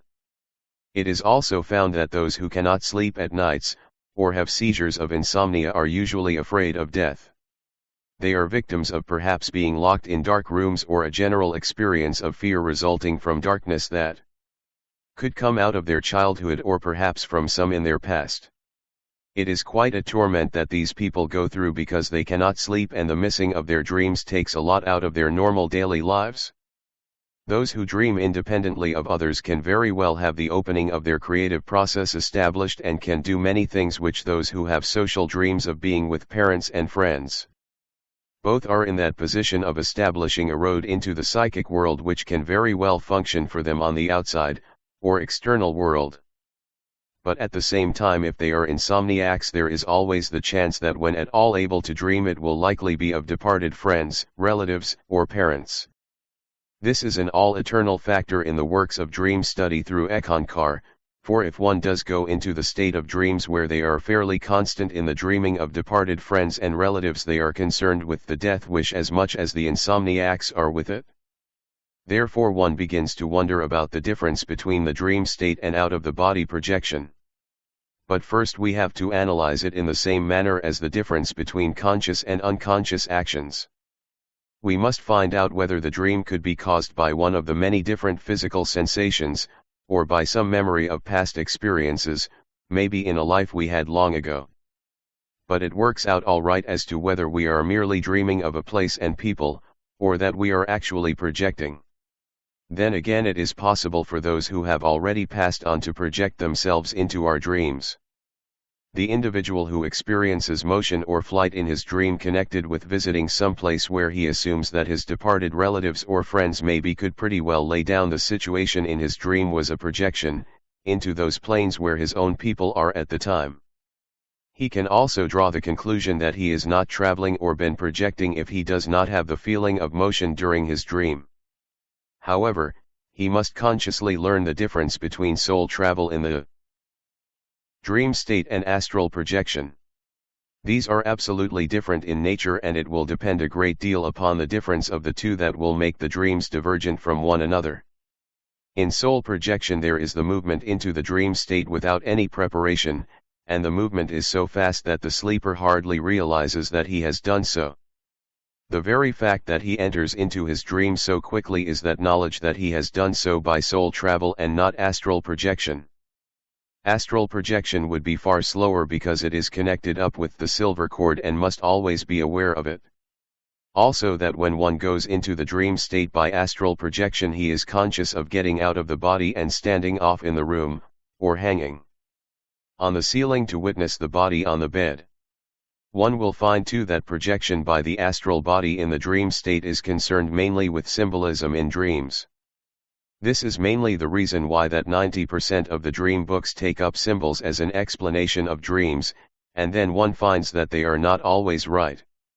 The reason being that every occultist has his own interpretation of dreams.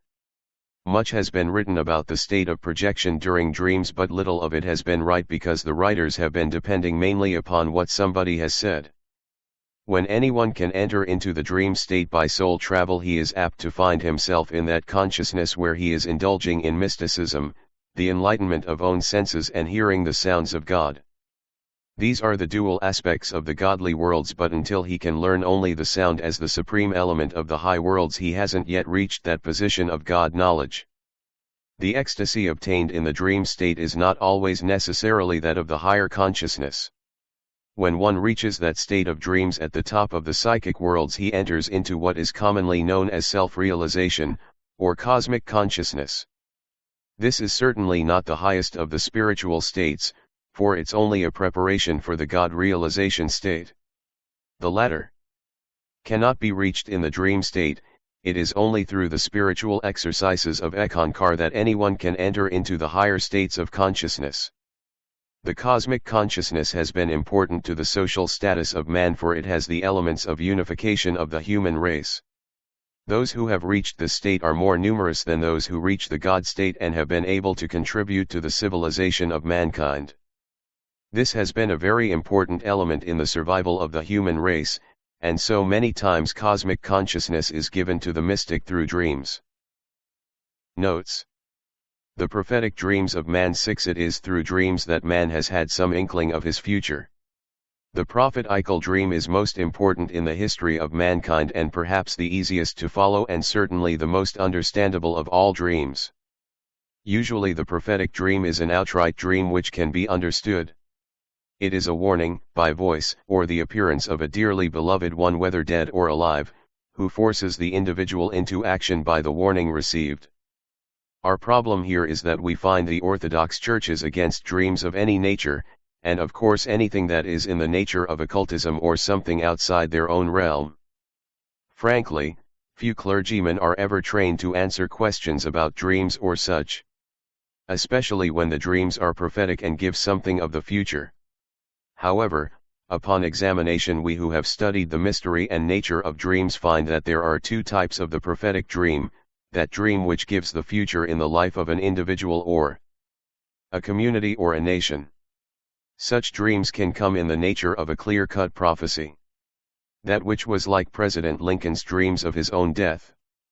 Secondly, it can come in the nature of symbols like that of the Pharaoh who questioned Joseph about them, to learn of the great famine which was to come about and possibly have dire consequences for his people. It is in the case of the latter group of dreams which brings about a more complex type of symbolism which one must work out correctly. This presents a problem because getting close to the truth of the dream is certainly important to all concerned. Unless the individual who has such a dream can successfully diagnose such states of inner awareness which came to him in symbols, then he may run into serious problems. Such problems being wrong interpretations of the dreams by symbols which he might read in books or be told by a clairvoyant.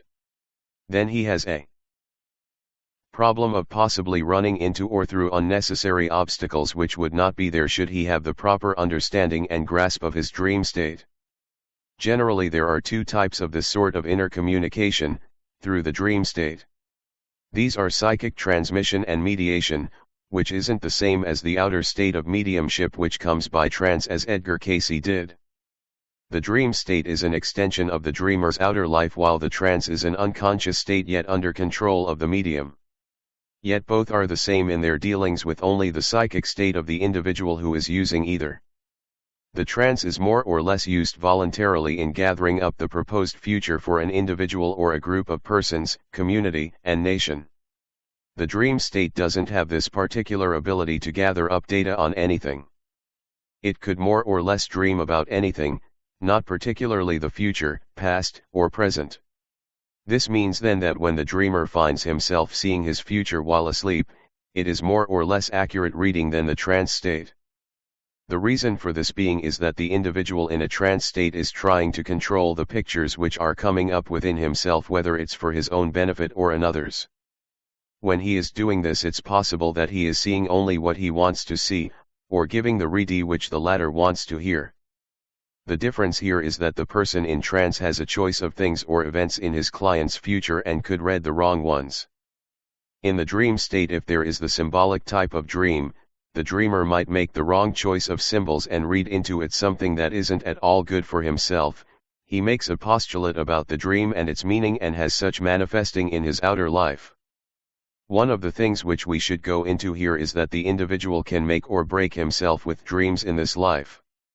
In other words, he cannot allow himself to be influenced by what he reads in a book bought off a paperback bookstand about dream symbolism.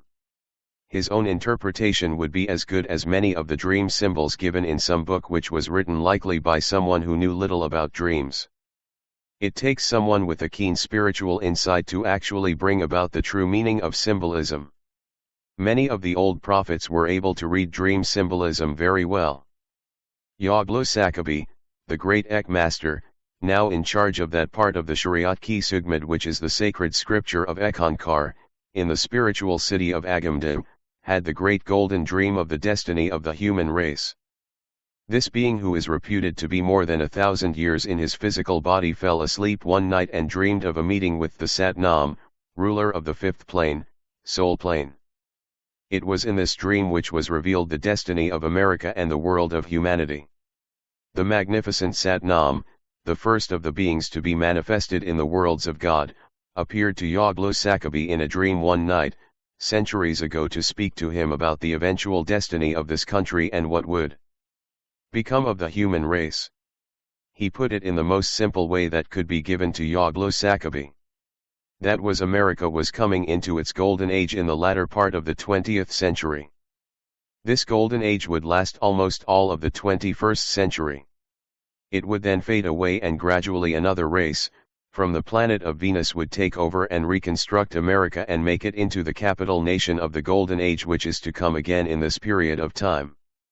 Those nations who have reverted to warfare, the beating of war drums and political pressure shall be pushed into the background by the smaller nations which are desiring peace.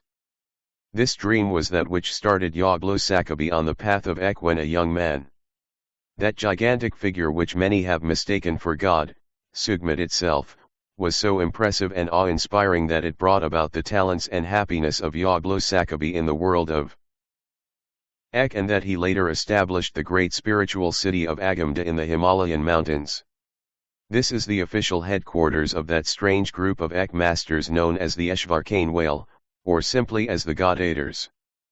They are an ancient brotherhood of adepts which brought the science of soul travel to this planet from Venus millions of years ago. Agamda is a way station between the physical planes and the spiritual planes to help souls to make adjustments between the worlds. These God-eaters attain their name because they absorb the cosmic energies instead of food, as the people of this planet do in assimilating plants and foods in this world. They have an extreme longevity like the patriarchs of the Old Bible, and in some cases longer. It was from this dream that Yoglo Sakabi began to seek out the Ek masters, the ancient brotherhood of the Vairagi, and started learning the teachings of the divine in order to perfect himself. He will be a part of the new age which is coming up in the 20th century, and will contribute to the golden era of America in this coming period. The dream lasted for 10 days, in which it was given every possible detail which was going to happen during this golden era of mankind. Especially did it give the data on what would take place between America and its enemies, that of refugees which would flee those countries which were under the iron rule of dictatorship.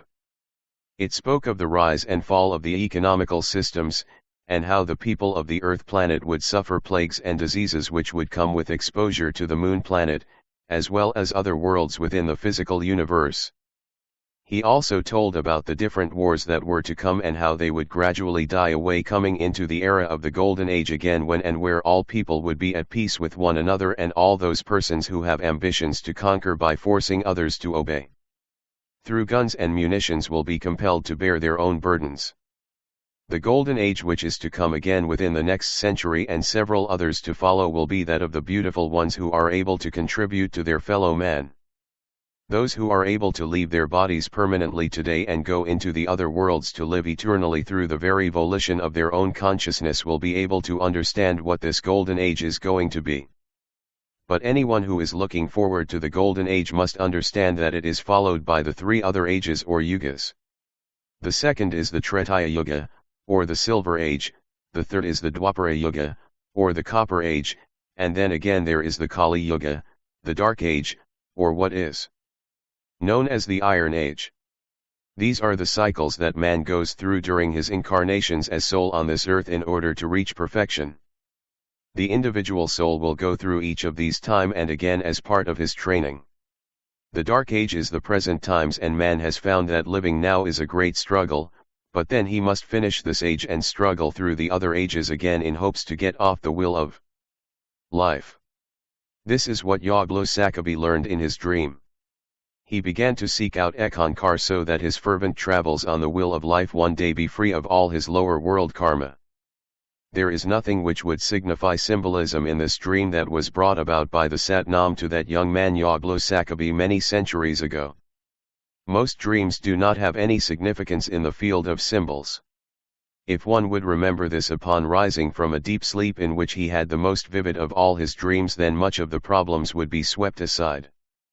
It is the personality of the individual which arises in the dream state and which is often mistaken for a symbol of symbols of some nature. But if the individual is a person who has a greater state of spiritual unfoldment than the mental plane, he is apt to see clearly just what the dream means. Many times the dream is that which we might call the situation dream, one of which the dreamer cannot put his mental fingers upon to diagnose for his own purpose. The dream is usually of very much importance to the individual and his life outwardly. It is one that if he can see what it means is going to be successful perhaps in both his inner and outer state of being. If not, he can be a failure at whatever his career might be, or that he is put in a position of trying to bite off more than he can chew, in a manner of speaking. Generally a person cannot control his dreams, and because he cannot resist or cast the dream from his mind, the prophecy by dreams has been held in wonder by the people of the ages. Into his dreams can be and usually is many past events and circumstances, also many things which are unrelated to some previous experience. This latter often puzzles the individual as what does it mean to myself and those who have been involved in the dream. While dreams have played a very important part in the prophecies contained in the Bible, the patriarchs of Israel were guided by these dreams and reported to the kings and leaders of their respective nation. Thus we find the deliverance of Israel in Egypt and Babylon were through dreams. Some dreamers need prophetic interpreters in order to fulfill their purpose, others may have their own interpreters which cannot be misled through their ideas of what their dreams have been. But because so many dreams need an interpreter, and because interpreters can make mistakes either willfully or otherwise, they are not considered as being the most important type of dreams. We know that during the ancient times dreams were considered to be so important that it was a very common practice for kings and emperors to maintain in their courts those who were considered interpreters of dreams. But was a profitable business for the interpreter as long as he was in accord to what the king wanted to know about his dream. If he made it something pleasant for the king, then his life was always good, but if he didn't tell the king what he wished to hear, it could mean his life. This was especially true during times of stress and war, when dream interpreters were much in demand. But it was a common practice for the interpreters to lose their heads if they made a mistake and their king client lost a military campaign. Since this made it dangerous, the interpreters invented a specific kind of language which would be called the double talk today. In other words, the king would read his own meaning into the interpretation of the dream, and the interpreter would keep his job in court as well as his head. But this type of interpretation brought on by necessity caused a loss of value on dreams, which is still known to this day. We suffer now because of this sort of thing, because most interpreters believe they might lose their own clientele if they would suddenly get too honest about giving the true analysis of dreams brought to them by those who wish to know what their dreams really meant. It is not an unusual thing to find that the dream prophets were in a sort of a league, or what we might today call a union. This was not known to their august clients, and many times they were extremely jealous of one another, causing death of perhaps a fellow man whom they believed was growing a little too successful and intolerant of the rest of them. This would be easily done by spreading rumors that their selected victim was not truthful in his prophecies and often faked them. This sort of talk, of course, would always get back to the king, who then was doubly suspicious of his own prophet before such talk reached him. Prophets were generally in the courts of kings and consulted upon many matters, including dreams. But it seems that one of their most important functions was religious instruction, all of which had a political cast about it. This was also true of the dream state too. The difference between prophecies and predictions lay in the fact that prophecies contains conditions and circumstances which are beyond the grasp of the ordinary mind of man, whereas the other is simply the retelling of past happenings in a new light. The dream prophecy is a remarkable phenomenon of the ages. It was usually the dream state by some high official in the court of the king, or by the king himself. The court prophet interpreted the dream in the light of whatever political significance it might contain. On the other hand, the prophet could be the dreamer himself and related to the king whatever it was in view of the political events taking place at the time. The dream, of course, was always claimed to be a revelation from God, just as the revelations of St. John were given in the Bible. Many of the recorded Egyptian dreams were divine messages sent by the gods to kings and priests, wanting, predicting, or demanding certain decrees which had to be obeyed. One of the best examples of this, a dream by one Egyptian king Ptolemy Soter, which told him of a huge statue of a horse which should be returned to Alexandria, which was its original site. He ordered the statue to be found and returned. It took several years, but finally was found and brought back to its original site in the city of Alexandria. The ancient Chinese were extremely interested in dreams. The opposites which appeared in dreams were very important to the followers of the Yang and Yin theory. The Taoist followers were concerned about the nature of reality in dreams. For example, could the life led in dreams be real, and what we take for a living only be the dream?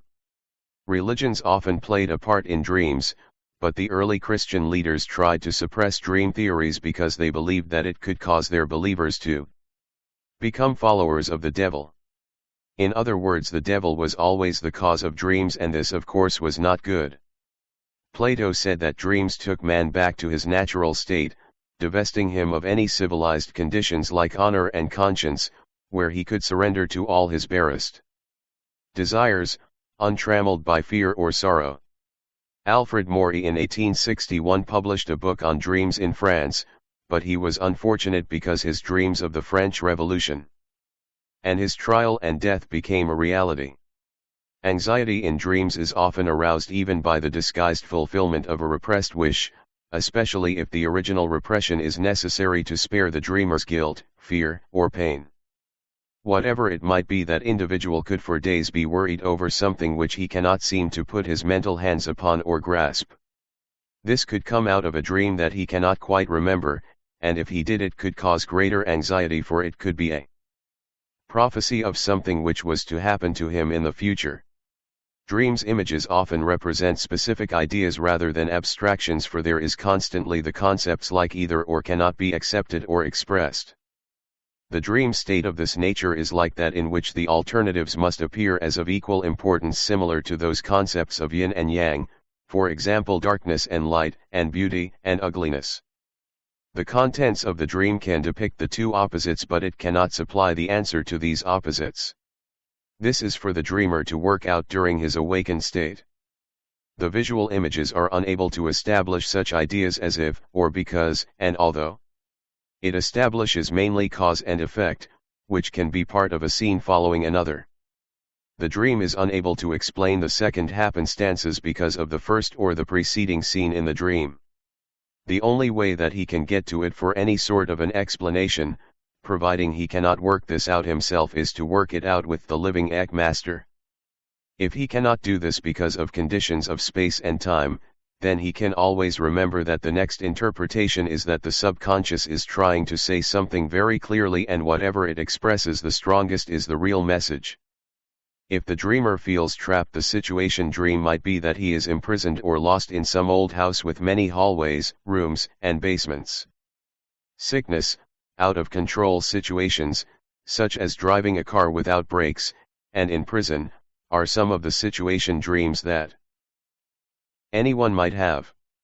These are ways that dreams are represented by specific ideas. Also, there are some dreams which represents death. These are not always prophetical dreams, but something within the nature of man who has the death wish very strongly implanted in his mind, by something within himself, or by someone else who is his secret enemy. This can be done, of course, as explained in a previous chapter. But this type of dream forms a whole, rather like a play in several acts. We should not be concerned, nor adverse to separating parts of the dream in order to study what took place and how it relates to our outer life. Each dream is unique to the individual dreamer, and therefore any mechanical method of interpreting dreams through free association, specific ideas, and symbolism can hardly reveal a meaning for some persons. Whatever the dream is, it certainly means something different to the dreamer, and when spoken about finds each person gives a different variation to his own states of dreams. This will occur even though the individuals concerned may have similar dreams. But their interpretations come about according to the level of consciousness on which they operate. It is the same as the awakened consciousness state of the individual. Here we find that individuals see life all in a different state of interpretations, and that comes about because each individual is on a different level of spiritual consciousness. Whatever plane he is operating upon in the inner world is that from which he gives his own interpretation of dreams which he has during his sleep periods. There is no other answer to this because each person houses that part of the mind called the unconscious within himself, and it's that which screens all the dreams and thoughts which enters into the realm of mind, within the individual, and manifests in some manner as thought, whether in the dream state or ideas. We find that the Eck which tries to enter the mind of the individual is that which often speaks to us through our dreams, and tries to tell us what life is and how it sees us as souls. Its ideas obviously differ very much from the way we see ourselves, for it practices a sort of internal objectivity, since we have no control over the dream state. It is also known that if one examines a series of dreams and analyzes them from this set of circumstances instead of a single dream, the whole understanding of such in an individual's life is greater. It is also known that one dream within a series of dreams will interpret a previous one. These points are very important when a person begins to think about his sleep and dreams. He can become more satisfied with his inner life should he take a look at the whole of his dreams, that is in a series, instead of a singular one. The subconscious derives its dream material mainly from the universal archaic structures in the brain. It also takes from the racial and familial memories from out of the individual's past lives. The subconscious is really a gigantic computer, and it's able to create infinite ideas and pictures from the worlds of the astral, past lives and images, as well as thought associations.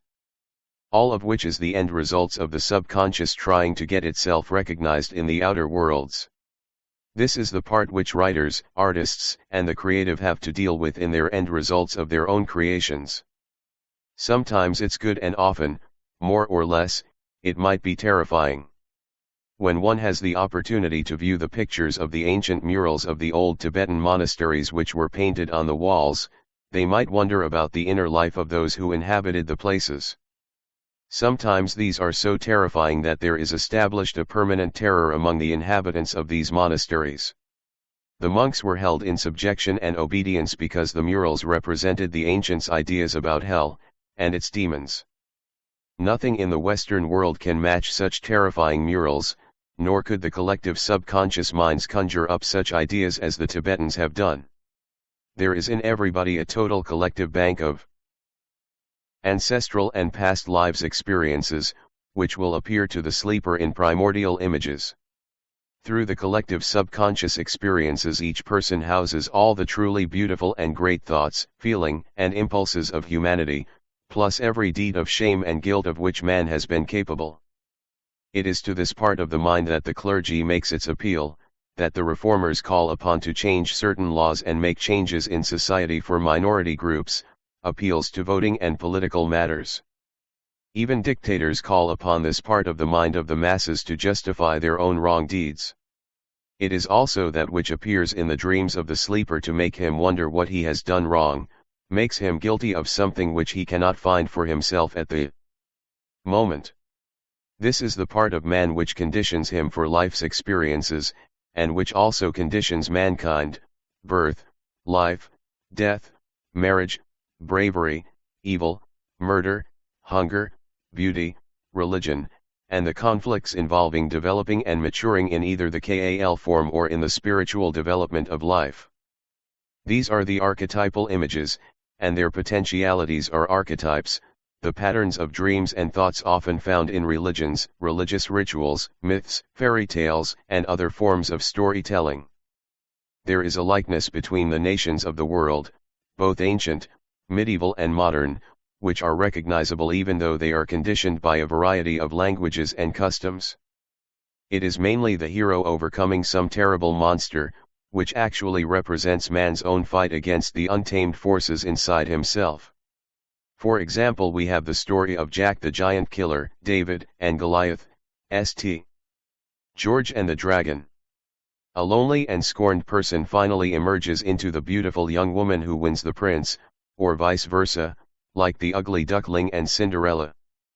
These stories are examples of universal emotions, problems, and longings which are repeated daily by millions of people the world over.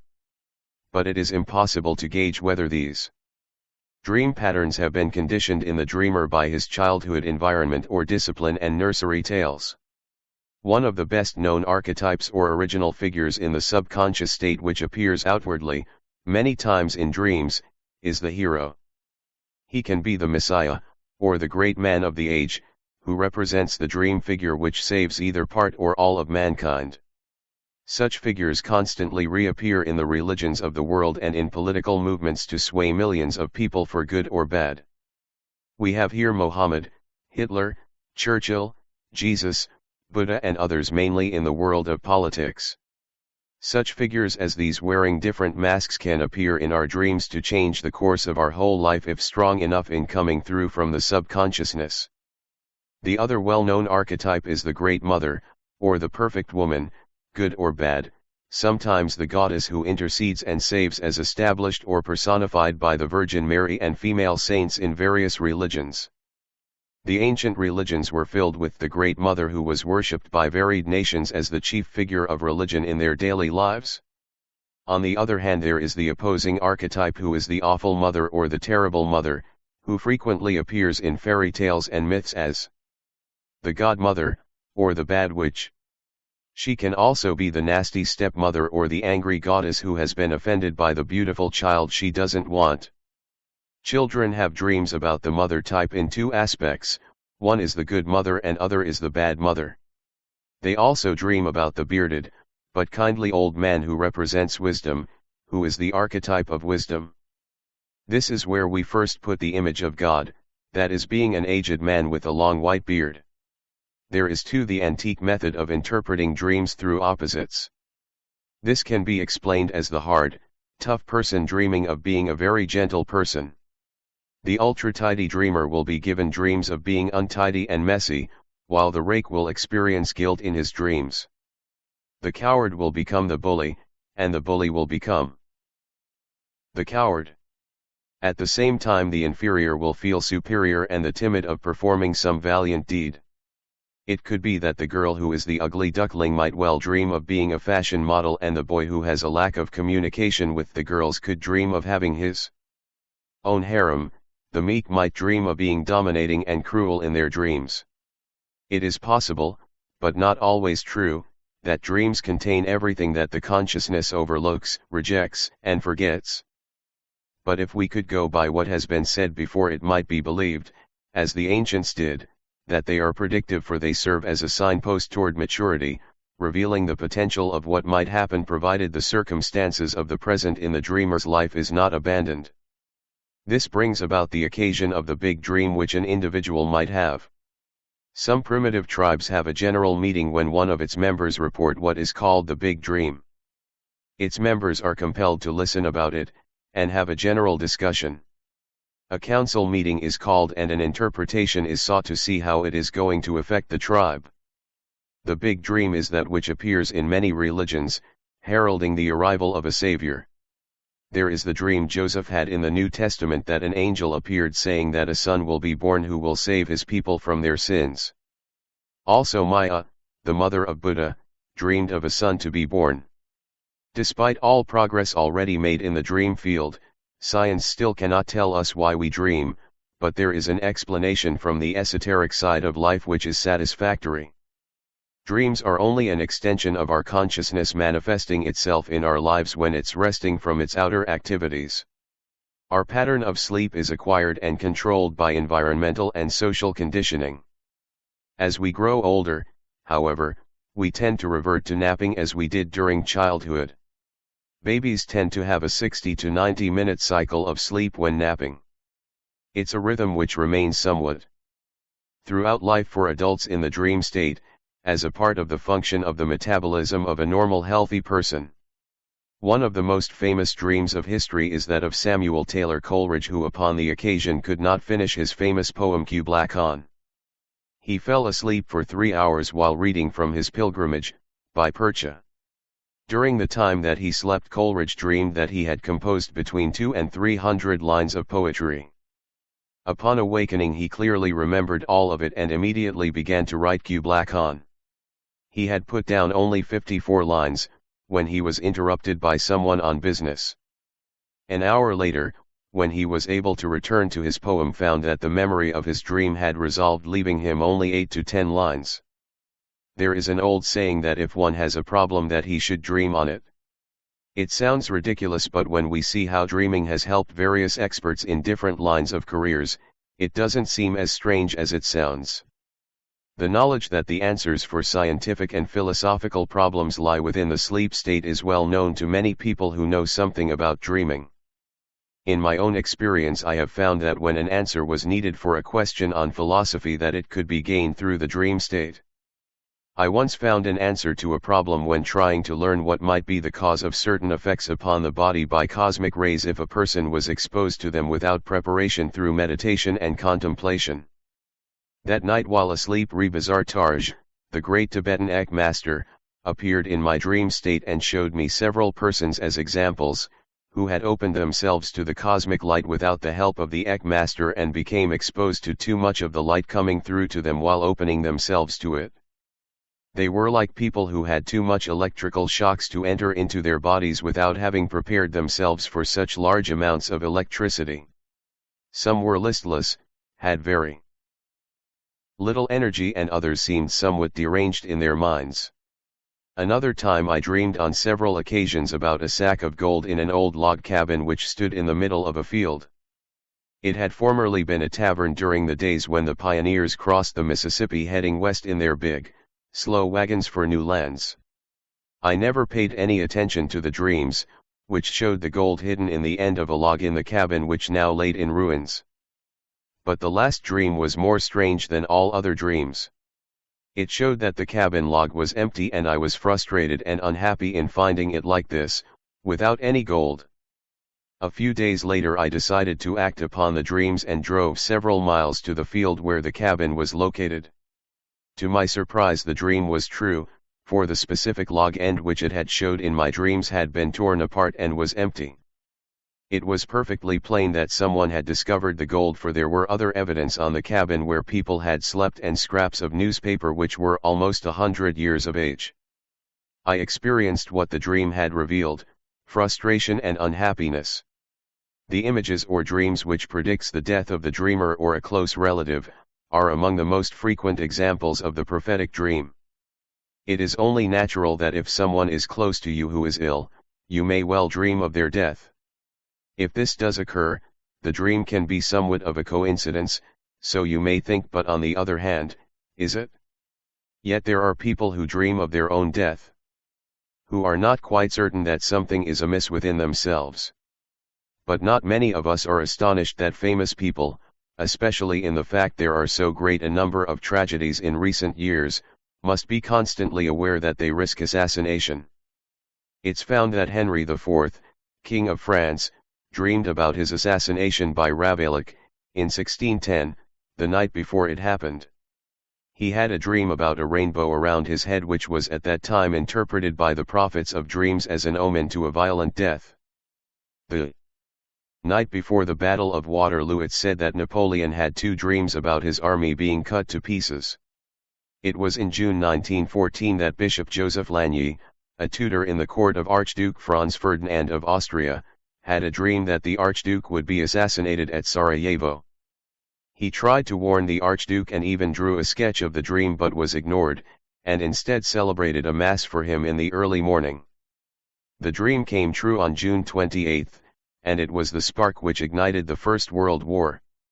The dream content, of course, is not static but dynamic, akin to living a story or experiencing an event. Such dreams as given here, which foretold the death of the dreamer, is part of man's death wish. Generally, man feels that death is a more happy state than the reality of life. He stores such wishes and desires away in his subconsciousness, and they later appear in his dreams in some sort of story being relived with the dreamer, the watcher of what happens. No doubt it might be said that most of the life of President Kennedy was spent in sort of a wish of this nature, for when reading his biography it appears that he was not a very happy person after entering the White House. But who could be with all that terrible pressure which is put upon those who are in the president's seat? It's been proven out through the writings about Lincoln and the experiences with him by friends and family that he was a man who had a life of unhappiness in the White House. The pressures of the war and political life were almost too much for him. He often dreamed about his future, and in these dreams came the foreknowledge of the death of a son while in the White House, and his own death. It is said that a few days before he was murdered that he described a dream in which he was wandering through the White House. Suddenly he came upon a crowd of mourners, and a military guard surrounding a coffin. When he asked the identity of the dead person, he was told that the president had been killed by an assassin. No doubt Lincoln desperately wanted to be free of the terrible responsibilities that went with the duties of a wartime presidency in the White House. Lincoln would have never thought of suicide, for this was not in his nature. He was a strong family man with strong religious nature and felt a duty toward whom he loved, although his home life was not the most happy of all home times. For him to think of death in this matter would have been strongly against his nature, yet within his subconsciousness he was sad, weary, and unhappy over the terrible bloodshed of the war between the states. No doubt he felt the shedding of the blood between families and friends very keenly, and it became a conflict within his own subconscious. He likely formed the death wish because of all the terrible things which went on around him, and it came out in his dreams when the censor of the subconscious was relaxed during his sleep. There is a revolutionary principle which solves not just some of the problems of people during their conscious state, but any and all of the problems of the dream life, and solves them utterly and completely, and finally. The principle is to awaken oneself. This is a part of that state in which the individual is able to move beyond the world, beyond sleep, beyond dreams of the day and night. It is the reality which alone can satisfy the seeking of the state which is called self-realization. The state of dreams is that called the personal consciousness, and it's full of problems, fears, lacks, frustrations, pains and troubles. The only way out of such states of dreaming is by spiritual unfoldment and by a final awakening out of the personal consciousness entirely, clear out of sleep state into the radically higher level above it called the awake state, or the true reality. The dream world of children and pets. 7. It is a well-known fact that those who dream while asleep are generally well-behaved or integrated in society, while those who dream while awake are often dangerous people. When we begin to think about this, it's strange then that those who have time to daydream often work up certain ideals and plans to put themselves ahead of others in various societies around the world and create havoc on international level. It is then with this idea that we begin to examine the dream world of children, for this is the time when they start to forming what their further lives might be. Not the question of building a life in another incarnation, but what he is going to become as an adult, whether he is seeking power in some form, or whether he desires to become an integrated part of the community. Throughout history it's found that those who changed the courses of nations in time have been great dreamers. For example, Lenin, Alexander the Great, Marx, Churchill, Washington, Napoleon, Julius Caesar, Socrates, to name a few. These were great dreamers in their childhood. Not the night dreamers, but they indulged daydreams which started with some idea that gave them an ambition to become someone of prestige within this world. All children have fanciful dreams of this nature, but we can thank the Sugmad that only a few have the organizational ability and the determination to follow through on their dreams. The greatest problem are those who have dreams about controlling their fellow men and never reveal these dreams. But as they grow into maturity, learn through witchcraft or some other channel of this nature how it can be done. The channel of such dreams are most important, and it depends on the parents when the child is at that early age, to old age. These dreams are very important, for they represent the future life, well, rather living in the present with a dream that if dreamed enough will show up in the future somehow. This is true of all the states of daydreaming, for we all indulge in it during our lifetime in some manner or other. The problem which lies in most of the dream state is that everyone who is involved in the dream at night is troubled with some grisly monster trying to catch up with us. Mostly it's a dream of terror in which we seek some way of escape by running away, or straining to get ourselves somewhere that is safe. The revolutionary principle which solves not only the sort of problem which is encountered during sleep but most of the problems which face us in life is to wake up.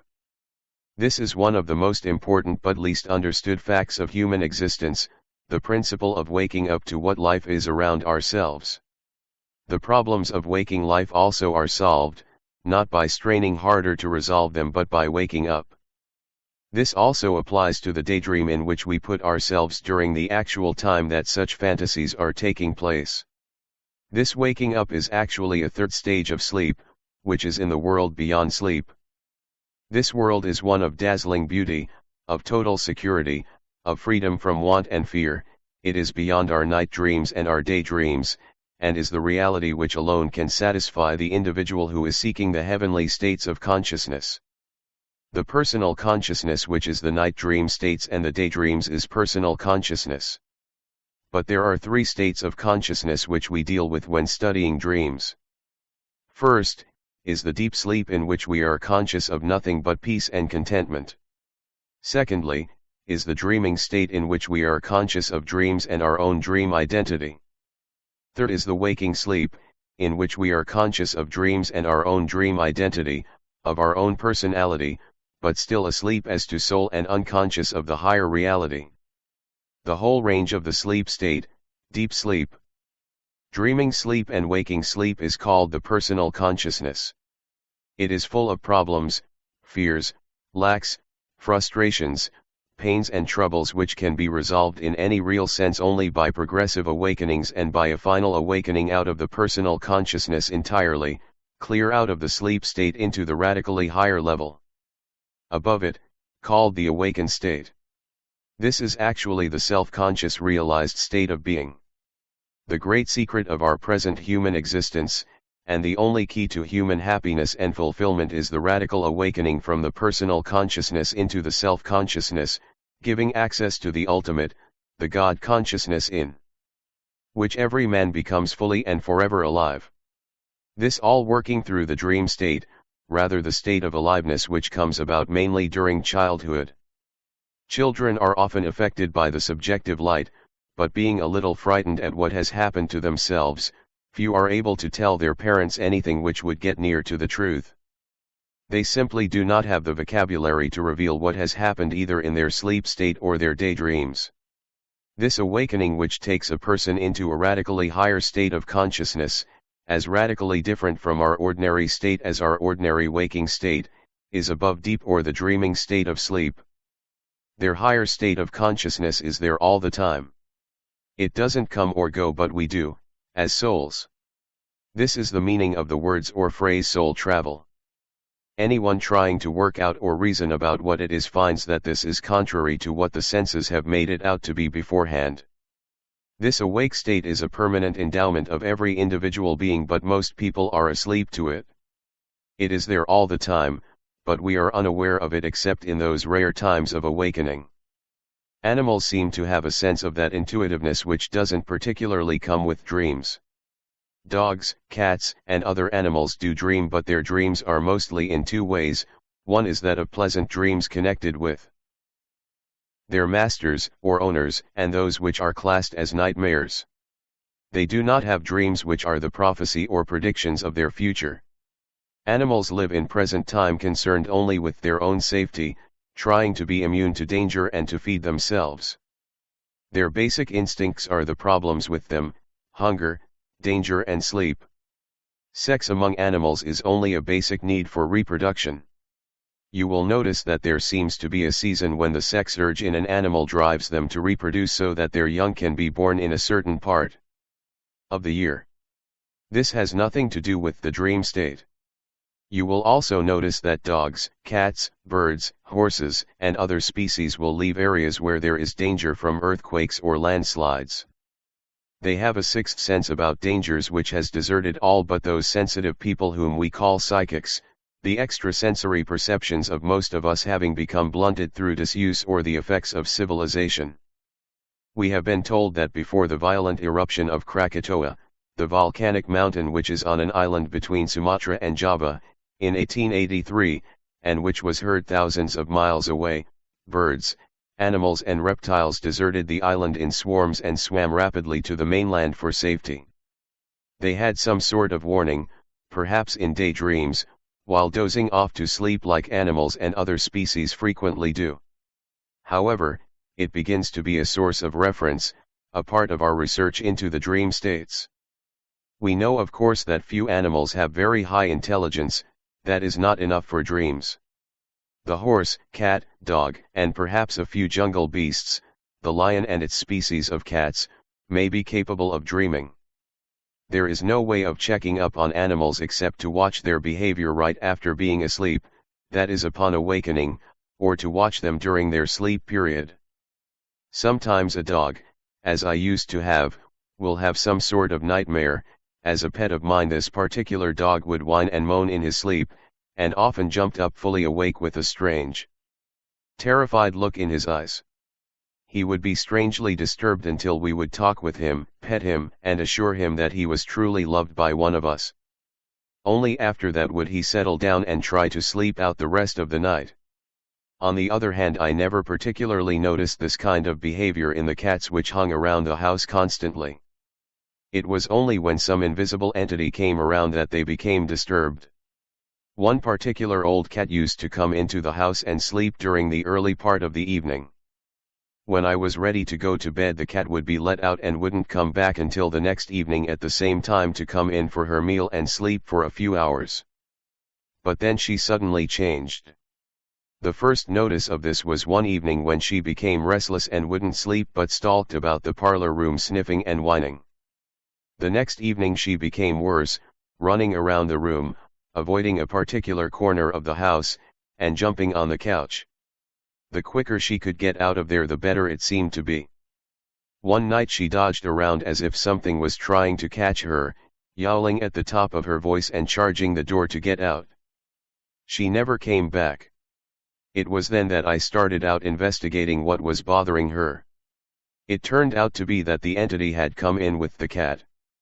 It was an old man who hated cats while he was living here in this world, and now in the invisible form had attached himself to this particular cat.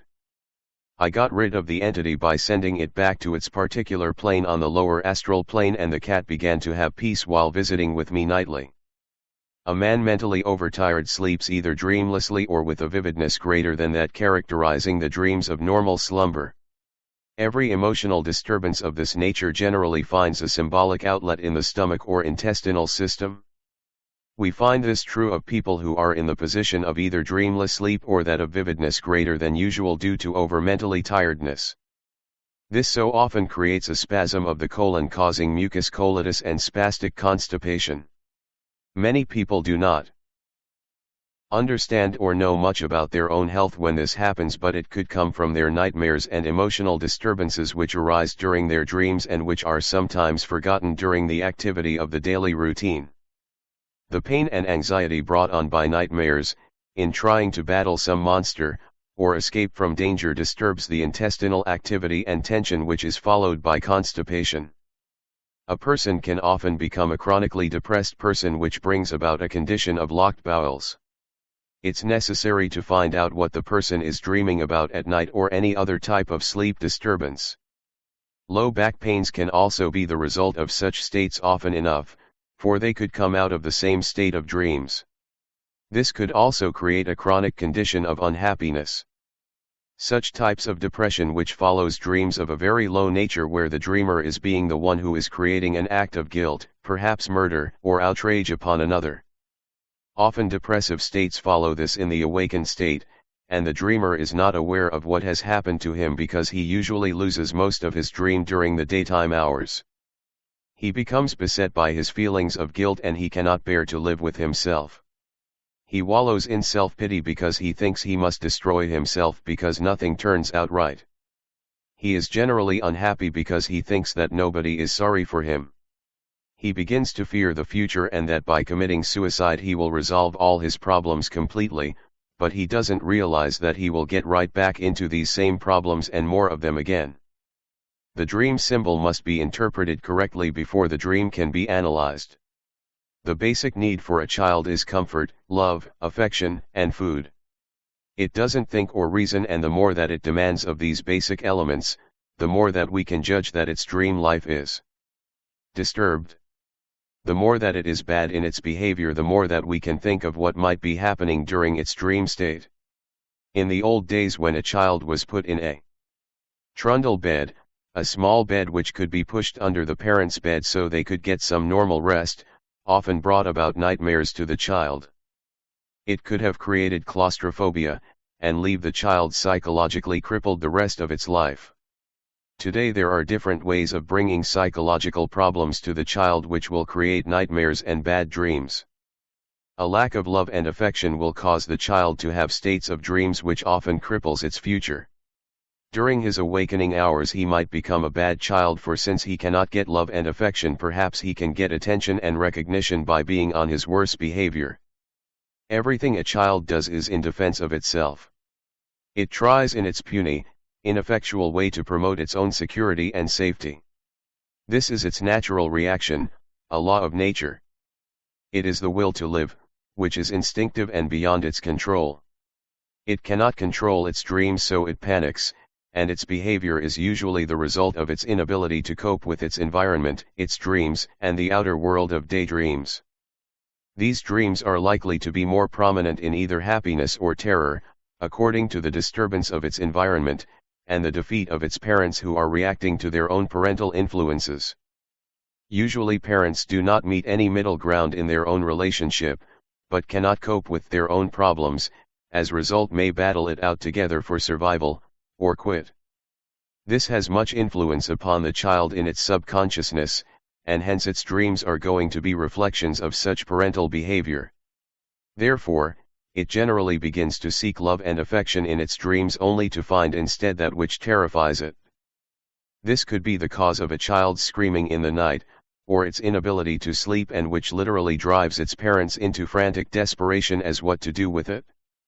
Too often this is a problem, for caught in the morass of their own emotional disturbances, the parents cannot give their child love, affection, and understanding it needs. Consequently, one part of the child's personality at an early age becomes stifled.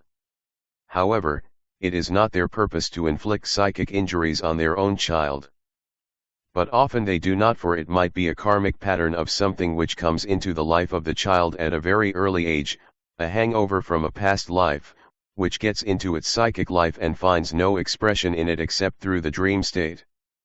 Again, it can be a part of some neurosis handed down by the family stretching back into the past, of its ancestries, their surroundings, and relationships to an outside world. For this reason the individual as an adult should live in the present and future, and forget the past. When the Mahanta, the living Ek Master, comes into anyone's life, all the past is cleared away. Every child needs love and affection, and correction is not enough. Love and affection will help to subdue their dream states, rather the experiences of their dreams. The child not only clamors for expression, but it will attempt to still the vague, disturbing cry within itself which comes through the psychic into its dreams.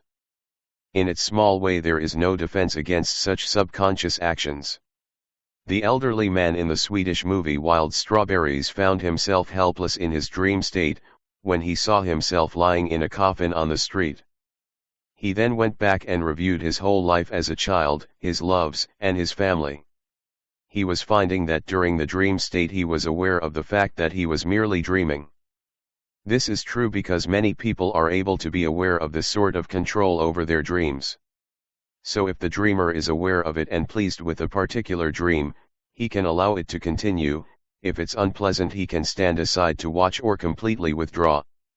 He then discovers something very valuable, which the child doesn't, that is, he can distinguish between the physical and inner planes, but comes to the position of knowing there is no difference between the two.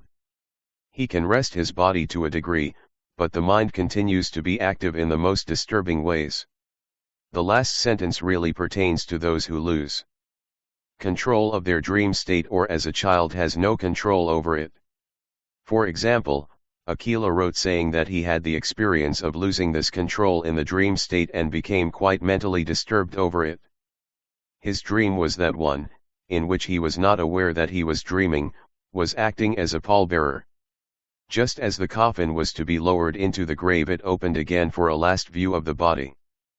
But the body wasn't there, instead the coffin was filled with dead fish. A relative of the deceased accused the dreamer of stealing the body and plunged a pitchfork into his body. The pitchfork created great pain, and finally the dreamer was able to move about again, but never received any acknowledgement of his presence by others. After a time he realized that he was dead and that now he was in the astral plane where he believed that he was stuck forever. He had nothing with which he could relate to, and it was living, moving real for him. To this day he believes that it was the alarm clock which finally rescued him from this dreadful state. He was in real psychic danger for some time but finally threw it off.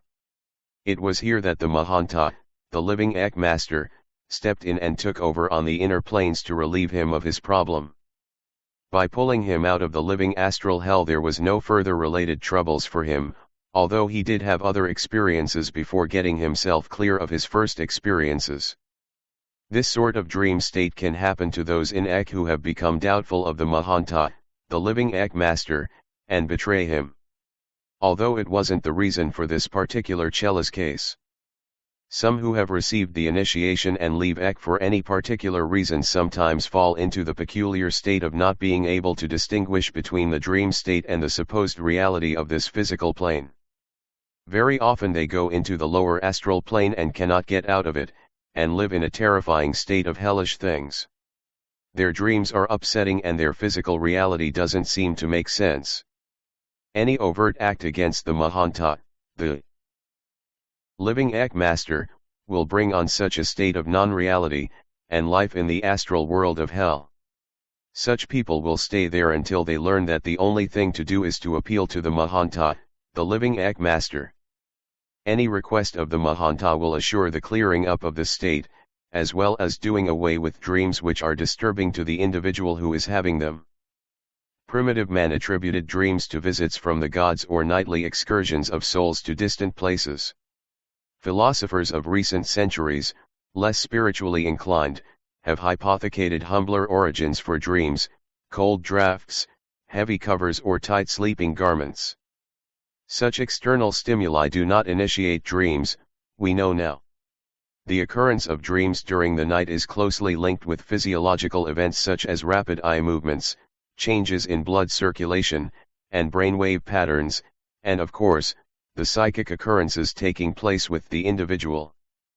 There is one more which can be considered, that is the spiritual side of the individual, its effect upon the individual and the results. If you do not know it, there is a difference in the contents of dreams of women and men. Women frequently dream about being indoors and within familiar settings. There are more people in the woman's dream, and while they are generally known to the dreamer, it is also revealed that their faces and clothing are somewhat more carefully noticed. Also strange to say that women will dream more about women in their dreams than men. They also have fewer aggressive dreams than men, but such dreams are really non-physical and verbal than actually violent. They report very few overt sex dreams, but when a woman does acknowledge sexual involvement in a dream, it's usually with a man she knows. Her dreams are usually emotional, and most of the time in color. Dreams by men often involve adventurous and much physical activity with violence much of the times. Aggression takes place but often with unfamiliar men. Men appear to be greatly preoccupied with other males. They outnumber the female characters more than 2 to 1 in their own dreams. Success and failure dreams are common among the male dreamers, in their respective trades and careers. Where friendliness appears less in the male dreams, it is usually expressed in helpful or protective acts. The dreamer extends more friendliness to women than to men, and the women are generally known to the dreamer. Unfamiliar women are more frequently reported as partners in the sex acts.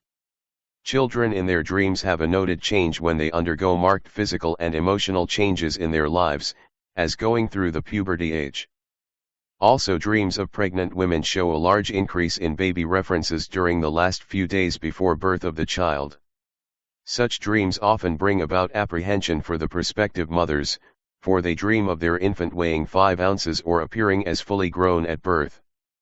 Other types of dreams are that their baby will have different ethnic features, or will be born deformed or dead, or some monstrous fate may befall them.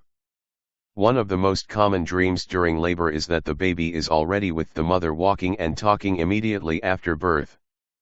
But during her menses a woman's dream will change considerably, now color appearing red and pink, become more aware of time and emotions increasing with dreams about rooms with peculiar type of structure. The men which appear in her dreams are far less friendly than before. Children between the ages of 3 and 16 often dream of animals, depending mainly upon the age of the child. The largest percentage of dreams about animals is as the lowest age in this bracket, while it goes down as low as 15% for the older group, in the 15 and 16-year-olds.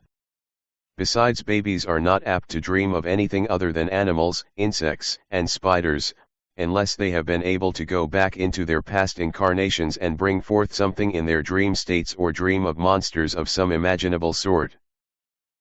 The most common animals for women to dream about are dogs, cats, and horses.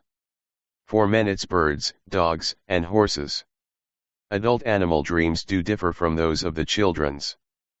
In children there are more in proportionately frightening animal and insect dreams, jungle creatures, bears, alligators, and spiders among their nightly dreams. The same is true of those primitive adults among the North American Indians, South Pacific peoples, and among the Australian Aboriginals. Animals are important dream characters for both adults and children, for according to Jung they possibly represent archetypal symbols. When looked upon in this manner, we find the representation of animals in dreams is traceable to the archaic racial memories in the collective unconsciousness, originating from a time when animals were the actual enemies of man. But as the child grows, other symbols are apt to become more important to his subconscious and represents threatening forces to him. Dreams therefore do represent the mirror of the self, and the use of the dream content in an analysis offers a fascinating look at the structure of the individual psychic within each of us. The people of the Malay Peninsula generally discuss their family dreams at the breakfast table, every morning. They try to determine what positive actions that might arise from these dreams of their individual family members and action upon them. The family assumes that the dreamer creates mental images of the outside world as part of some adaptive process. As many of these dreams or mental images are negative, the natives believe they can cause mental illness or hostility if the dreamer allows them to become a part of his consciousness. The child who dreams of a monster must be taught to kill it, or at least attack and drive it away. If he does not do this, he is liable to be plagued with the monster for the rest of his life. If he does not do this during the first dream, he must try it again on the second night in his dream state. In all, the family members must see to it that their images and dreams must be expressed during the earliest part of the day, and then they must attempt to neutralize all negative images. If the child finds that he has attacked a friend in his dream, he is directed to talk with his friend and give him a gift. From the positive dreams that he has, encouragement is given him to derive a creative product which will be useful to his own community of relatives and friends. By acting out positive dreams and neutralizing negative ones, the family learns that each member can develop his own personality, social responsibility, and creative ability. The child is taught from an early age that he must realize that others accepts the feelings and thoughts of his inner life. He learns that by expressing his internal imagery, he can integrate his personality, and can therefore integrate his personality as he coordinates his behavior with the social patterns of his family and community. As a result, that small country can claim to have very little violent crime or mental illness in their communities. It may be noted here that the Westerners do not respond to dreams as socially important, but they should be. The social neglect of the side of man's reflective thinking when the creative side, or process, is most free seems to be somewhat poor education. This is the very thing which the Eck masters have been trying to get mankind to do all these centuries, but only succeeded with the small tribes in the various places on the globe. Dreams are a primary way of thinking that guides the mental activity in early childhood. If any parent is watching the dream state of her child, it will become apparent that this is one of the most valuable ways of understanding what the psychology of the child may be, and will be a guide for the future of the growing youngster. The information bank, which dreams help to form knowledge about the psyche of the child, is more than available, and of course the only guide by which the child's life may be steered toward adulthood as an integrated person. The complex factors which arises from dreams that may be of emotional nature brings out new ideas in how the child may be guided right toward being an individualized person. Therefore, it means that the mother and father will be able to have a guide by which they can grasp to understand their child's deeper nature. But alas, dreams in the West are relegated to something for fortune tellers and occultists who are more interested in what's in some client's purse than what's inside his head. It is very interesting that as a student, Niels Bohr, the physicist, had a vivid dream of which he found himself on the sun, that was composed of burning gas. From this point he found certain things happening about the sun and the planets around it. When he awakened, it was realized that he had found the model of the atom, and much of the theory that forms the basic foundation for atomic physics came from his dream. James Watts, the English inventor, who had a problem with lead shots for shotguns, dreamed one night about being showered with tiny pellets. He was trying to make lead shots by a costly process which involved cutting or chopping metal. The dream about the tiny pellets showering him kept recurring nightly until one day he awakened to grasp the idea as meaning that molten lead would make a cheaper and more ideal pellets for shotguns. The Hindus took an interest in dreams from the earliest times. The Vedas, which may have been written sometime between the 15th and 10th centuries BC, and the Upanishads testify to this. There is a treatise on dreams in the 68th Parasishta of the Atharva Veda which is very extensive. This treatise includes long lists of favorable and unfavorable dreams, so that comparative study of the positive and negative meanings or dreams by different ancient civilizations could be very instructive. Some of the meanings of the dreams have been put down in broad terms. The images of aggressiveness and power, in particular, were favorable. If the dreamer sees lances, battle axes, flags and swords, he would have happiness in his life. The Freudians were to later say that such symbols meant virility, which was for the dreamer to assert himself. Also, the meaning of dreams in which there were violence and blood were favorable to the dreamer. Even loss of limbs, ears, or hands in battle were a good omen to the dreamer, but if the loss came while he was in a state of passiveness, it became an ill omen. The interesting part of the Parasishta of the Atharva Veda is its remarkable attempt to interpret images of dreams with reference to the personality, or at least the temperament of the dreamer. This also occurs in Hippocrates' treatise on dreamers, but his works are later than the Atharvaveda and its purpose is medical. The Hindu treatise devotes a whole chapter to the subject of dreams, as well as placing temperaments in an astrological perspective and in relation to specific planets. It claims there are 3 types of temperaments, and dreams will be in accord with the different ones. These 3 types are, the bilious under the sign of fire, the phlegmatic, under the sign of water, the sanguine or aerial, under the sign of air. During the 5th and 3rd centuries BC, the Chinese rulers had a way of imprisoning the interpreters of dreams at the court, should these unfortunate analyzers give an unfavorable explanation of their emperor's dream. The theory was that if the interpreters could be held in prison, then the dreams would not come true. We also find that the I Ching, the famous Chinese books of change, forecasts are made with a time limit. If a certain circumstance takes place, such an event would take place in 3 years, or 7 or 10 years. There is a foreseeable lapse of time between the sowing of the seed and the flowering of the event. This is the way that the dream state often happens, for the dream is sometimes the precise seed, or a sort of seed which has psychomotor effects. Like the emperors of Chinese who wish to stall the results of their dreams by imprisoning the interpreters. In one case it's found that the negative results of an emperor's dream was stalled for 3 years, but when the interpreter was taken out of prison and allowed to give his explanation of the dream, the ruler died on the spot. This is a very interesting idea which we are now discussing, that is, the ancient dream interpreters were concerned many times with the knowledge that too often an explanation would bring swift retribution to the dreamer. They were experts in such knowledge of time lapses between the seed planting and the harvest of the dream. This was a knowledge held only today by the Eck masters, who are aware of the method of suspending the effects of bad dreams. It is done often by secret rites by the living Eck master after receiving a report from one of his chelas who is experiencing bad dreams. Some of the ancients' dream interpreters advocated that to get rid of a bad dream was not to tell anyone about it, and it would not bear fruit. This is a good observation, for the word, the fact of telling is the beginning of the action, the realization of the dream. Not to tell keeps from planting the seed of the dream in the external world.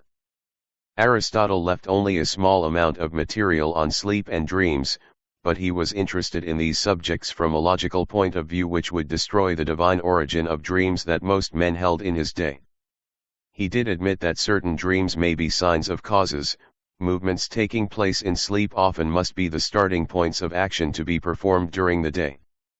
This has been found to be true, but only because the idea of these actions has already been prepared by images which came during the day, and prepared the mind for its night actions. Modern psychotherapy, of itself, claims to make the dreamer acquire consciousness of the meaning of a dream in order to restore to him only the materials useful to him in his daily life. It believes in the liberating value of acquiring consciousness.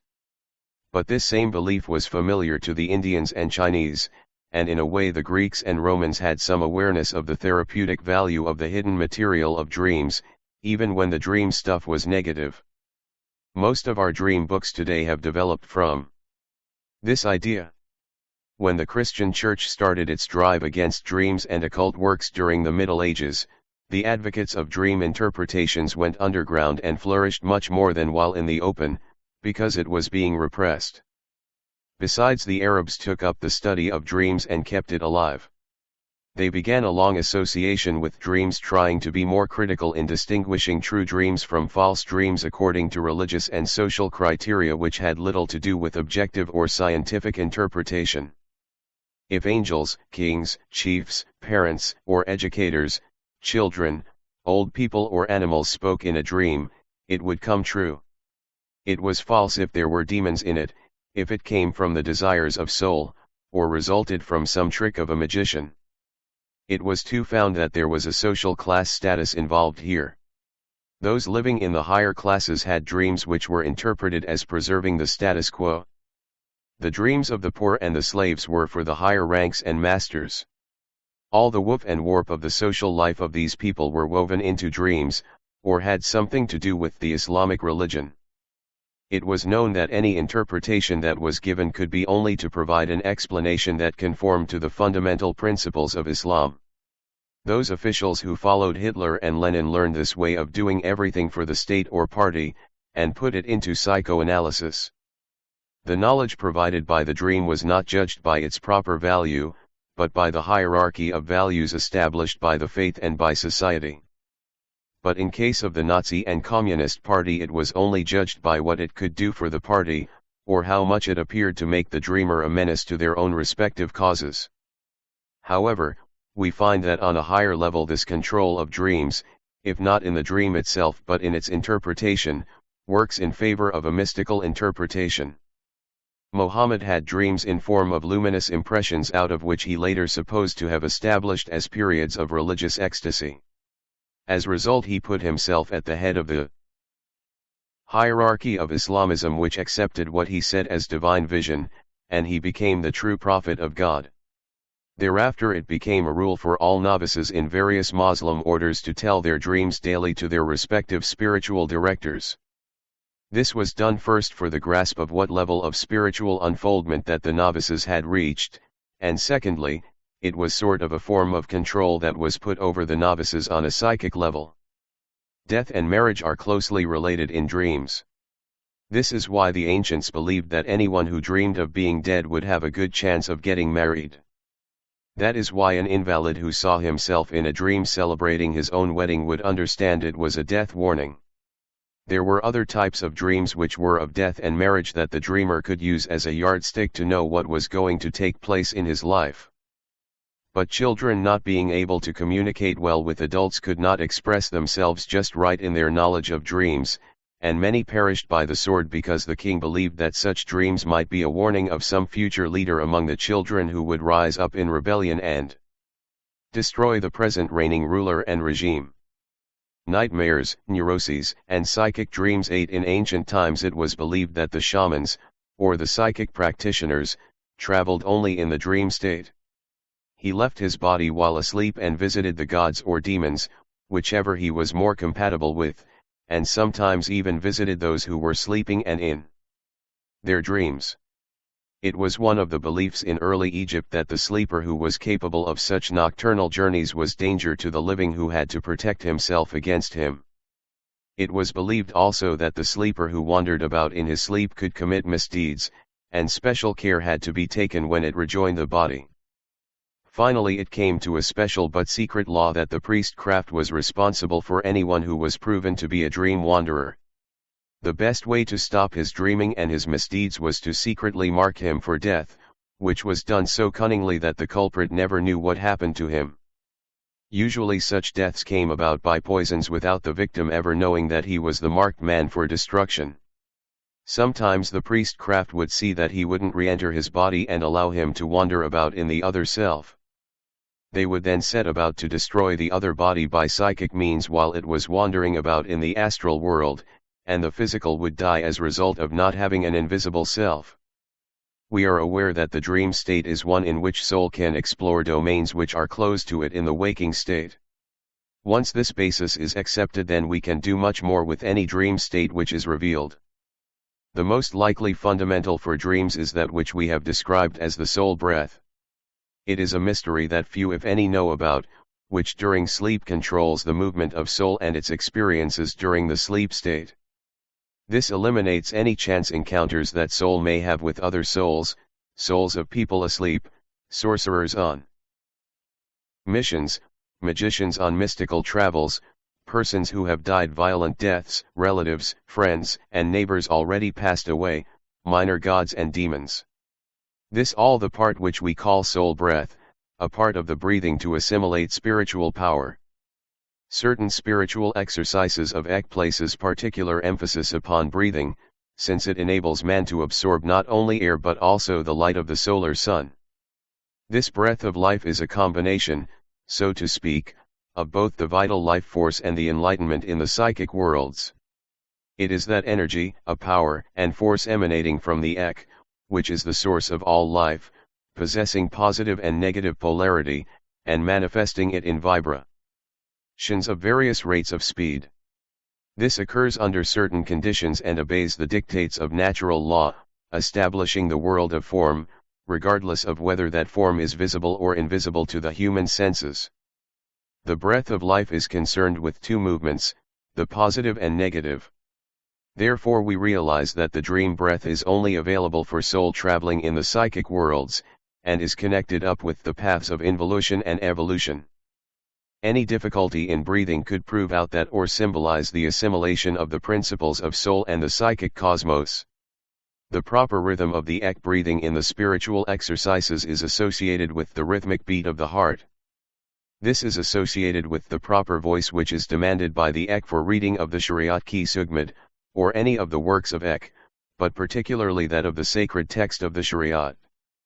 These breathing exercises will be used with the chant of the Hu, which is the word which the followers of Eck-Ynari use for the Sugmad, or God. It is a secret word which has been kept hidden all these centuries in order to get great results. The breathing exercises are done just prior to going to sleep while lying on the bed in a comfortable position. When anyone is ready for sleep and wants to travel in the other worlds with the Mahanta, the living Eck master, he must have his night clothes loosely adjusted and lie under a cover that keeps him comfortable, neither too cool nor too warm. It is best to have as much quiet as possible and not be subjected to noises from the outside. A window should be open partly to receive fresh air and be helpful to the proper breathing and chanting of the Hu. Next, one should set his mind at ease to slow down any tensions and fill it with pleasantry of landscapes or things of similar nature. If at all possible, do not put people or animals into these sceneries.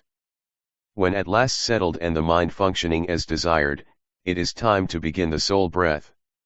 This is done in the following manner. If the individual desires to travel in the physical world of dreams, he must take 2 fairly deep breaths and chant the word Hu twice. Following this, he mentally counts to 4 and does his breathing over again, followed by chanting the word Hu. The chant will be silent with the lips closed and mentally to oneself. It will be a long, drawn-out mental sound such as a rolling word HUUU. Do it one more time and halt and lie quietly, for sleep should come quietly and quickly. Very soon the Mahanta, the living Eck master, will be standing at his side beckoning him to follow as he explores the far places of the physical world.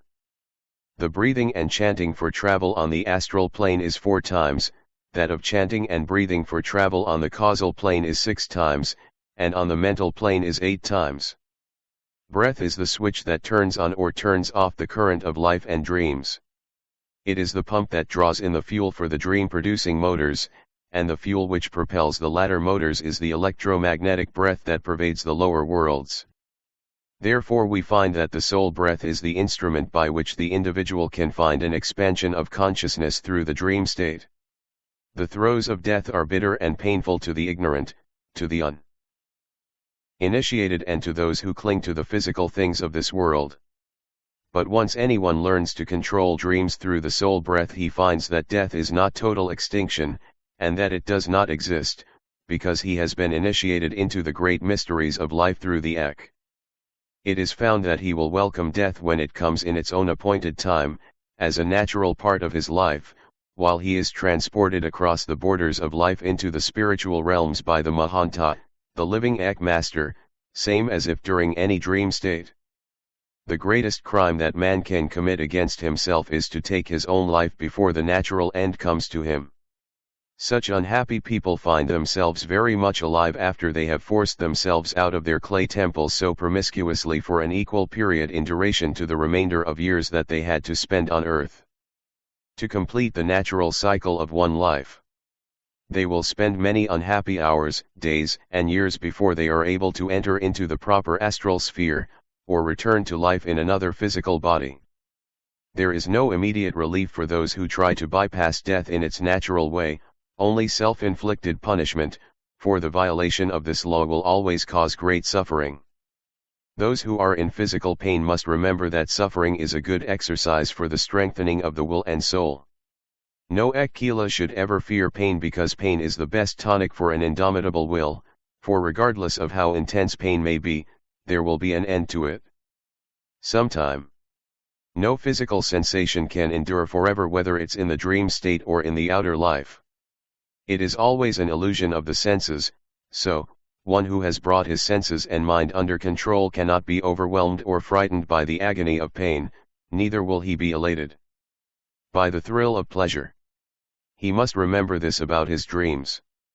Aristotle challenged the divine theory of dreams. He believed in neither the divine origin of dreams, nor the sleeper's participation in the life of the universe. Nor did he believe in the autonomous activity of the wandering of soul during the sleep of the physical body. He could be compared to the Buddhists who have a similar theory about dreams, but he did try to work out a theory about dreams which was related to some ideas about the intake of foods. Perhaps this is why the Buddhists do not wish to have food after a midday meal. It could be that they are right about food disturbance in the body and causing certain types of dreams. It is known that those who eat heavily just prior to sleeping often have disturbing dreams. Just opposite this theory was the Christian restriction that the interpretation of dreams belonged to the priests or to those who had been appointed to such an office to help the individual that came to the church to ask about his dream. Whether anyone realizes it, dreams and suicide generally go together, that is, one follows the other. Those who are most prone to suicide are free thinkers, followed by many who are in orthodox religions. Most religions preach against suicide, however, it seems it has little bearing upon certain followers of respective faiths. However, the free thinkers are usually not logical in their thinking and base their inner life upon some premise that they are free to think in any direction chosen. But they do not realize that so many times that they come in conflict with their childhood faith. This presents a conflict which most of them have, and not understanding this fall into a severe trap which could keep the individual in a disturbing mood regardless of how much his outer appearance may not show. These conflicts go into the dream state and bring about dreams of impending doom. Such states of dreams often leads to terrible depressions and self-destruction. Such states are generally named as nocturnal terrors, and are in a sense what Innocent III, the Pope in the 13th century, described as so terrifying prior to his interview with St. Francis of Assisi. When one gets to these states, it's best to seek out the male. If not, the next best is to find one of the higher initiates, such as the Matas, who are the 5th initiates in Eck-Ynari, or the Shraddha, the 6th initiates, and maybe the Bhakti, the 7th initiate. These individuals are high enough in Eck-Ynari to either analyze a dream or pass it on to the Mahanta, the living Ek master. Enlightenment is the one thing which will resolve the dream state and keep it from bringing about some deep neuroses to the individual. But all too often such dreams of terror and unhappiness are only opening channels for the lower astral entities to attack the dreamer, and cause not only confusion in his life, but those who are around him. Freud said that dreams have meaning. This is true, but not all dreams are meaningful, and those which are not could be classed as a potpourri of things which apparently come out of the unconsciousness as a stream of junk just to be rid of, as any garbage might be. We sometimes find that those who are members of a church which requires confession, that the confessor will be he who is giving out part of that subconscious which makes up the dream state. We can better estimate the extent of such confessions to be a semi-dream-like fragmentary of wishes, ideas, and partial views of the future. If one would take the time to sort out these dream-like confessions, he might find that there is really a sequence which might work out to be exactly like a dream state. However, most of Freud's interpretation of dreams were put in the terms of sexuality. His most brilliant student Jung did not dispute Freud, but he added to this by stating that dreams should be interpreted through psychic energies. It was through symbols that he discovered such were innate and universal, and created certain psychic structures known as archetypes. This meant that the symbols were original states of ideas and thoughts. Above all, he tried to find the final end, the function, and the goals of dreams instead of their causes. He denied the fact dreams were the root causes of everything, but reduced them to the status of a component in unconscious urges and drives in man. He also said that the religious urge in man could not be authentic until he had satisfied his instinctive needs such as hunger, sex, and shelter against weather conditions. Jung worked with the idea of dreams on a free association basis. He asked free associations to be confined to the immediate context of each dream image and not to ramble about complexes of the whole dream. Sometimes the difference between the two foremost pioneers of modern psychiatry causes amusement and wonder. It could remind us of the story told about the old Roman augurs, those who were the ancient prophets of those emperors of Rome. They analyzed dreams, foretold the future by the stars and the bones and innards of animals. It's said that one augur could not look at another augur without smiling. Each in his own mind did not believe the other was practicing truth in his prophecy with the emperor of their own times. Jung does not believe in the Freudian censorship, but in the archetypal images of the dream. For him the dream does not disguise. It is not a facade, but is wholly itself. He firmly believed in the innate, inherited structures which express themselves in dreams by this archetype. He confirmed in his own thinking that which is archetypal is universal, thus Jesus, Mohammed, Hitler, Stalin and de Gaulle corresponded to the archetype of the Savior, the Messiah, the strong man. Dreams are often the results of what you eat. They are affected by the digestive system which may be in process during the late evening after a midnight snack. It could also be the results of an upset stomach, or that certain foods like turkey and chicken take up to 6 hours or more to digest in the stomach. Such dreams arising from the effects of the digestive system on the body are mostly those of body problems. For example, something is terrifying the dreamer and is going to do him bodily harm.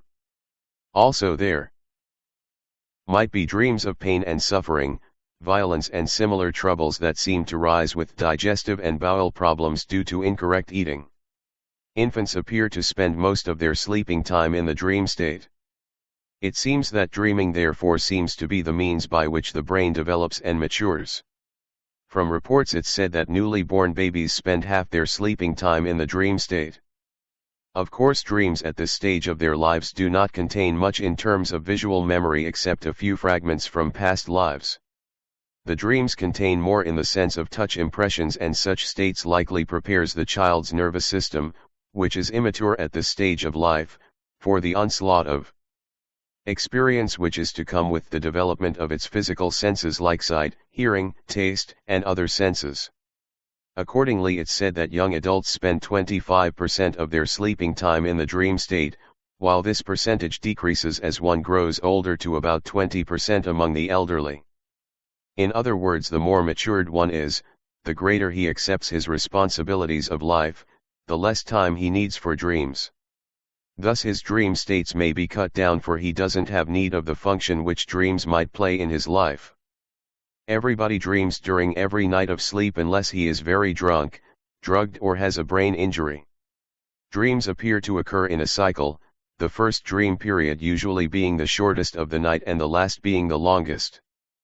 The person who claims he doesn't dream merely has no memory of his dreams. However, those who claim they don't dream would lie in bed relaxed for a few minutes each morning. The final dream of the night would often come back to him. Some people fail to remember their dreams because they do not want to remember them for unconscious reasons. Recurring dreams can be the result of several causes.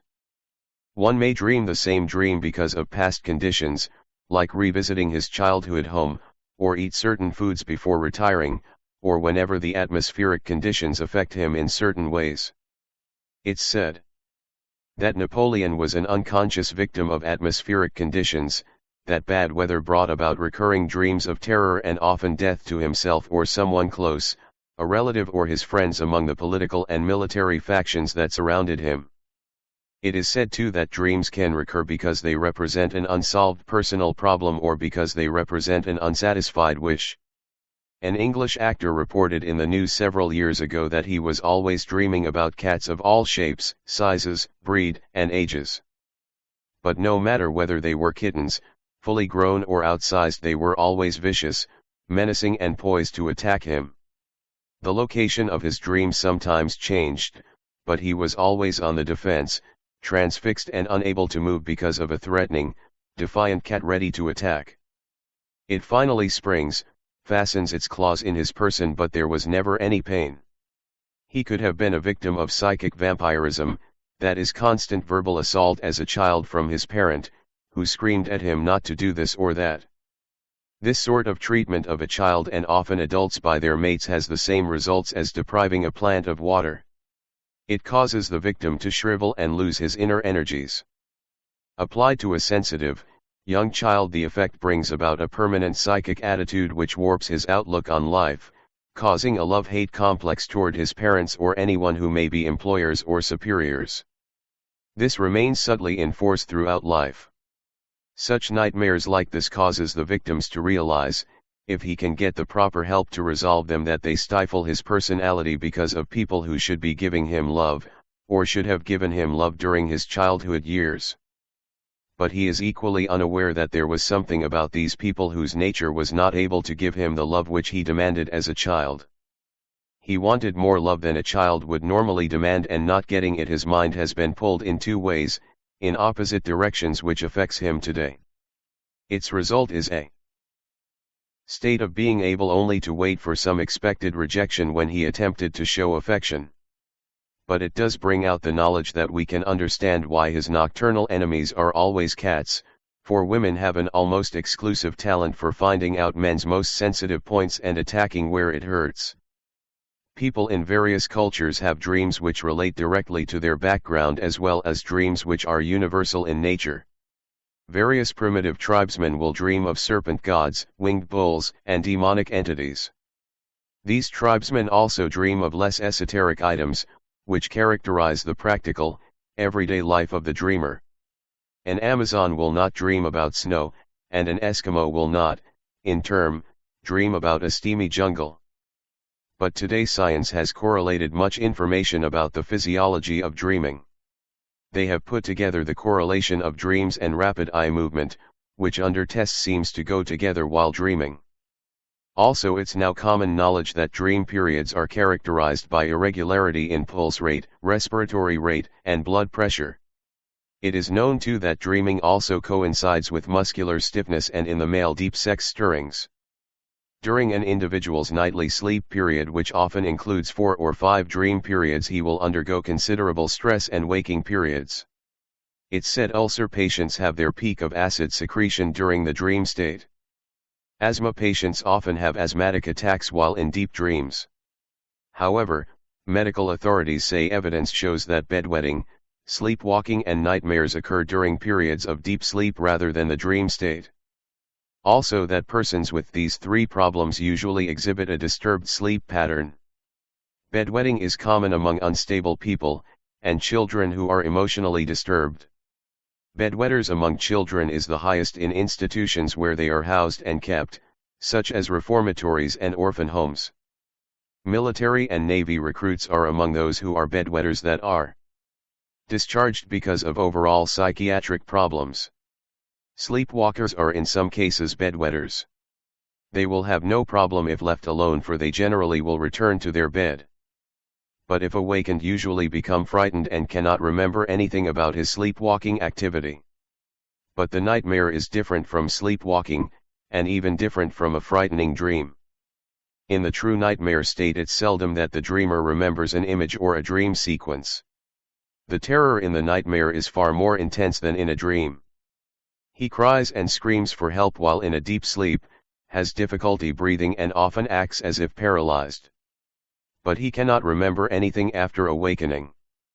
Blind people do not generally have the visual sight in dreams, especially if blind from birth, but they can smell, taste, hear sounds, feel the touch, and have emotional feelings.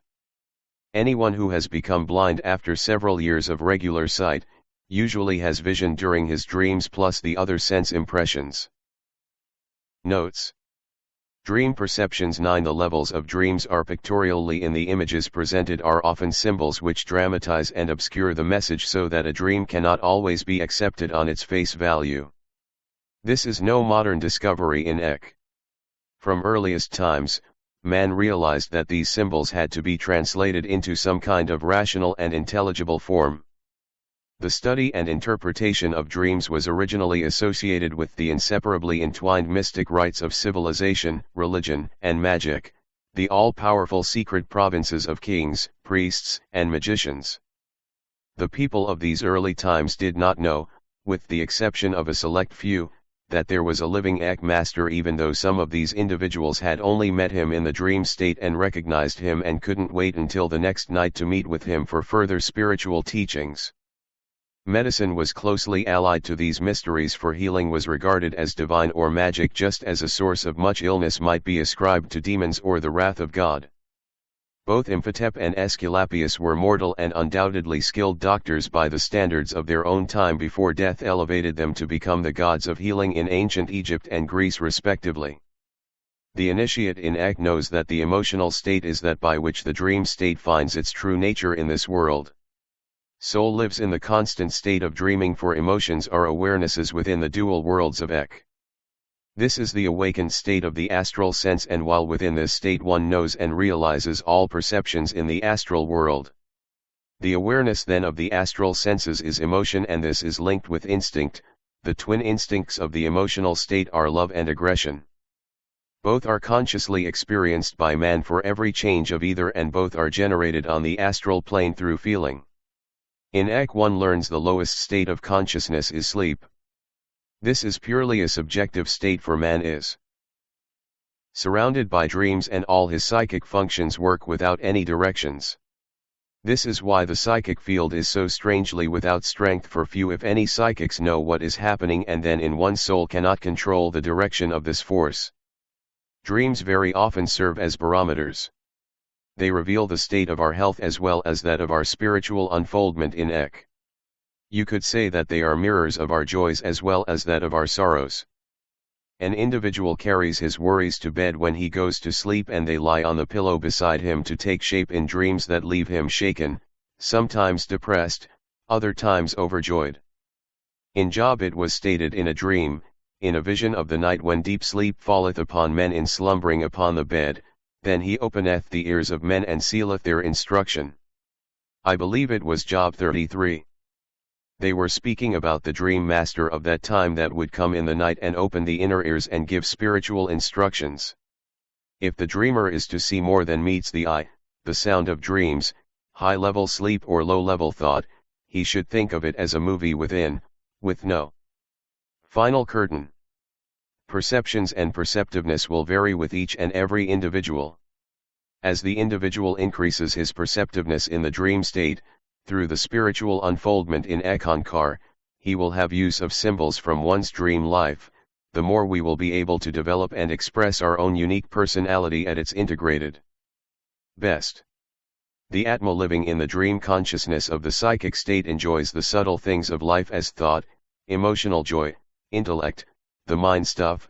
All of this is essential for the bodies of the psychic world, the astral, causal, and mental planes. When soul takes mastery over these states through dreaming, it becomes the supreme ruler of its own universe with the guidance of the dream master. The divine dreamer sends out its dreams to man via the Mahanta, the living Eck master, in all its worlds. To arouse souls in each individual in their sleep state to seek once again the heavenly kingdom. The Kal Niranjan sends forth its illusions via the negative channels to offset the divine dreams. It is hardly ever successful, for the Ek-Kila is given protection. Therefore, dreams are part of the emotional states of man. He lives either in the Ek emotions but hardly ever in the neuter or the non-attached states until he has gained the spiritual understanding, but the dream state is real to the true dream of the Matas, for the living Ek master sees that it must be of truth. Very few believe that dreams are mainly of the emotional fabric of life. This emotional state is originated on the astral plane, hence the initiate of the first circle of Ek is that the astral plane emotions are experiences rather than behavior, as the material and mental scientists of the physical world have led man to believe. The mistake made in the world of physical sciences is that emotion is originated on the mental plane and therefore subject to the realm of thought. This is not true, for emotion is not a mentalist's phenomena. Therefore, the Eck must work at the plane of feeling instead of thought where the emotional state is concerned.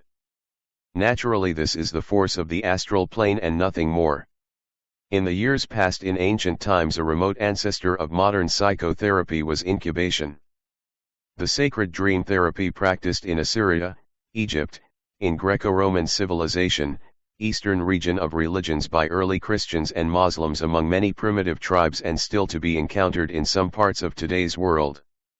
In Japan, the sick sleep in temples dedicated to the master of healing and claim that he visits them in their sleep in the guise of a monk.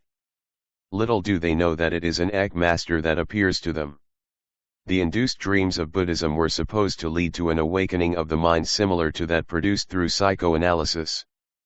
In the ancient times, afflicted people went to sacred temples, caves, grottos, groves, or springs where special priests induced sleep with ritual incantations and drugs. During a dream, the god would appear and indicate a treatment for the illness. This still takes place in India, Nepal, and the Gobi Desert. Originally, the priest ordinarily recorded the dreamer's experiences. Interpretation evolved with time by doing so. Healing depended more on the fact of a dream occurring rather than any subsequent medication. One might describe it as a form of faith healing based on the inherent wish of the dreamer to be cured and surroundings especially sympathetic to illness, as the majority of problems seem to have been of sexual nature. Incubation was often considered the cure for sterility. The Roman world held all forms of divination in great esteem. There were plenty of accounts of dreams relating to the deaths of emperors. Julius Caesar's wife, Calpurnia, is said to have dreamed of his assassination the night prior to his murder. Nero seems to have been afflicted with unpleasant dreams suggesting that the imperial mind feared its body might come to a nasty end. Many of the modern thinkers on dreams do not believe that, as the earlier belief was that one can be helped and assisted in predicting one's future or be warned in the dream state. I have used my dreams in many ways all my life, not only for visiting different areas, different places, different worlds, but whenever something very negative was to take place or would take place, I would be shown by the dream master and warned in the dream state, and there is no one to convince me different because I know from experience. It has happened too many times, and whenever I did not heed the warning I would be caught up in it and suffer the consequences. You will find that by keeping a record of your dreams you will learn to analyze your dreams much better than any dream analysis ever could, because it is happening to you and with you. Not only is an Eck given spiritual guidance and is taught in the dream state, but is given warning showing things he should watch out for. Do you forget your dreams? Why is it that some people wake up with a dream in mind almost every morning while others claim to dream no more than once a month, once a year, or never? The Eck masters know that people do not differ in the number of dream periods they experience each night of normal sleep, and that the non-dreamers report almost as many dreams on experimental awakening as dreamers. This led dream investigators for many years on a merry chase. Their conclusion was that the apparent widespread differences in dream activity must be variations in the memory of dreams rather than differences of dream frequency, and they now refer to those who recall a dream less than once a month as non-recallers, which is wrong, and all others recallers. How does dream forgetting and personality tie in with the difference between recallers and non-recallers is more a matter of the psychological characteristics of their personality than their depth of sleep or the way they wake themselves up. The major factor in spontaneous recall of dreams appears to be the fortuitous wakening directly from a dream, either during the course of the night or just prior to rising in the morning. Usually a sleeper does not awaken often during the course of a normal night's sleep, which means that most dreams are never brought into waking consciousness and therefore are never remembered. The only way that sleep and dreams are handled is through the direction and guidance of the living Eck master. No Eck-Kila is given freedom in the dream state, for he must be led by the living Eck master through the levels of dreams until reaching the state of Eck-Shar, consciousness of the higher worlds. If he allows himself to be guided by the living Eck master, there of course is the opportunity to study the Shariat Ki Sugmad directly in the 7 temples of golden wisdom in the god worlds of Eck. There is a connection between the dream state and the waking state. The dreaming is put together from the material taken in during the awakened state. Dreams are often part of the unconscious memories and need careful analysis in understanding. The literal interpretations of dreams are too often misleading. What the world of beyond is telling the sleeper has no parallel in this world as a rule. Anyone who has training can dream consciously, for when he dreams and is conscious of the process, then he learns to see how this waking state is also a dream, just as in the dream state any Eck-Ynari can learn to manipulate the environment, do anything he desires, simply by the knowledge that it can be done. Also in this waking dream state he can do the same when he learns the techniques of doing it. As you develop consciousness in your dreams you can produce any change you wish. However, when you are aware that you are dreaming and that the fearful dream image cannot hurt you unless you let it, it becomes much easier to be unafraid. Belief that dream images can only hurt the dreamer as long as he lets them, so you see belief plays a very important part in the Chella's dream life. One must not be afraid of the dream images. One finds the common denominator of abandoning fear of dream images is an important aspect of developing control. Confronting a negative image, conquering it, may not even be necessary if you become conscious and have the perception that you are dreaming and that dream images cannot hurt you. Become aware of your dream state and you can abandon fear of any dream image. To gain perception of the nature of the dream state, transmuting the content of dreams and fully realizing that dreams are illusion.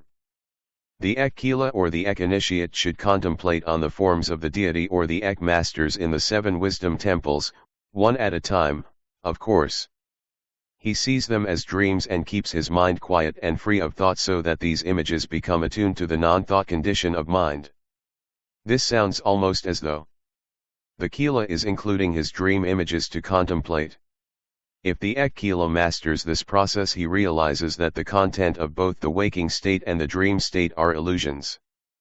So you see to abandon fear and to face the images no matter how terrifying and to go forward, advance towards the frightening dream images, conquer them, for the Eck-Kila has the guidance of the living Eck-Master to assist him for the Eck-Chella's spiritual guidance at that moment of time.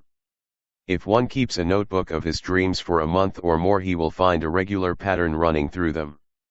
In doing so you will find your dream life can provide you with marvelous gifts, creative products, delightful adventures, increased skill in coping with waking life, understanding the principles of the spiritual life in Eck, and a personal laboratory to develop any project of your choice, be it in the creative arts or some other field, chemistry, electronics, etc.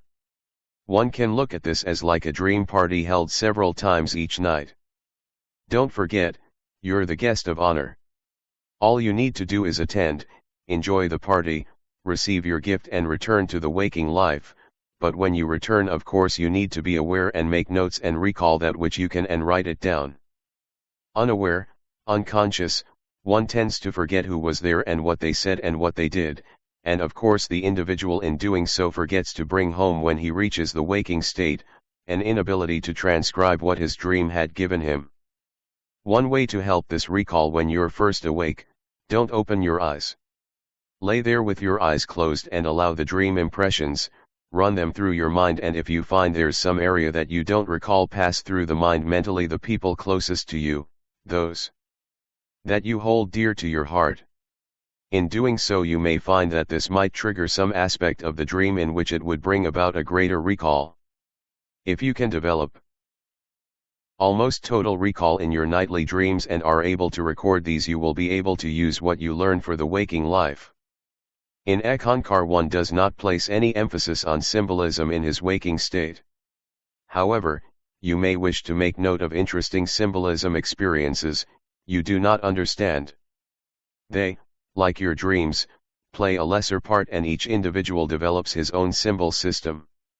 Before going to bed at night, plan to remember whatever dreams comes to you and place a pad and pen or pencil within easy reach of your sleeping spot. Build friendly figures into your dreams such as the living Eck-Master, evaluate the ones that appear spontaneously, respond to them in friendly ways during your dreams. Call on the Dream Master if needed, also call on your dream friends, those that are close to you, those that you recognize when you need them, and do make them part of you. Lucid dreaming, a feeling of consciousness during dreams, is one of the most exciting experiences a person can have. You can develop the skill of lucid dreaming from a brief flash of awareness to prolonged dream adventure. As you learn to recognize free lucid moment, you can test your dream experience and go into lucid dreaming. Frightening dream experiences, incongruities, or a strange dream-like quality can alert your critical thought process to the point that you realize you are in the dream state. You can learn to easily alter unpleasant dream experiences as they occur without having to escape them by awaking. To hold on to lucidity, you need to maintain a delicate balance between not becoming too emotional and not forgetting that you are dreaming. You may be able to maintain, as the Eck masters do, consciousness throughout the transitions from waking to sleeping to dreaming to waking again. The Eck masters use a high consciousness during the dream state. You need some degree of dream consciousness, perceptiveness, to recognize that you are supposed to confront danger rather than run, in your dream, or to recall that you intend to look at your hands, in the dream. Lucidity is unimportant in many of the dream systems that are taught and hence may limit their usefulness. You can shape your dreams without high Eck consciousness or expanded consciousness, but the more aware you become of your dream state while you are in it, the more you will be able to actively relate to it and use it to your benefit for your spiritual unfoldment. Become conscious of your dream state developing through the dreaming, for it takes practice to develop the necessary attitude of behavior before and after dreaming, so that awareness of previous intentions comes back to you during dreaming. It has been found that children needed an average of 5 weeks before a self-suggested dream appeared. Some children were able to produce the desired dream in 2 weeks. This will vary greatly with each individual because of their awareness and their spiritual understanding. During the sleep process there is a rebalancing of chemicals, life forces, and a general readjustment not to the body alone but to the various bodies of man. The Eck masters and those of the higher initiations in Eck-Ynari live on such a high level of understanding, so in tune with the cosmic spirit of Eck, that they can operate on a work level from 19 to 20 hours a day and not be fatigued. 3 or 4 hours of sleep is all that is necessary for them. They live a full life yet work on a relaxed level. They do not carry the burdens of the mental strain but have long since learned to cast their load into the cosmic stream of Eck and rest in God. The dream state is practically the same as the no-mind state that one has in deep trance, all barriers set aside and the subtle body has free access in leaving the physical body to roam about in the astral and mental planes. Normally this inner body will not get far away from the physical self because it doesn't trust itself in the other planes, particularly alone. Of course the tusa, the soul, can get into the real planes where it has no body and receives the great illumination of God. This has been known to occur to many of the Christian saints who struggled for years to receive this light of God only to have it come while in the dream state. They all expressed that it was God taking them out of the body and lifting them into heaven. This is never practically true, for one may escape the physical mesh when everything is relaxed and the eternal body is in a deep sleep. In a way, it can be compared to the hypnotic state. The Karen master, whom we know as the dream master, has control of the destiny of many by the dream state and can change the course of nations, history, and the fate of many. He works closely with the lords of karma. All of the individuals who are seeking spiritual unfoldment learn sooner or later that the dream teachings are important and of concern. Those who step on the path of Eck find this becomes true for them more pronounced than the uninitiated. We have learned that we can develop your dream control by keeping a careful diary of your dreams, working with it before and after dreaming, and learn from yourself the most important goals to achieve during your dreams. Are developing dream friends. The Eck Master is one of the greatest friends you'll always have. Becoming fearless of dream images and becoming conscious of your dream state. As you become conscious during your dreams, you can create more dream friends and become totally fearless of dream enemies. Once you are fearless of your dreams, you become free to use them in any way you decide. Anything becomes possible.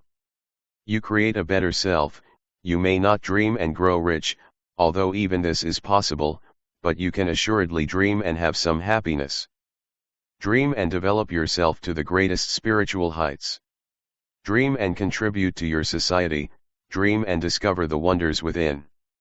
For the Eck-Ynari who gains control of the fearful dream images finds that through the study of his dreams and recording them, as he gains greater awareness and perceptiveness of his dreams, that the living Eck master will use the dream state to warn the Kila of some coming event, for as the Eck initiate gains a greater awareness of himself through the dreams and has control of them without the fear of any of the dream images, they become less important. There are 4 types of dreams as we know them essentially: the projection, causal, memory and spiritual. You'll find eventually that the control of dreams and sleep will release us from illusion and take us closer to God. Many of the mystery schools down through history have taught that if we could understand the mystery of sleep, freedom would be automatic for us, but it raises the question of why man sleeps. It is but a habit, and man has made an agreement that it is necessary for survival, but this is not completely true, for most of us sleep too much. It is mostly a very convenient way of escaping from this world of reality. These dream teachings are sometimes in color, but as a whole black and white views. Also often one can have the ability of seeing and talking to the living Eck master in his dream, or he can hold conversations with those whom he knows are deceased and in the other worlds. Sometimes he is in the action of the dream, and then sometimes he is also a witness of what is going on around him. But in all he is generally aware of the whole action which is taking place in the dream. Then again, some will remember their dreams and some will not, but it should not be discouraging if there is no recall upon awakening. The teachings of Eck via the dreams are given by the various Eck masters of the ancient order of the Vairagi, who are in charge of the different books called the Shariat Ki Sugmad. The living Eck master escorts the aspirant to the temple of golden wisdom in which the Shariat is present or is located for study under one of the adepts who supervises such divine learning. The Kila can be taken to one of the 7 temples of golden wisdom in various planes in this world and beyond. The Kal uses the physical senses to establish doubt and skepticism in the individual's consciousness. The living Eck master goes around this by teaching the initiate in the sleep state so that he is open during this time to the subjective works of Eck. Gradually he is built up until the initiate has reached that level whereby he knows what is being received in the dream state is truth, and therefore ready for the teachings in the conscious state. The initiate of Eckankar must want the dream teachings in a sense, or he will not be able to have them. This desire is sort of a balance. He should not be craving these teachings, or they will not be given him, nor should he be completely indifferent to them, for the same results shall occur. But he should have a desire that is natural without neither being too great nor too little. It must always be a neutral state. This is the only way to have a clear vision and clear head when dealing with the spiritual studies of Eck. The strangeness of gaining a greater perception in the dream state is that the recipient is never sure of himself at first. He does not quite know if he has been awake or asleep, and this is sort of a state whereby he seems to be in a half-awakened state. He feels as though everything was so real that his physical senses were in use by touch or the perception in the world of outer reality. He awakens knowing that something has happened but not sure that he has been asleep. We find here that man's perceptions are not bound by the organs of perception. He can perceive more than the senses can discover, provided he allows himself to do so. At night when one retires, it must be expected that he is going to dream consciously, or allow the Eck dream master to take over and see that he dreams of whatever is vital to his spiritual growth. It will likely not happen during the first few times, but eventually, as he drifts off to sleep, the expectancy of finding his own dream state to his liking, it will be found that he is conscious of the fact that he is dreaming. In Eck, if anyone wants to learn to consciously to move into a new or higher plane during his dream state, he must become conscious of this sort of state in the beginning, or ask the living Eck master. Then he anchors his attention on some solid object in his room, or if it doesn't work, tries putting it on something in the dream state, such as the living Eck master. While he does this, he gives a command to awaken, and as he anchors onto this object as a point of concentration, he will find himself rising as if there were veils of consciousness into a new plane just as solid as the physical. If he should fail to maintain his concentration on an object in the dream, he would lose his concentration and sink into a dream state and become awakened in a natural way. A question that comes up with the person who is trying to do this experiment: what should I do if I am consciously dreaming or on a different plane and want to get back into the awareness of the physical body? There is always the basic rule to follow: assume with the sense of feeling that you are in your regular physical body, and this will be at once. When one learns through the ability to manage his dreams that those experiences in this state can be changed. If some dreams bring about fear and others unpleasant experiences, we do not have to accept them, they can be rejected by changing our outlook on them. This can be handled without difficulty even though one doesn't think of it being unusual. The living Ek Master is always standing by in case Akila fails in his attempt to make the change if he is called upon. It is then that he, the living Ek Master, steps into the light of the Kila to help him change his dream state. Once you learn to dream consciously in spirit, it will break the belief in limitation, if soul wishes to bring out that part of itself in knowledge and truth, because it is omnipresent, omniscient, omnipotent. There is a way of giving help from the outer consciousness when you go into sleep relaxed and agree within that upon wakening you will have an answer to whatever it is you desire. Upon wakening, it is found that it will be in the forefront of your thoughts at the moment of slipping from sleep or vice versa. There is a moment when you are open to truth and in direct contact. It is at this point that soul will reveal the answer. Learn the value of contemplation regardless of how many initiations you have, just before retiring and soon upon awakening. It is to your advantage that at these points of change in consciousness that we find a good time to contemplate. Therefore, the problems will be taken into your sleep state to cause them to penetrate deeper into the human consciousness and become fixed. On the other hand, if you do your contemplation periods every morning or that of the spiritual exercises, you will be able to start the day right by moving into a higher awareness. It is possible that the ability to remember one's dreams may be different in the different stages of sleep. The short-term memory of dream events is a fragile thing. Who has not awakened sure that he has just had a dream but not at all sure what it was about? Human characters play the leading parts in the vast majority of dreams, and if they are people who are very close to us in everyday life, husband, wife, lovers, parents, or our own children, they are likely to represent anything other than themselves. In such cases, the meaning of the dream depends on what the character is doing, what we are doing to them, and the general situation in which they appear. The question is to be asked in all cases is, what does the dream tell me about my present feelings or thoughts about this person? Always write down not only the dream but what your thoughts were and feelings about it and that which you have encountered in the dream. Whatever you wish to do in your dreams, you can do, whether it's expanding your consciousness and gaining greater recall of the teaching at the Golden Wisdom Temples. Especially as you develop dream consciousness, you can experiment. You can practice whatever skills you wish while dreaming, and they will carry over to your waking state. You can overcome your fears, you can pick whatever matters to you. Plan ahead or decide during the dream what you want. It is an open system.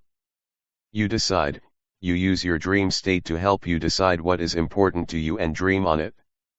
There are many rhythms in this world waiting for music and words to be written to them. Most creative people don't know that it is possible to deliberately evoke creative dreams. Many people have heard Sri Paul Twitchell talk about how the individual is able to develop himself in the creative areas such as music, dance, poetry, etc., or learn to play an instrument in the dream state. As one builds this perceptiveness, he finds he has control over his dreams to some degree. A principle for developing this Paul Twitchell wrote about in The Flute of God, that the would-be dreamer occupies himself with the subject he wishes to dream about, often up to the last few seconds before he falls asleep. With the principles of dream control and applying them, you can shape your dream state into a supportive and helpful level of consciousness through the Ek. Each Eckist knows that he has recorded within himself in a way not yet clear to scientists every experience of his lifetime. Whatever events have been seen, heard, touched, tasted, smelled, or sensed in any way by the receptors of your body since you were conceived, have traveled through your nervous system and been recorded in your dream.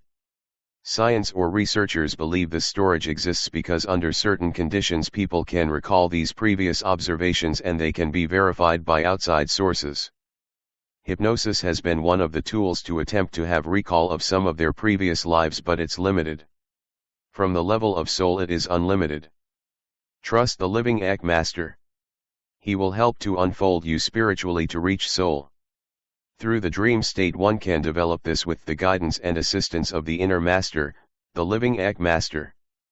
When you have a dream that you understand, you are in a favorable position to examine the interaction you have had with the dream master. Your dreams are not dull because you are interested in them with a feeling like waking consciousness. You experience them as yourself, and you have this freedom to create almost any event you desire. At the same time, your dreams are not too bizarre for you. You have the power to either turn them off or to alter the negative aspects of them. Your dreams become, indeed, a stimulating adventure. You do not know in advance what the dream master will present to you in your dreams, so you're sure to be surprised if not delighted. Nevertheless, you know you can control, stop, or change negative events and evoke positive ones, like the feeling of competence that you may sometimes have in waking life. Unexpected events and frustrations appear, but you know that you can deal with them. Do so and proceed to go about achieving your desired goals. Daydreams 10. In our daily life, it is the parents' responsibility in bringing up their children, that they should teach the child from early age that they must realize that others accept the feelings and thoughts of their inner life should they be expressed outwardly with force. It is their parents' responsibility to set the mood for the child, such as the morning schedule of most homes in the Western world is that the child is allowed to sleep in until just allowing him enough time to wash or bathe, comb their hair, of course dress and get down to the breakfast table, and then ushered out to catch the school bus or to get off to school. Exception to this is in the summertime or during holidays, when the child is allowed to sleep and get up leisurely unless the parents have chores for them to do. There should be enough time allotted in the morning so that both the children and the adults get up and do their personal chores and then have time to read for a half hour or play a piece of music, do their contemplative spiritual exercises before having breakfast and being rushed off to school or work. This sets the mood for the day and will give one a greater strength to overcome any obstacles that are presented throughout the day. Until recently, daydreaming was generally considered a waste of time or a symptom of neurotic tendencies, and many psychologists and psychiatrists branded habitual daydreaming as evidence of maladjustment or an escape from life's realities and responsibilities. If this were true, I would not have reached the levels of responsibility I have as the living Eck master. For most part, they maintain that habitual lapses into daydreaming would eventually alienate a person from society and reduce his effectiveness in coping with real problems. At its best, daydreaming was considered a subliminal drive gratification, a compensatory substitute for the real things in life. As with everything carried to excess, in daydreaming one must keep a balance. There are always those who would substitute fantasy lives for the rewards of real activity, and when these so-called fantasy addicts withdraw from people and can no longer cope with reality, mental health is impaired. But such extremes are relatively rare, and there is a growing body of evidence to support the fact that most people suffer from a lack of daydreaming rather than an excess of it. Man is beginning to learn how valuable it really is, and that when an individual is completely prevented from daydreaming, his emotional balance is rendered precarious. Not only is he less able to deal with the pressures of day-to-day existence, but also his self-control, self-direction becomes endangered. Historically, attitudes toward daydreaming have been much like early attitudes toward dreaming and sleep. For a long time, night dreaming was thought to interfere with the necessary rest that sleep provides. However, modern-day experiments have indicated that night dreams are not only a normal part of the sleep process but also vital to psychological health. The individual that has his nightmares interrupted regularly to quite an extent exhibits emotional disturbances such as hypertension, anxiety, irritability, concentration difficulties. It puts a person under great stress if he is awakened in the night repeatedly for any length of time due to disturbance of an animal or somebody beating on his door regularly, or the telephone ringing at intervals, or situations such as that. An individual tends to panic and become very stressed. Under situations like that, a person's appetite increases tremendously during this period of dream deprivation. As soon as a person is allowed to have their dreams again, all psychological disturbances vanish. For the individual that is under stress or has to work long hours, whether he is a firefighter, or must work to get his crops in and work around the clock for a great number of hours, will find that after being permitted to get some rest, he'll dream considerably more than usual. It is thought a pressure to dream builds up with the occurring dream deficit during successive dream deprivation nights. If dream suppression is carried on long enough, the result is a serious disruption of the personality. Similarly, prolonged daydreaming deprivation results in mounting anxiety and tensions, and many people find that daydreaming will erupt spontaneously, especially during times of stress. It reacts for our nervous system as a temporary shelter to shield us from the icy winds of reality. No sane person wants to spend his or her life in an unrelieved battle for survival, and we are entitled to occasional strategic withdrawals to regroup our forces in Eck. The Eck masters have taught down through history that daydreaming is an intrinsic part of our daily life, and that a certain amount each day is essential for maintaining equilibrium. Daydreaming is an effective relaxation technique, but its beneficial effects go beyond this. Daydreaming significantly contributes to intellectual growth, powers of concentration, attention span, and the ability to interact and communicate with others. It has been known in Eck that the person who is sick, who is easily engaged in fantasies, usually responds more quickly to treatment and is better able to cope with life's frustrations and crises. Take for an example with school children, they have improved concentration through daydreaming. There is less running around, more happy feelings, more talking, playing in the group, and more attention paid to detail. This is especially true of Eck children. This stems from their spiritual exercises, and daydreaming is a form of contemplation but with the eyes open.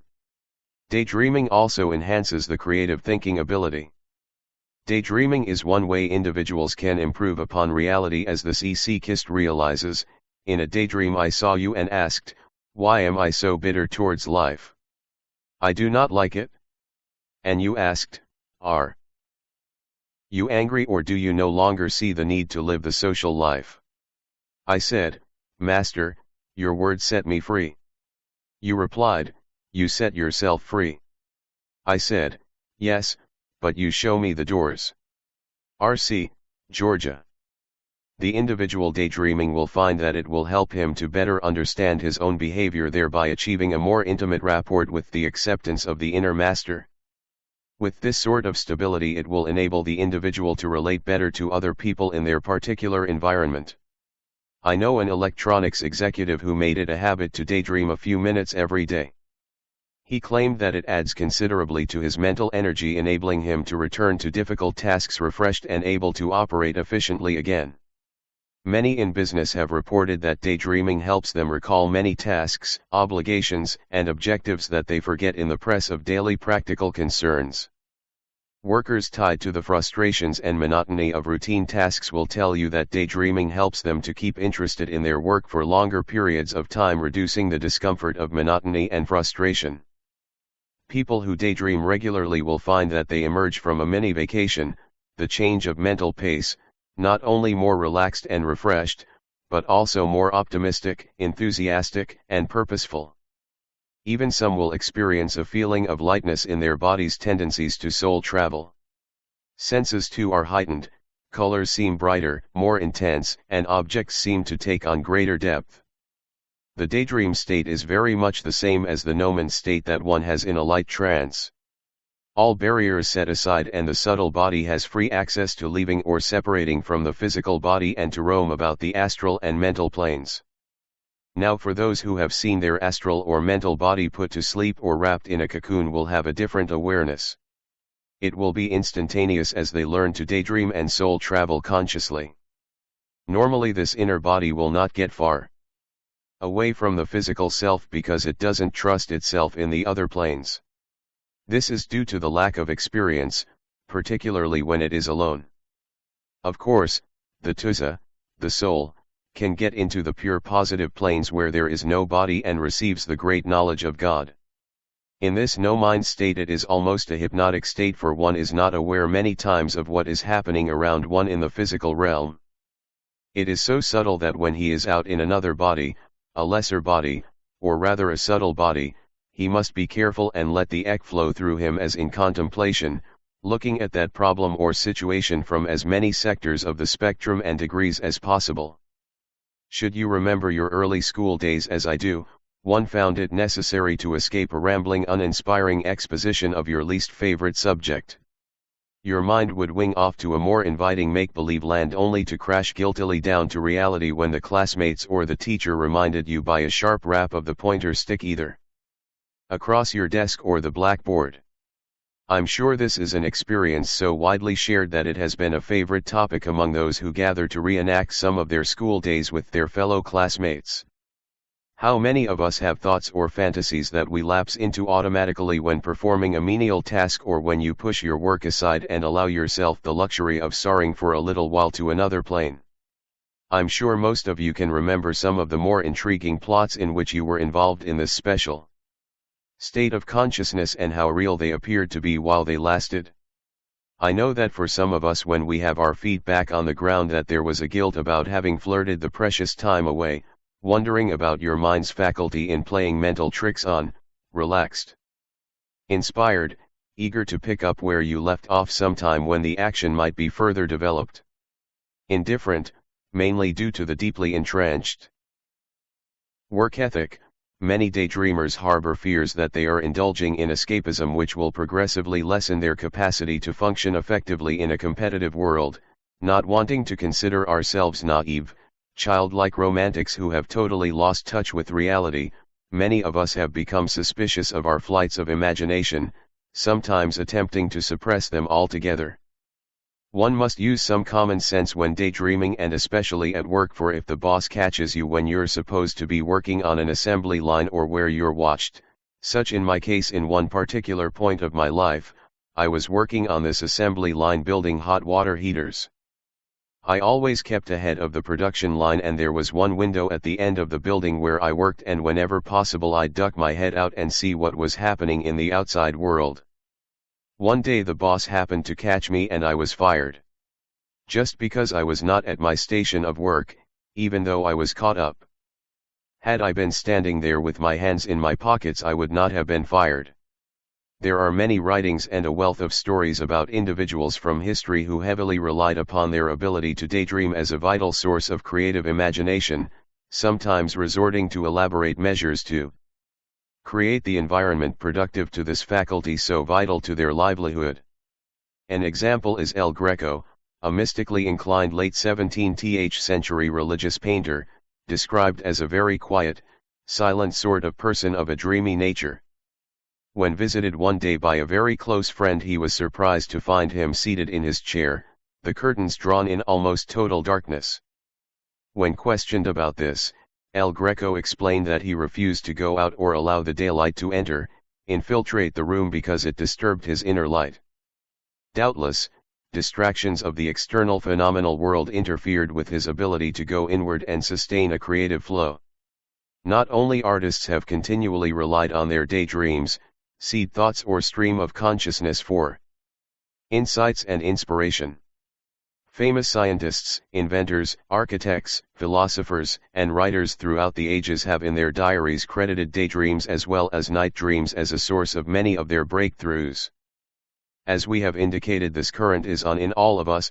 However, those in Eck-Ynari have a greater amount of this creative current flowing through the initiations in Eck, yet it is up to the individual to develop this further if he chooses to.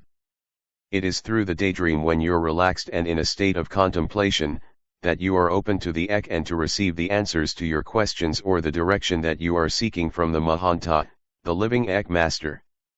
Many times you'll receive a hunch. Follow it. A much neglected mental process. In today's world, with our vast emphasis on scientific research and rigidly logical thinking, we have almost lost sight of the value of intuition, not to speak of daydreaming. Can you spot a sound hunch? There is no foolproof technique. We have to test our intuition in actual practice before we really know they are correct, but there are some clues which are helpful guides to action. One is the strength of the feeling of certainty. Also, a hunch is often accompanied with a compulsion that urges the individual to do something about it. This is the inner Eck master nudging you on. It invades his mind again and again, distracts him from other activities.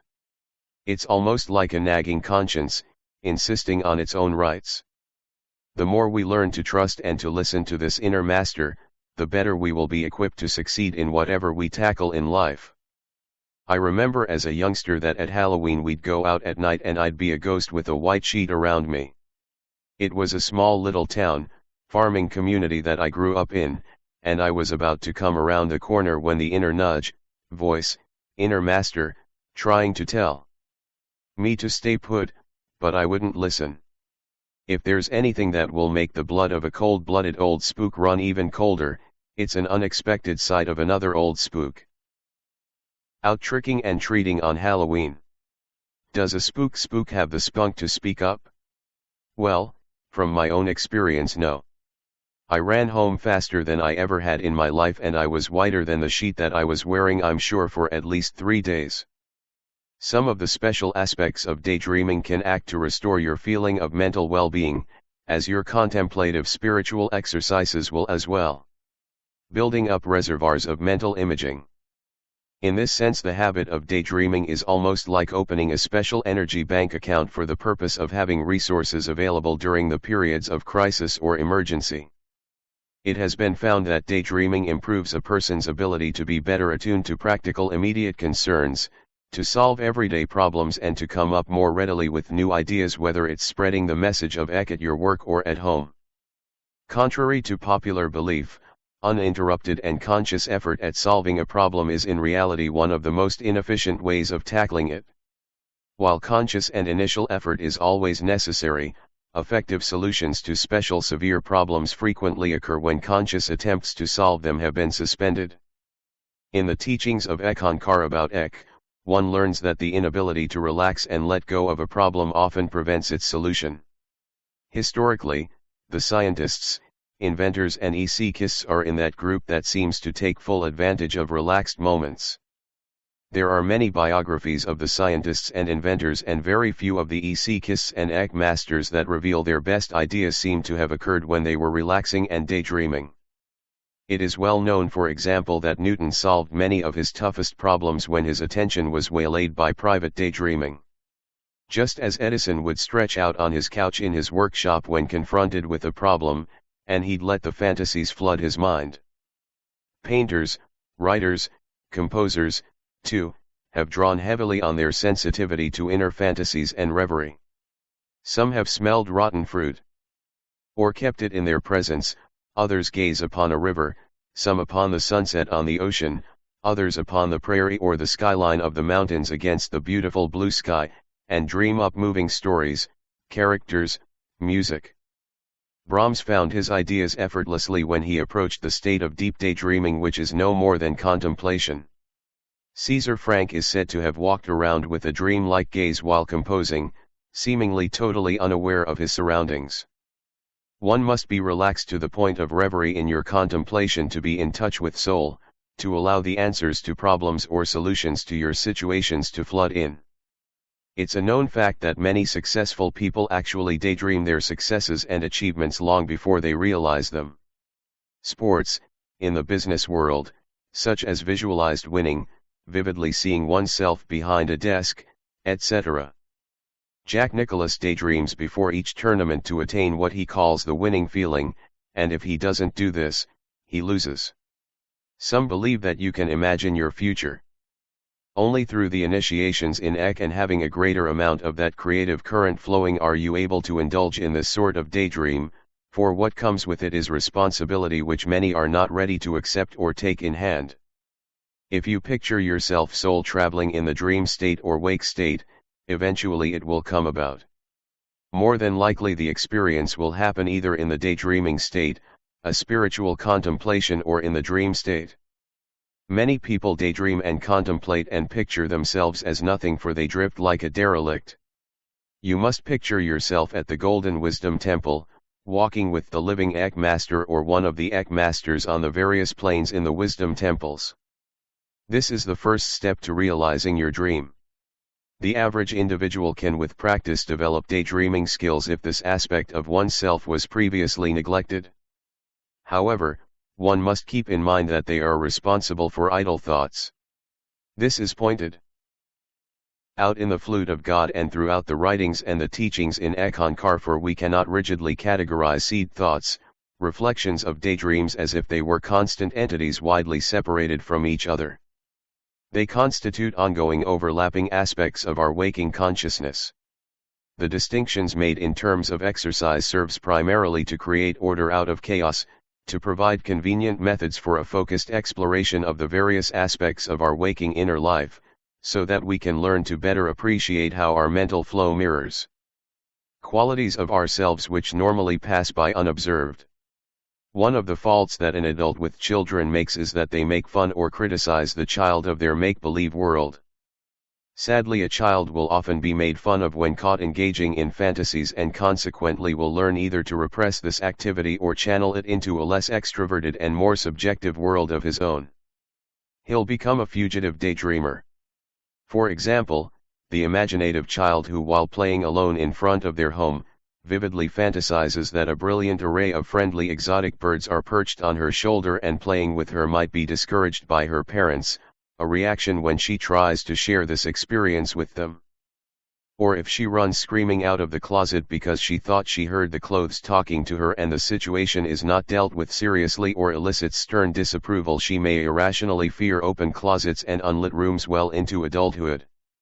Daydreams down through history have been viewed in our rational goal-oriented working world as a form of subterfuge, an act of defiance against approved rules of conduct. The new wisdom that Eck-Ynari has brought about in this world, however, holds that daydreams are important to us and that instead of being repressed, they should be increased. For those who have not listened to the tape lecture of Paul Twitchell that was given in Oregon in 1971, called Daydreams, you'll find it very interesting. In light of this new wisdom about daydreams, Sabotage goes on reminding one of Big Brother. The Navy has a little machine, electronic device about the size a little larger than a package of cigarettes, which beeps whenever the subject's mind begins to wander from a task that he has to perform. If he has fantasies about women or what might be happening at home or whatever he might be interested in, this little device goes off and beeps, which brings him back to his task at hand. It certainly would be a sad day if we were all at our work had to carry one of these devices and couldn't allow a moment or two to daydream even during a break period. There are precision-type jobs that people are monitored.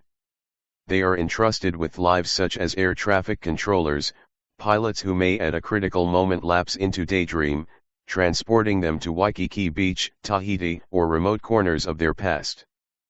We should be concerned individually about the license given to some authoritative figures to slice away a vital part of our life. Imagine a bored child sitting in a classroom, suffering through a dull grammar lesson, being zapped by an electronic circuit built into a desk, anytime his mind decides to travel elsewhere. It is true that inattentiveness would naturally obstruct learning and merits concern. However, daydreaming should be encouraged and developed in the average child with a naturally active imagination. Exercises need to be developed in how to fantasize imaginatively with the goal of increasing contact with one's mental potential, not to speak of their spiritual life at a very young age, should be a standard and vital aspect of education throughout the child's school years. A daily period set aside to explore and practice ways of working with our imaginative abilities would establish contact not only with one's inner self but the inner master at an early age to prepare us for an active, creative mental and spiritual life through adulthood. Both the young and old have quite a human potential. Through daydreaming one learns to solve problems and assist in his creative aspects. This includes thoughts, reflections, projections, and fantasies, make us aware of our human potential. All of us are far more interesting and creative than we generally believe. And it is the world of daydreams that this dynamic aspect of self can be fruitfully nourished. For example, a daydream can inject an important idea through our often clogged focused consciousness. When we're attempting to gain a greater spiritual awareness through this contemplative daydream exercise, once recognized as a major storehouse of ideas and utilize their enthusiasm, this valuable state of consciousness can be manipulated. We can even work out strategies for confronting very practical issues in our daydreams which elude us and are generally more rushed in our goal-oriented state of consciousness. Read The Tiger's Fang by Paul Twitchell and let your mind wander. As one unfolds spiritually in Eck-Ynari, he finds he has various dream experiences, others have none. Those that do reach a point as they unfold spiritually where they don't have dreams anymore. Their dream life seems to stop, and why is this? When one is working in the pure positive God worlds where there is no form as we observe form from the physical up to the soul plane, one will dream less and have fewer dreams. There are only so many experiences one can have if he's progressing spiritually. Sure, a person that stays in the astral world or the mental worlds will continually have dreams.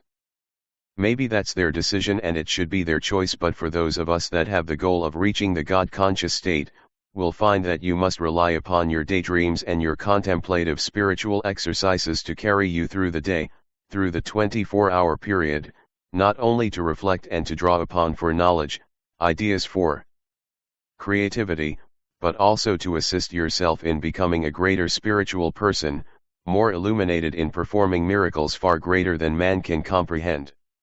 In our childhood or in our youth, many times even after we've grown to thinking in terms of fantasy and dreams, and I'm talking about the dreams that you have at night, I'm talking about daydreams and fantasies, and so often these daydreams are a part of us in growing up and they make part of what we're going to be within our manhood or during our adult years.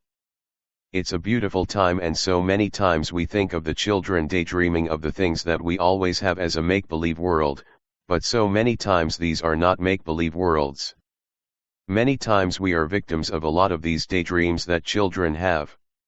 In the preteen age, a child between the ages of 5 and 10 or somewhere in there, will begin to dream about what they would do, what they want to become in their lives, and are ahead of many of us today, for they have a greater awareness, the children of today, and a head start in comparing their lives to the present adult life. Some of these children dream of becoming leaders in industry or businesses or leaders of the country. Many of the Eck children look to the living Eck master, not as an idol, but as a person to look up to and to be like when they grow up. They want to have the spiritual understanding and the awareness to make their way in this world. It's a known fact that Hitler started his daydreaming at a very young age to become a conqueror. After he entered the German army in World War I, he began this way back in childhood. Children have the most fanciful dreams, they can have the most unlimited, for they are unlimited in what they can think. Children are unlimited in what they can know about the future or what the future will hold for them. It is a very interesting thing that you have the difference between the insight and the daydreaming, and many a time from their life beyond their childhood, by making their own dreams come true. I've seen many persons who've dreamed their own dreams, not the night dream, but the daydream, and the daydream becomes true.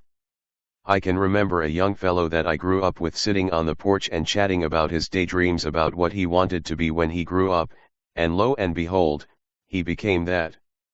I myself had many daydreams as a child, many of which have come true, and one of them is knowing that I was going to be working with and for God at some sort of task. Little did I know that it would lead to the responsibility I presently have. For the young Eck-ist unfolding spiritually on this path of Eck-Ynari, to look forward to and beginning to think about the consciousness file, for he's being taught in the dream state and his spiritual exercises, and when he reaches beyond the fifth plane he must unfold himself consciously in order to move into this area. This is a very interesting thing, for those of the younger age are most apt to reach it, this area of Eck-Ynari consciousness, than an older person at an easier rate or pace.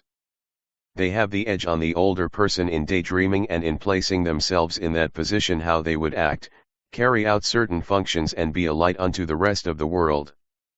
As the adult becomes middle-aged and raises a family, both the man and the wife, and the family children leave and go out into the world to start their own family, their own business, and leave home, most older people feel like life has stopped and suddenly our dreams are halted.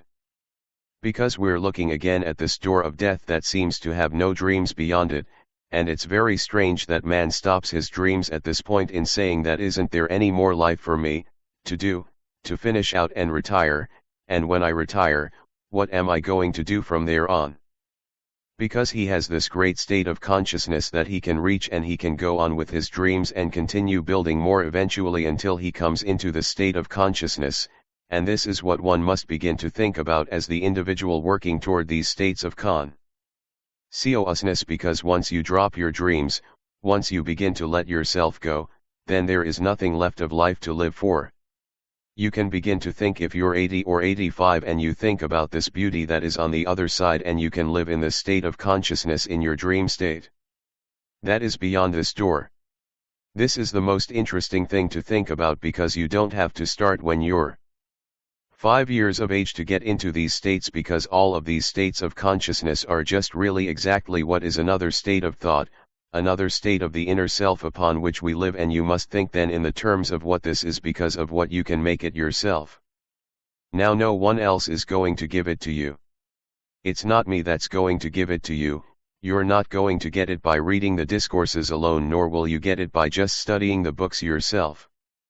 You have to put the effort into it, and through the spiritual exercises of Eck and through your daydreams as well as your night dreams, when you begin to think and look at this effort, when you begin to think of this in terms of what you are building for yourself in the present, and particularly not in the future, we can always put our future in the present time when you begin to think and live in this state of consciousness. And this is the simplicity of the state of consciousness, because this has been so misrepresented by so many of the Orientals who came over here to this country and tried to package the sort of thing that you can get, if you're either willing to die and enter into heaven and get the state, or if you're willing to go through a great amount of asceticism in which you are depriving the body of food, or you're depriving the body of putting in certain disciplines and this sort of thing, which are not at all true. Because what you are building actually is a state of consciousness, and anyone who builds a state of consciousness can receive it. You cannot go any further than that. You do not have to go into a particular deep trance and make great mysteries of this. You must find yourself in a state of daydreaming about this. It was Keats, the famous poet, who wrote once about he was dreaming or awake when certain experiences came to him. Notes: Soul travel in the dream state 11. There are many writings about an individual's dream being out of the body. The Eck masters in Eckankar have taught the teachings of Eck via the dreams down through history, reaching back in time as far back as 30,000 years or more. The teachings are taught by the master depending upon the individual's spiritual unfoldment. In a series of dreams, for example, if one's spiritual unfoldment is to the astral plane, he'll be taught by Gopal Das. If he's working in this physical realm and trying to get into the heavenly worlds, he'll either be taught by Phubai Quants or Raminuri of Venus. Until the individual unfolds spiritually to the soul plane, he will go in these steps from one Eck master in the wisdom temple to the next golden wisdom temple until he reaches the soul plane, and then it's on a one-to-one basis with the living Eck master. Each of these masters are members of the Vairagi mystic order of adepts, and each teaches while the individual is resting at night, for they're taken to the wisdom temple in their soul body by the living Eck master. What would happen is that through the method of dream teaching, the attempt is made to open the consciousness of the Kila, provided they are ready and would allow the divine light of spirit to flow through them.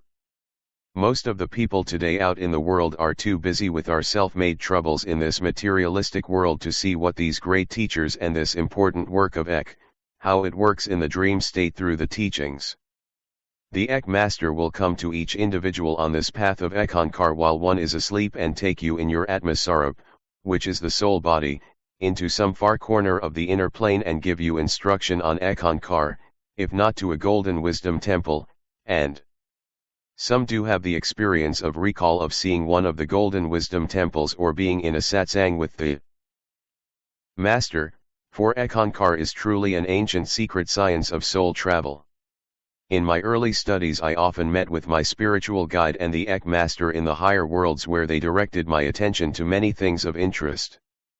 In my travels I was shown the astral museum where the inventions of this world are found, and many which I have seen have not reached the human level of consciousness yet.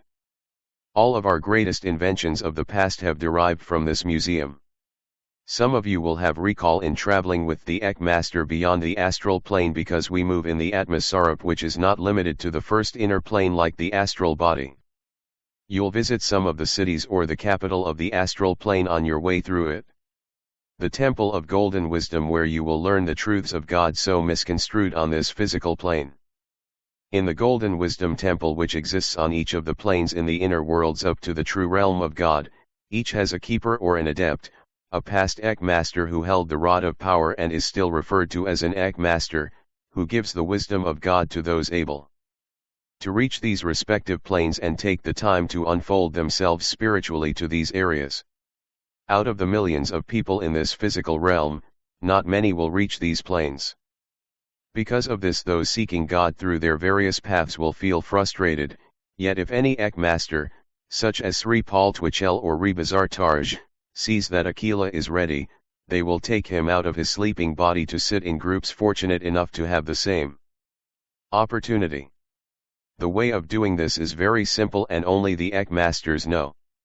Trust in the living Eck-Master to take care of your inner life until you are able to be on your own, and it is likely you will have the experience of learning by dreams as each of us in the Vairagi order had. It is simple while working with the teacher to be taken out nightly into the other worlds to be taught on different planes. You meet in the first of the light worlds with an Ek teacher whose Atma Sarup is stationed there to link up with you, the Kila, in your light body and take you to some respective temple in the spirit plane to explore or study. Many of the Chelas, after a class, will explore and travel around that particular plane on their own.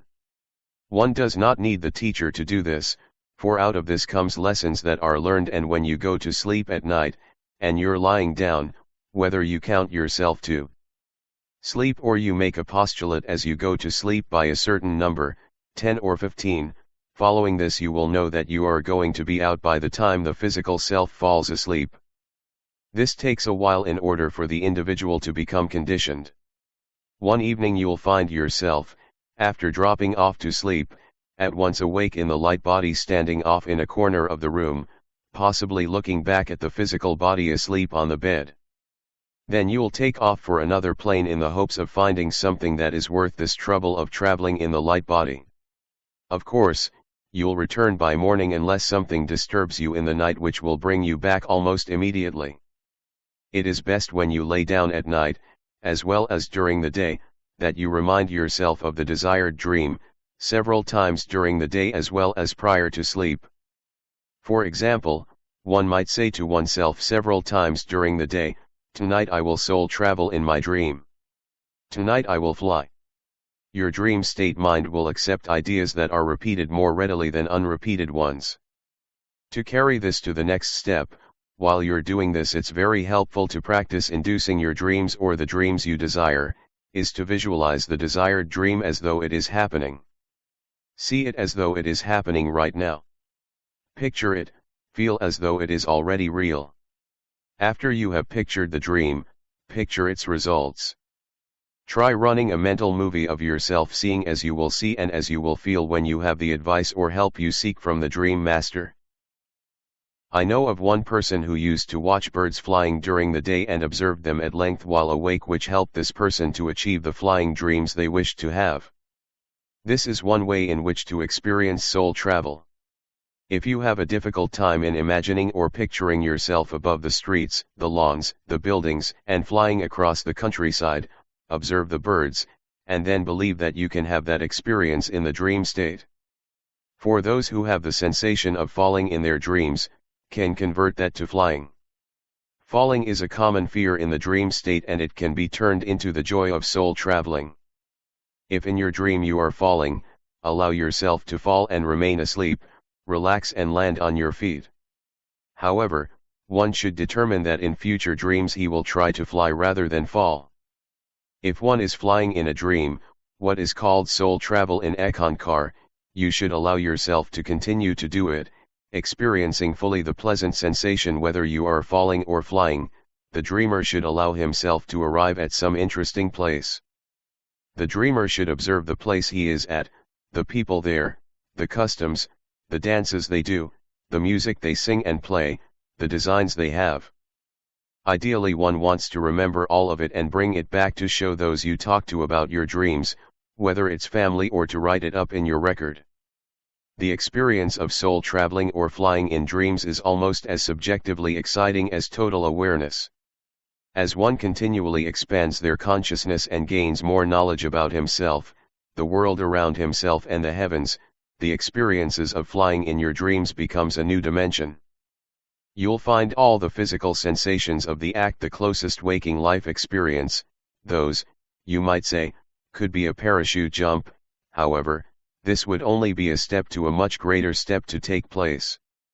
Soul travel in your dreams can become a great adventure. I receive quite a few letters from individuals that experience flying or falling in their dreams. And that person who takes the falling sensation and turns it into a soul traveling experience wakes up with an enormous amount of enthusiasm. As one gains their spiritual legs in the dream state, they start to gain control of their dreams and to control your own dream life. You will experience many pleasurable changes. That is pleasant to experience new experiences in the dreams, and it may contribute to feelings of self-confidence and for your thinking that carry over into the waking life.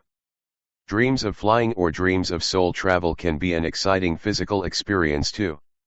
It may enable you to sense a freedom within yourself, to feel capable of novel adventures and able to cope with unfamiliarity in your environment as you find your dreams filling with help of the dream master that was not there before.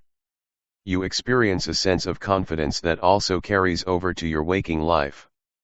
As you wake from your dream with an original song or poem in your mind, you will enjoy the excitement of your creations as well as obtaining a tangible product. All of your dream and dream changes are exciting personal experiences.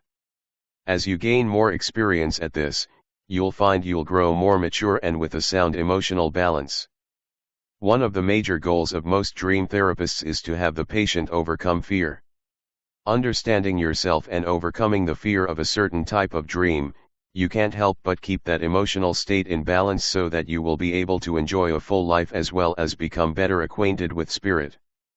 You have learned to call on the Eck Master at time of danger if you are too afraid to confront it and conquer it, as well as always move toward the pleasurable experiences in your dream.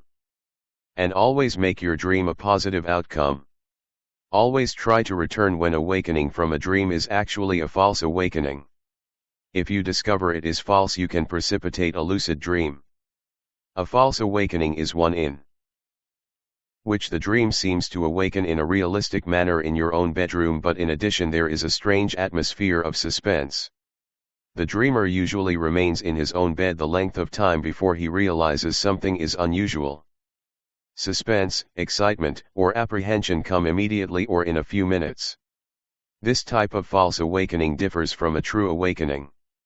This type of false awakening is rare, but usually the dreamer becomes aware it is not a normal waking state. He then actually awakens or remains in it and sees various entities, or if he thinks of someone close to him, such as the Eck Master, the Eck Master will be there. A soul travel dream will often precede a lucid dream. In fact, lucid dreamers have many more flying dreams than the ordinary dreamer. Flying dreams are fairly common for the ordinary dreamer, so you see there are people that are having flying dreams in the astral body, but it is the Eck that can visit the astral plane, appear to be flying and go beyond it, and those in the astral world, many times will want to follow you, however, cannot induce dreams of soul travel and of flying, and you are on your way to lucid dreaming. To many this might sound strange, but you can learn to soul travel in your dreams, but it is true. Each dream of soul traveling that you have will make the next flight easier. It is pure learning. You can fly, you can learn to fly in your dreams too, if you do not already. In your dreams, as you're learning to soul travel, and fly beyond the astral plane, you know that the law of gravitation has no power over you here. If the law is suspended, you can fly at will. Have confidence in yourself, for you need not fear. You can also call on the living Eck Master for assistance to get started. You'll find you'll be flying throughout your dreams. It's very interesting that each individual has a little different style of flying because of the atmospheric conditions, you might say, the law of gravitation does not take precedence or has no power over you. Some push off like they're at the bottom of a swimming pool and hold arms in front and move them like they're swimming, as a breaststroke perhaps. Others look like chickens flying because they're moving their arms out at the side. But as you gain more experience at this, you find you don't have to move your limbs in order to travel in these planes of heaven. Here are some experiences of individual Eckists who have had soul travel experiences in the dream state. We went high above all 5 planes so I could see them all at one glance. I wish I had the words to describe what I saw, but to make it short, all 5 planes were busy but Earth had them all beat. Ms. Oregon, I soul traveled to another plane in the dream state last night and you were there, but don't think we said a word. There was a beach there and the most beautiful water I had ever seen. That morning as I was making my bed, there actually was sand in my bed. CK, Georgia, the inner master takes me up and through the subtle and misty worlds to a summit on which there is a type of golden mansion. Even the air seems of finely golden particles or atoms. Inside this mansion or temple, more like a museum, you bring me to a room whose entrance is a glass wall. Once inside I witness and study all kinds of shapes of Eck jewelry. Some of it, very geometric designs, highly suggestive of clothes, and again it seems much is gold of definite Eck design. Cr. Canada, I had an interesting experience when doing a soul travel exercise recently. I was thinking of the place that I wanted to be and the picture that I was imagining changed to what appeared to be a tunnel or a corridor with a large opening or doorway at the end of it. I could see out through the doorway. It was brightly lit and all I could make out was a view of a hillside. All during this exercise I could faintly hear the Eck and I was half listening to it. As the scene changed to the tunnel and doorway, I had like a huge wave pass through me with great force. I think it was the Eck. DV, West Virginia. This morning I came about as close as I've ever come to consciously doing soul travel. I was in contemplation and seemed to keep slipping off beyond the conscious functioning of the mind. I had been having this experience for several weeks and it frustrated me because I kept getting dragged back into the physical state. This morning I kept working with this, and finally reached the state where I could perceive the mind from an external viewpoint. It was almost completely blank, and when thoughts came through it, I felt very little identification with the thoughts. It was as though the mind were functioning as an entity separate from myself, although I was still directing it. My awareness opened up until I seemed to occupy a tremendous amount of space. There was a moment of fear when it occurred to me that I might keep expanding until I ceased to exist, but I placed my attention on the inner master and then everything kind of went topsy-turvy and started spinning around and I felt a sucking sensation about the head. I feel changed by this experience. WK, Georgia, I walked on water to the shore. Interesting, exhilarating experience. Even the block of wood, mental concepts, I started to float on sunk beneath me. I then walked across the water to shore. Only soul survives and can rise above emotion and mind. DB, Colorado. Last month we traveled to a very remote area in the dream state. Around us stretching to the sky were steep, bald mountains. In the distance stood a little rickety hut. 3 white-robed figures were seated with their backs to us. You turned to me and said that these were God-eaters. You then repeated it to me as I was astonished to hear this. It is so wonderful to be an Eckist and know about soul traveling. Just the other day I went by direct projection to Das Swan Dwar by myself and at first it seemed very lonely, but while there the swans came near me and I felt very happy and content. Thank you for trusting me to travel that far by myself. Michigan. This person did not realize the living Eck master was with her all the time. Paul G was with me and I was told that if I decided to go on in 1 year I would have to give up the physical life, don't know if by translation or what. The deciding part was vague but I was torn between the two, whether to stay or go. When I decided to go on, I was flying over a beautiful ocean. With perfect control I stopped mid-air and waved goodbye to the people below. They waved back. 2 were family members. I felt wonderful as I turned and flew on. Later I received a spiritual shock that seemed to last longer than usual. Tennessee, I found myself flying through a tunnel rather rapidly. The tunnel was formed of striped colors, the colors of the Eck world's chart. I realized after a few seconds, green, pink, orange, blue, turning darker too. Almost a purple as I continued. The tunnel wasn't parallel, but converged then, and after a few seconds I regained consciousness. Suddenly I was surrounded by music being played by strings, a kind of semi-classical composition, yet with an entirely different twist to it. I remember suddenly jolting myself into the physical world to see if someone had come into my room and turned on my stereo. I then realized how absurd this move was and settled down to enjoy this music, which seemed as though it was coming from everywhere. Its sound quality was like a fantastic stereo system or quadraphonic sound system which could make the music surround you. All of this was as conscious to me as walking down the street in the physical world. You invited a couple of other cellists and me to go out for a bite to eat. We were on the second floor and I had the impression we were being watched. You were aware of the danger and at a given moment you got up to leave and motioned for us to follow you hurriedly. When we got outside we ran up the streets as fast as possible. Then suddenly you stopped and said, "Keep your eyes on me constantly. Don't lose sight of me for a minute. And follow me." Then you took off flying at a tremendous speed. I looked at you and my first reaction was I can't follow that, but then I realized I would be left behind, and with this, I attempted to catch up and suddenly you were ahead of me and we were all flying. It was so exhilarating, but I didn't dare take my eyes off you for a second. The others seemed to have done some flying before and were trying different rolls and dips, but I knew I wasn't ready for that yet. But I had the realization that in time, I too, would be able to experiment. MP, Pennsylvania. For the past couple of weeks I have had a few dream experiences in which I was flying not with wings, but just lifting up and taking off. Last night my brother and I could fly by connecting ourselves to kites, and we could do loops and spins and all kinds of acrobatics. Then I thought about how this related to soul traveling, in that you have to have all the basics before you can have any success. WB, Michigan. I must tell you about this dream experience.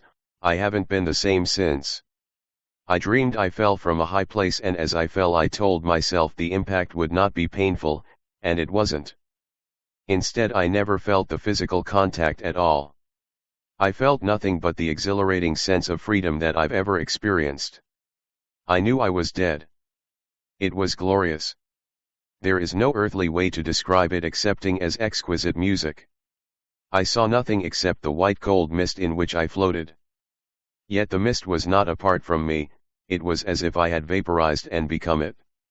I remember thinking, after I'd become accustomed to this ecstatic condition, that I wanted to experience more. I wanted to see the glory of my environment as well as feel and hear it. But just at the point of expressing that thought, I lost all of it. RW, Florida. I heard a pop in my ear and saw a flash of white light. In the center was a large key. After that there was this very loud roaring which sounded like a motor or a whirling vortex. I arose to the ceiling beside my bed and thought, good, this is it. I am going to soul travel. I looked down to see if my body was on the bed. It wasn't there, and I thought, this isn't right, and took another look. I just wasn't there. Then I panicked, and started to fight. I found myself standing on the floor struggling with someone, a man. I didn't see him as he stayed behind me and held on with both hands around my waist. While this was going on, a little boy held me around the knees. I ask you, Mahanta, to go with me when I try this, as I always do ask for you. DE, Indiana. A couple of weeks ago I had a dream in which I experienced leaving my body and traveling into another plane.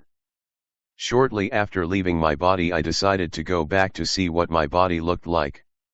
It seemed to be near a fence along a sidewalk somewhere. I remember being surprised at seeing a lovely young woman, because I expected to see a much older person since I will be 61 in the near future. My feeling about this is that what I was experiencing was the leaving of one of my higher bodies. I then began traveling around what appeared to be a very clean and colorful city. It had a very nice atmosphere. Notes.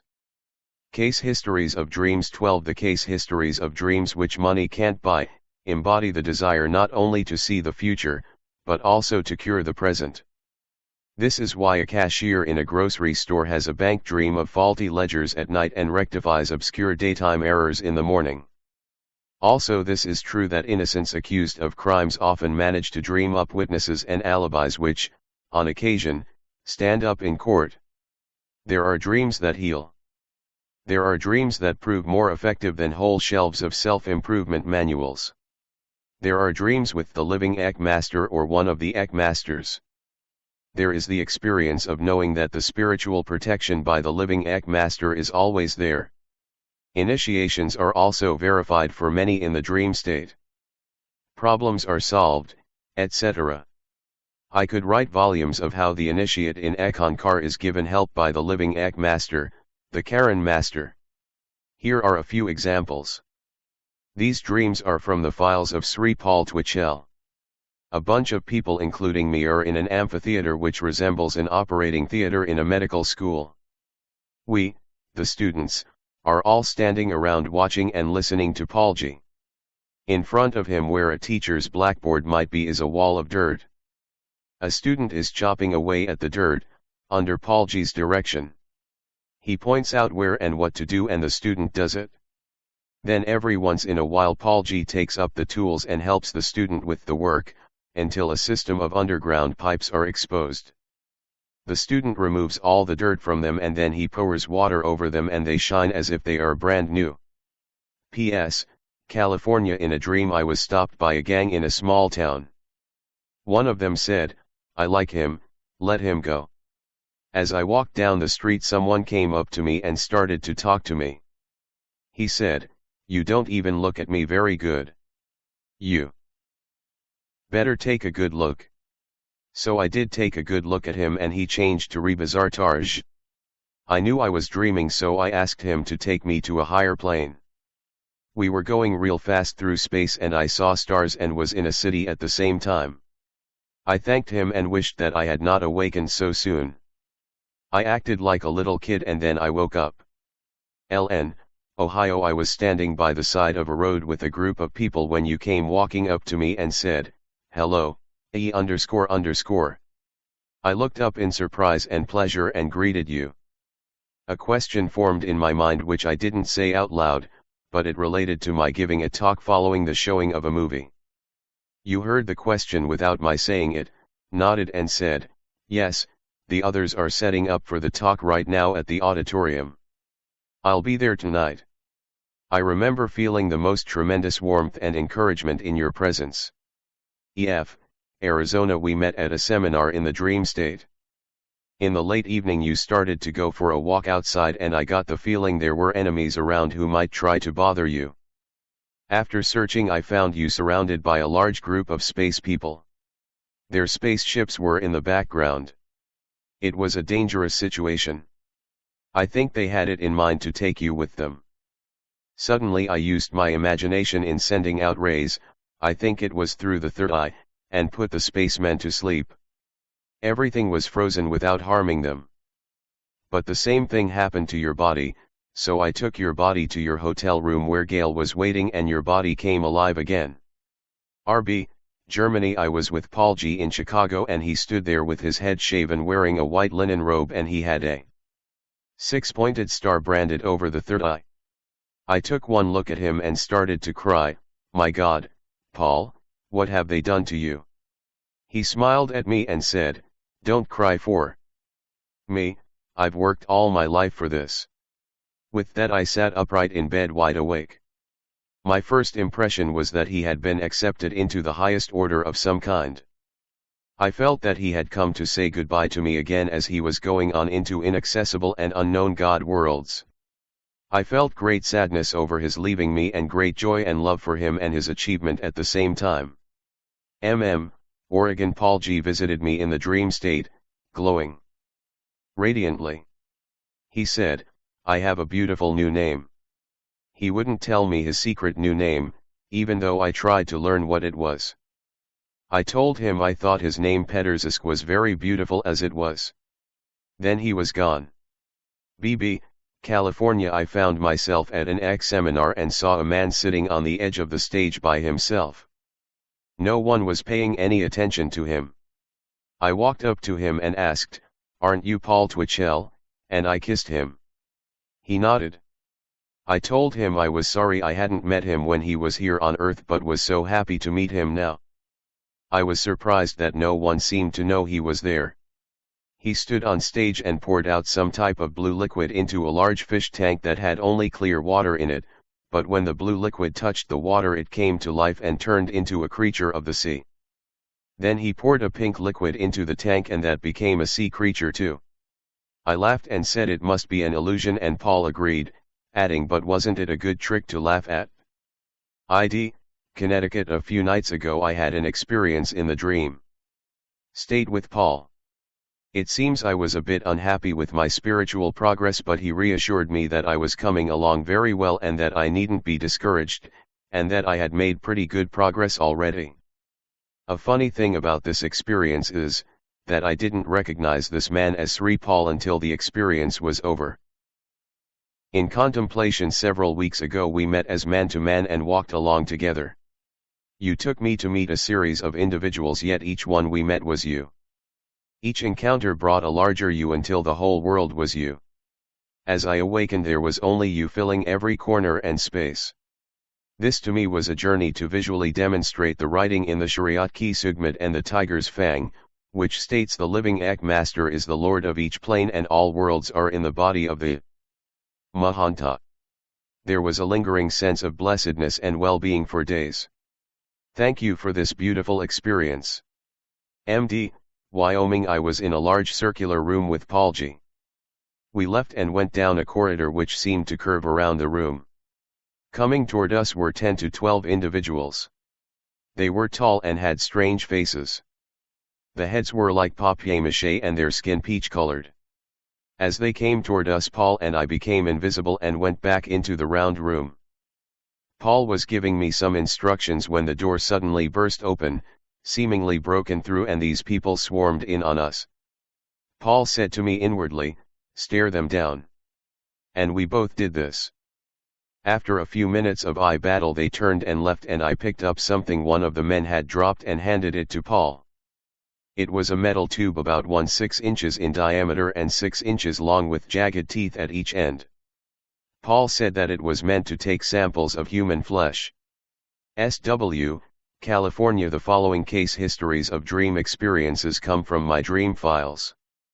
9 masters at the oval table in semicircle in the dream state. M and I stand before them. A document, white solid paper, black lettering, 9 signatures so small I could not read them. But Darwin Gross in large script, black letters stood out clearly. At the top of the document were 9 flames around a center. Symbol I cannot recall. It looked like a diploma of some kind. DB, Colorado. One of the most memorable and remarkable dreams experienced to date was with Darwin. I was exploring the grounds of a beautiful large estate surrounded by lush green shrubbery. I noticed Darwin's form appear in front of me like an apparition. Slowly Darwin approached me. The joy and exhilaration at seeing the master was so intense that I started repeating Darji, Darji. Upon reaching me, Darwin put both arms around me and kissed me on the cheek. He then turned around without saying a word and walked back to the spot where he had appeared. His form gradually faded. 4 days after this I felt happy. Whenever I get down or feel negative, I think of this dream and it lifts me up. This must be Darwin's way of reassuring me that he is watching over me on the inner and demonstrating his words, "My love always surrounds you." BR, Ontario, Canada. In this dream Darwin had left for an undetermined duration from the Eck-Ynari office, and he left a sheet of written instructions to continue the uninterrupted Eck-Ynari business. This sheet was in his possession and he showed me the contents.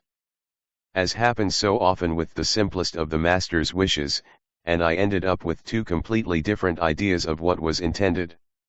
Went ahead to actively initiate his interpretation throughout the Eck-Ynari organization. I stood back quietly to let the events, prove out the true intent.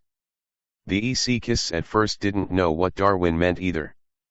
But soon the guidance came to them from the inner master and the harmony continued. In another dream, Darwin was to speak at a huge seminar where a large crowd was expected. Darwin had been sitting in the yard, but we allowed him his space. It was easy to see the great responsibility he was shouldering prior to the meeting. A great feeling of love came over me. As I glanced over toward him sitting by himself, deep in thought, a kind of reverence touched all of us so that we talked and moved quietly so as not to disturb the Great One. HK, California. I was sitting at an Eck seminar. I accidentally dropped an Eck brochure and you walked off the stage and handed it to me, saying something about what a privilege it was to do this for me. As you walked toward me, I was overwhelmed by your magnificent being. There are no words for it. There is a power, a greatness, a glory that is you whenever I see you, be it in the dream state, contemplation, or the physical. JS, New York. This semi-dream was more a feeling than a visual type of experience, except there was a fairly clear mind picture associated with it. You and I were walking together on the fifth plane. You were like a great round globe of light in the center of which I could see clearly your form in brilliant white. Then as this sensation or feeling continued, I suddenly started to repeat your name and found I was repeating Rebazars. And immediately the feeling came that Rebazar Taj was walking or moving on my left with you on my right. He was in a great white ball of light energy also. Beautiful. Magnificent. GC, Missouri. Your presence seems to be getting stronger around me. One night I felt I wanted to talk to you, though I couldn't find words. That night we met in the dream state. You took my hand and I remember thinking, it's all right now. Thank you, Master. JA, California. Many healings occur in the dream state. It was only a few months ago that you so mercifully blessed my son with your love when a car fell on his head. His recovery was absolutely remarkable. Tonight my daughter had to have an emergency operation because her appendix ruptured. I dreamed that she was calm and peaceful, for she knew that you and Gail were with her and would make her better soon. She's doing just beautifully. Georgia. Thank you, Mahanta, for the healing which was given to me recently. It was a tremendous experience, as I seemed to be standing by with you and some other masters. One master with golden reddish auburn beard and hair worked on my body with speed and skill. I felt that I was nearly translating, but it was a matter of moments only until I felt better and realized that there must be work for me to do for Eck-Ynari before making the final translation. I'm grateful for the dream. IA, British Columbia, Canada. I had actually written you requesting help for a relative who had gotten into some difficulty. Before the letter actually reached you, I dreamed that I went to my relative's home and asked for her. I knew in this dream that as soon as I embraced her she would be fine. I did this and then I left. I received a letter from her a few weeks later saying she was back to normal. I knew I was only able to do this through you, and I thank you with all my heart. SU, Alberta, Canada. I would like to thank you for the wonderful healing of my nephew's broken arm. It was a dandy break and the doctor expected him to be in traction for over a month, but he was up and round in 6 weeks. One morning he awoke telling everyone about the big windstorm that blew in the window during the night and was blowing his arm all over, healing it. Being only 7, he didn't quit when people told him it was impossible to have wind in a hospital room. JW, Pennsylvania. Warnings and protection are often evident in dreams. I had the most beautiful experience in which you placed a blue cloak around my shoulders. I don't understand the significance of the gesture, only the love and protection I felt. I was sitting beside the driver of a car. He was not unfriendly but a detached person. I told him 3 men were attempting to reach my side of the car to get my purse. They were rude and disgusting. The driver knew but seemed detached. I realized it was my problem and shouted, "In the name of Sugmad, I challenge you to leave me alone." They all laughed and sneered, even the driver, and I closed my eyes in despair, but when I opened them, all was quiet and the men were gone. I awoke and was just delighted that I had accomplished this in the dream state. Kansas. I wanted to go into a store, so I drove around a corner and into a parking space. I figured the quickest way back to the store was up a dark alley, and I thought if I ran very fast no harm would come to me. However, as I ran I began to see shadowy forms moving around near the end of the alley and I felt I'd made a foolish choice. Then I heard a loud but musical police whistle. I stopped immediately, turned around and found myself walking into a brilliant light. A tall figure rose out of the light and I asked, "Are you an officer?" The figure was you, Darwin, and you were about 15 feet tall. In answer to my question you said, "Yes." Then you motioned for me to come with you. I do appreciate knowing you are always with me. I feel I have always been protected even before I came into Eck-Ynari. I'm grateful. AU, California. After being given my initiate word, that night in the dream state I was in a bad area, where my life was in danger. So upon leaving there I repeated my word over and over and was able to get out with no trouble. While I was doing this I was conscious of what I was doing in the dream state. Many times I try to control my dreams, sometimes with good results. JM, Texas. Whenever I've been in a dangerous situation in the dream state, I have found that by calling out the name of the living Ek Master, the situation vanishes completely and often I awaken with a start. Now I must be graduating, because lately in a sticky situation I just scowl at the offender and bellow, "In the name of Sugmad, get out of my life," and poof. It's all gone. I've awakened laughing, aware of the game being played. It's a glorious feeling and I'm so grateful for the teaching I have received from the Ek Masters.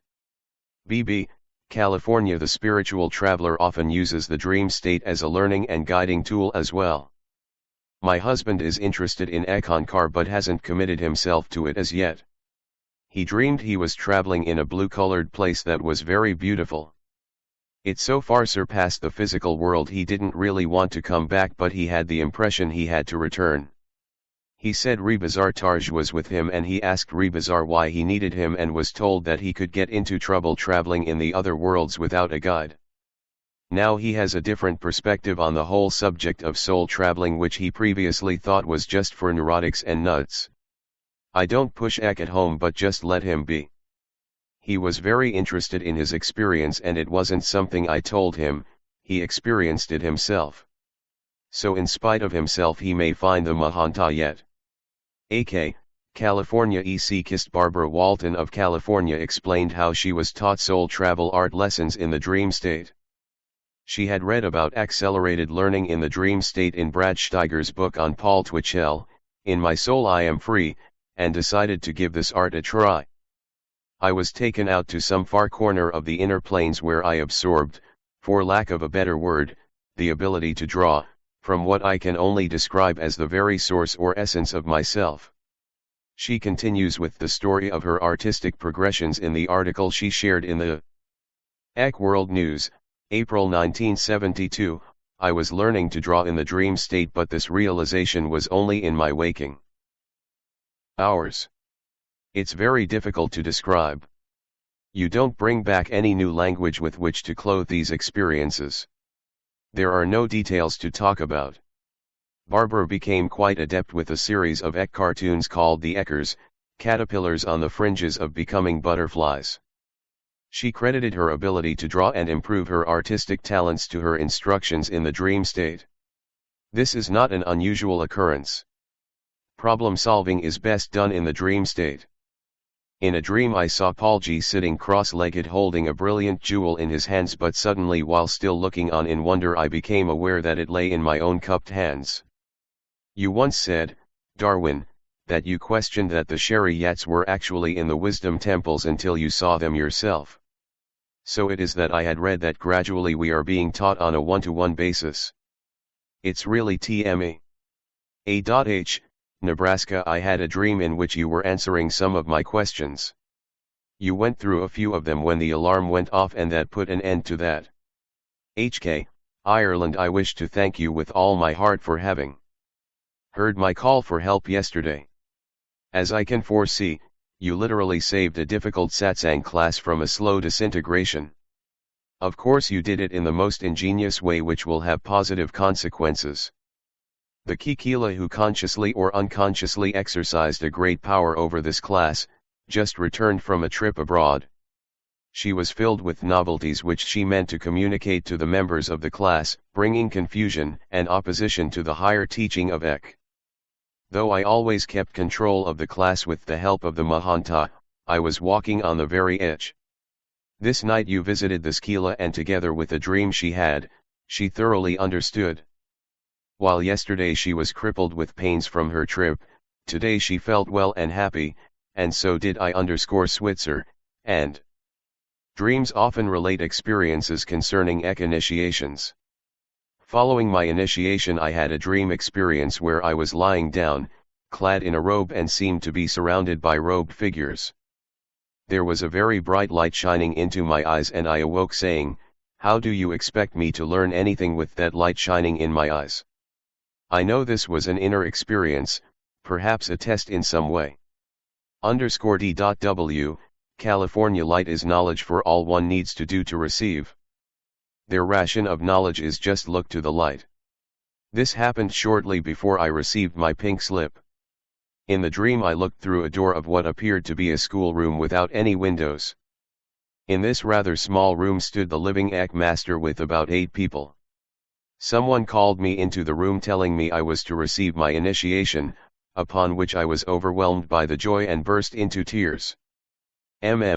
Wisconsin. After receiving my pink slip, I asked to give me the initiation at the next seminar, and that night in the dream state I received it. On the inner was there, and I was given a test underwater. I seemed to be a fish with an air bubble around my head moving in a small tank of water, but I also was watching the action. I was on a high for 2 weeks afterwards. I also got a word to use.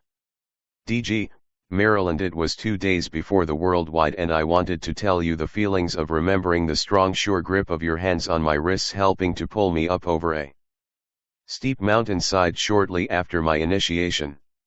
The sheer joy I felt even being on a steep cliff and going over ice-capped mountain passes with you, I cannot describe.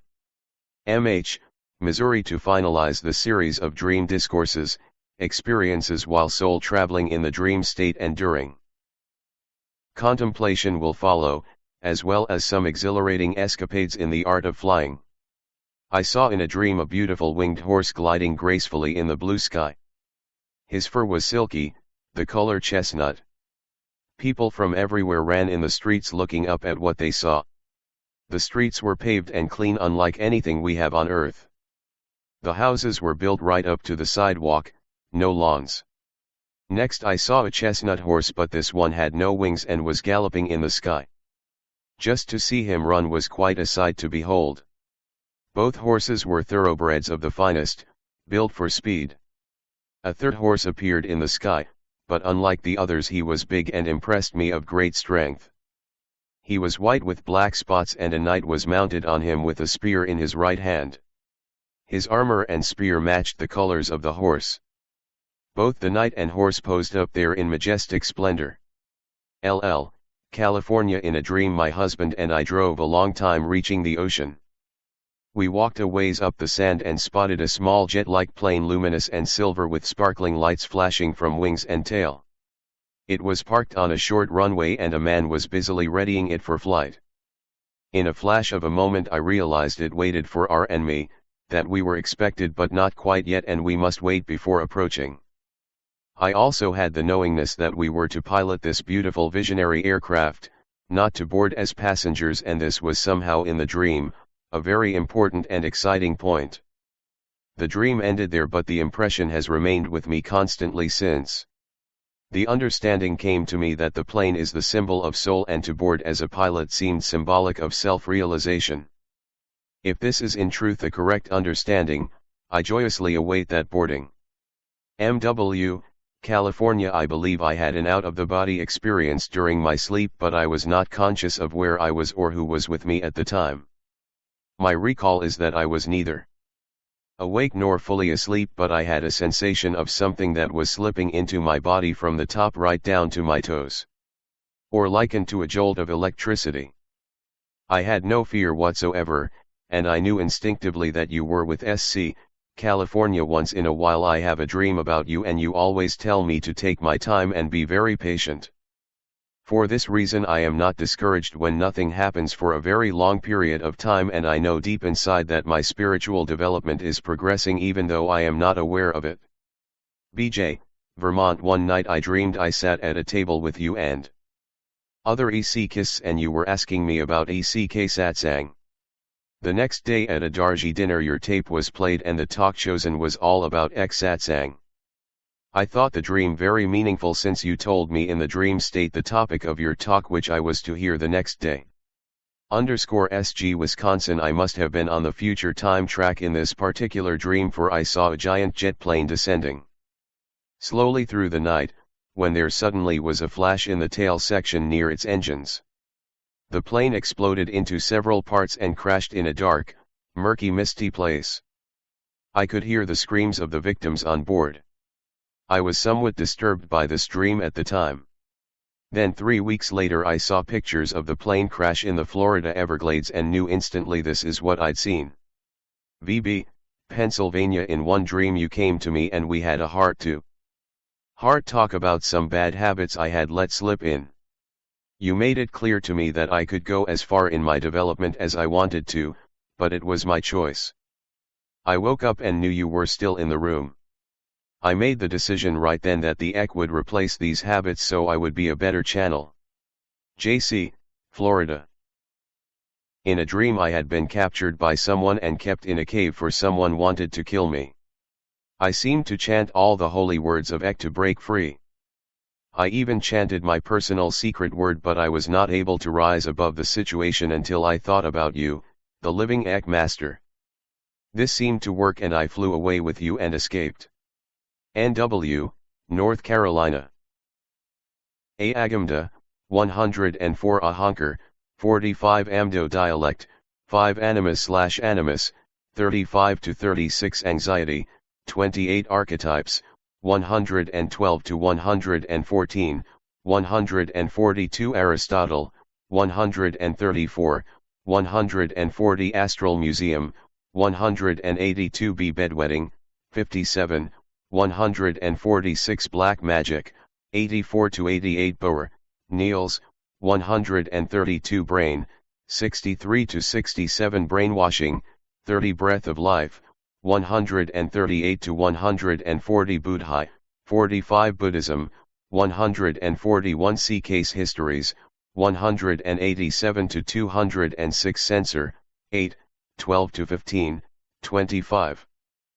Chit, 45 Cicero, 81, 90 Coleridge, Samuel Taylor, 115 Colors, 27 Compensation, 36 to 37 Consciousness, Stages of, 120 to 121 Contemplation, 162 Cosmic Consciousness, 86 D Daydreams, 79, 119, 165 to 179 Death, 51, 110, 116 to 117 Demons, 56 Depression, 33 Dream Books, 48 Dream Master, 20, 26, 37 to 38, 63 to 80, see also Living Ek Master, Mahanta Dream Therapy, Ancient, 151 to 152. Dreams, Analysis and Interpretation, 26 to 27, 65, 76 to 78, Ancient Interpretations, 43 to 48, Control, 23 to 24, 149 to 164, Cycles of, 144, Functions of, 23 to 41, Quality of, 37, 90, Reality of, 52, Recall of, 2627, 36, 153 to 156, spiritual nature of, 5 to 21 dreams, subjects and events, dreams of death, 87, 110, 116 to 117, of dreaming, 65 to 66, of flying. 184 to 186, of past lives, 16 to 17, of reading, 92 to 93, of talking to oneself, 64 to 65 dreams, types of, anxiety dreams, 16, archetypal, 40, 112 to 114, categories, 30, causal dreams, 159, children's dreams, 119 to 136, complex dreams, 12, 14, conscious dreaming technique, 160, drug-induced, 55, memory dreams, 159, men's dreams, 128, 130, problem solving, 115, projection dreams, 159, prophetic, 50, 101 to 118, psychic, 137 to 148. Recurring, 144 to 145, simple dreams, 11, situation dreams, 105, spectator dreams, 78, spiritual dreams, 159, telepathic, 39, wish fulfillment, 12, women's dreams, 128 to 130 dreams and Eck-Vidya personality, 67 to 71 drugs, 47, 57, 81 to 84, 88 to 89 Eck, channel 4, 23 Eck-Ynari, purpose, 5, 10 Eck state, 52 ego, 49 Egyptian Book of Dreams, 7. Emotions, 23, 149 to 151 entities, 18 Eshvarkane whale, 104 etheric plane, 38 F feeling, 32 Freud, Sigmund, 142 Fabi quants, 6, 181 G God realization, 34, 76 Gopal Das, 7, 181 H healing, 90 to 91 heroes, 113 Hippocrates, 133 Hu, 95 to 96, 138 Hypnosis, 18 to 19, 49 to 50. I Ching, 133 Inertia, Law of, 89 Inferiority Complex, 21 Intuition, 171 Initiation, 37, First, 66, Second, 20 Inner Master, See Dream Master Insomnia, 66, 96 J. Jung, Carl, 142 KKAL, 34, Channel 4, 55 to 56 Karma, 11, 20, 24, 38 LITSI, 11 Lincoln, Abraham, 81, 117 to 118. Living Eck Master, See Dream Master Love, 15 to 18 M. Mahanta, 6, 34, see also Dream Master Manas, 45 Marijuana, 89 Meditation, 89 to 90 Mind, Division of, 45 Mohammed, 135 Moral Principle, 8 to 10, 12 to 15 Mystery Cults, 47 N Neuroses, 137 to 148 Nightmares, 56 to 68, 84, 137 to 148 Non-Dreamers, 78 to 79 P Past Lives, 16 to 17, 39 Persona, 58 to 59. Pets, Dreams of, 119 to 136 Pleasure Principle, 8 to 10 Prophecy, 77, 101 to 118 Prophets, Ancient, 106 to 108 Psychic Vampirism, 145 R. Rami Nuri, 181. Rebazar Tarj, 6 Reincarnation, 74 Rome, 6s self-realization, 21, 76, 98, 118 the shadow, 34 to 35, 59 to 60 the Shariat Ki Sugmad, 94 Chinghai, the Lady of Eck, 46 sleep, sleep center, 63, 78, deprivation, 29 to 30, 79 to 80, stages of, 28 to 29, sleepwalking, 57, 63 to 64, 146 to 147 soul mates, 17 to 18 soul travel, 98, 181, 183 sound, 92.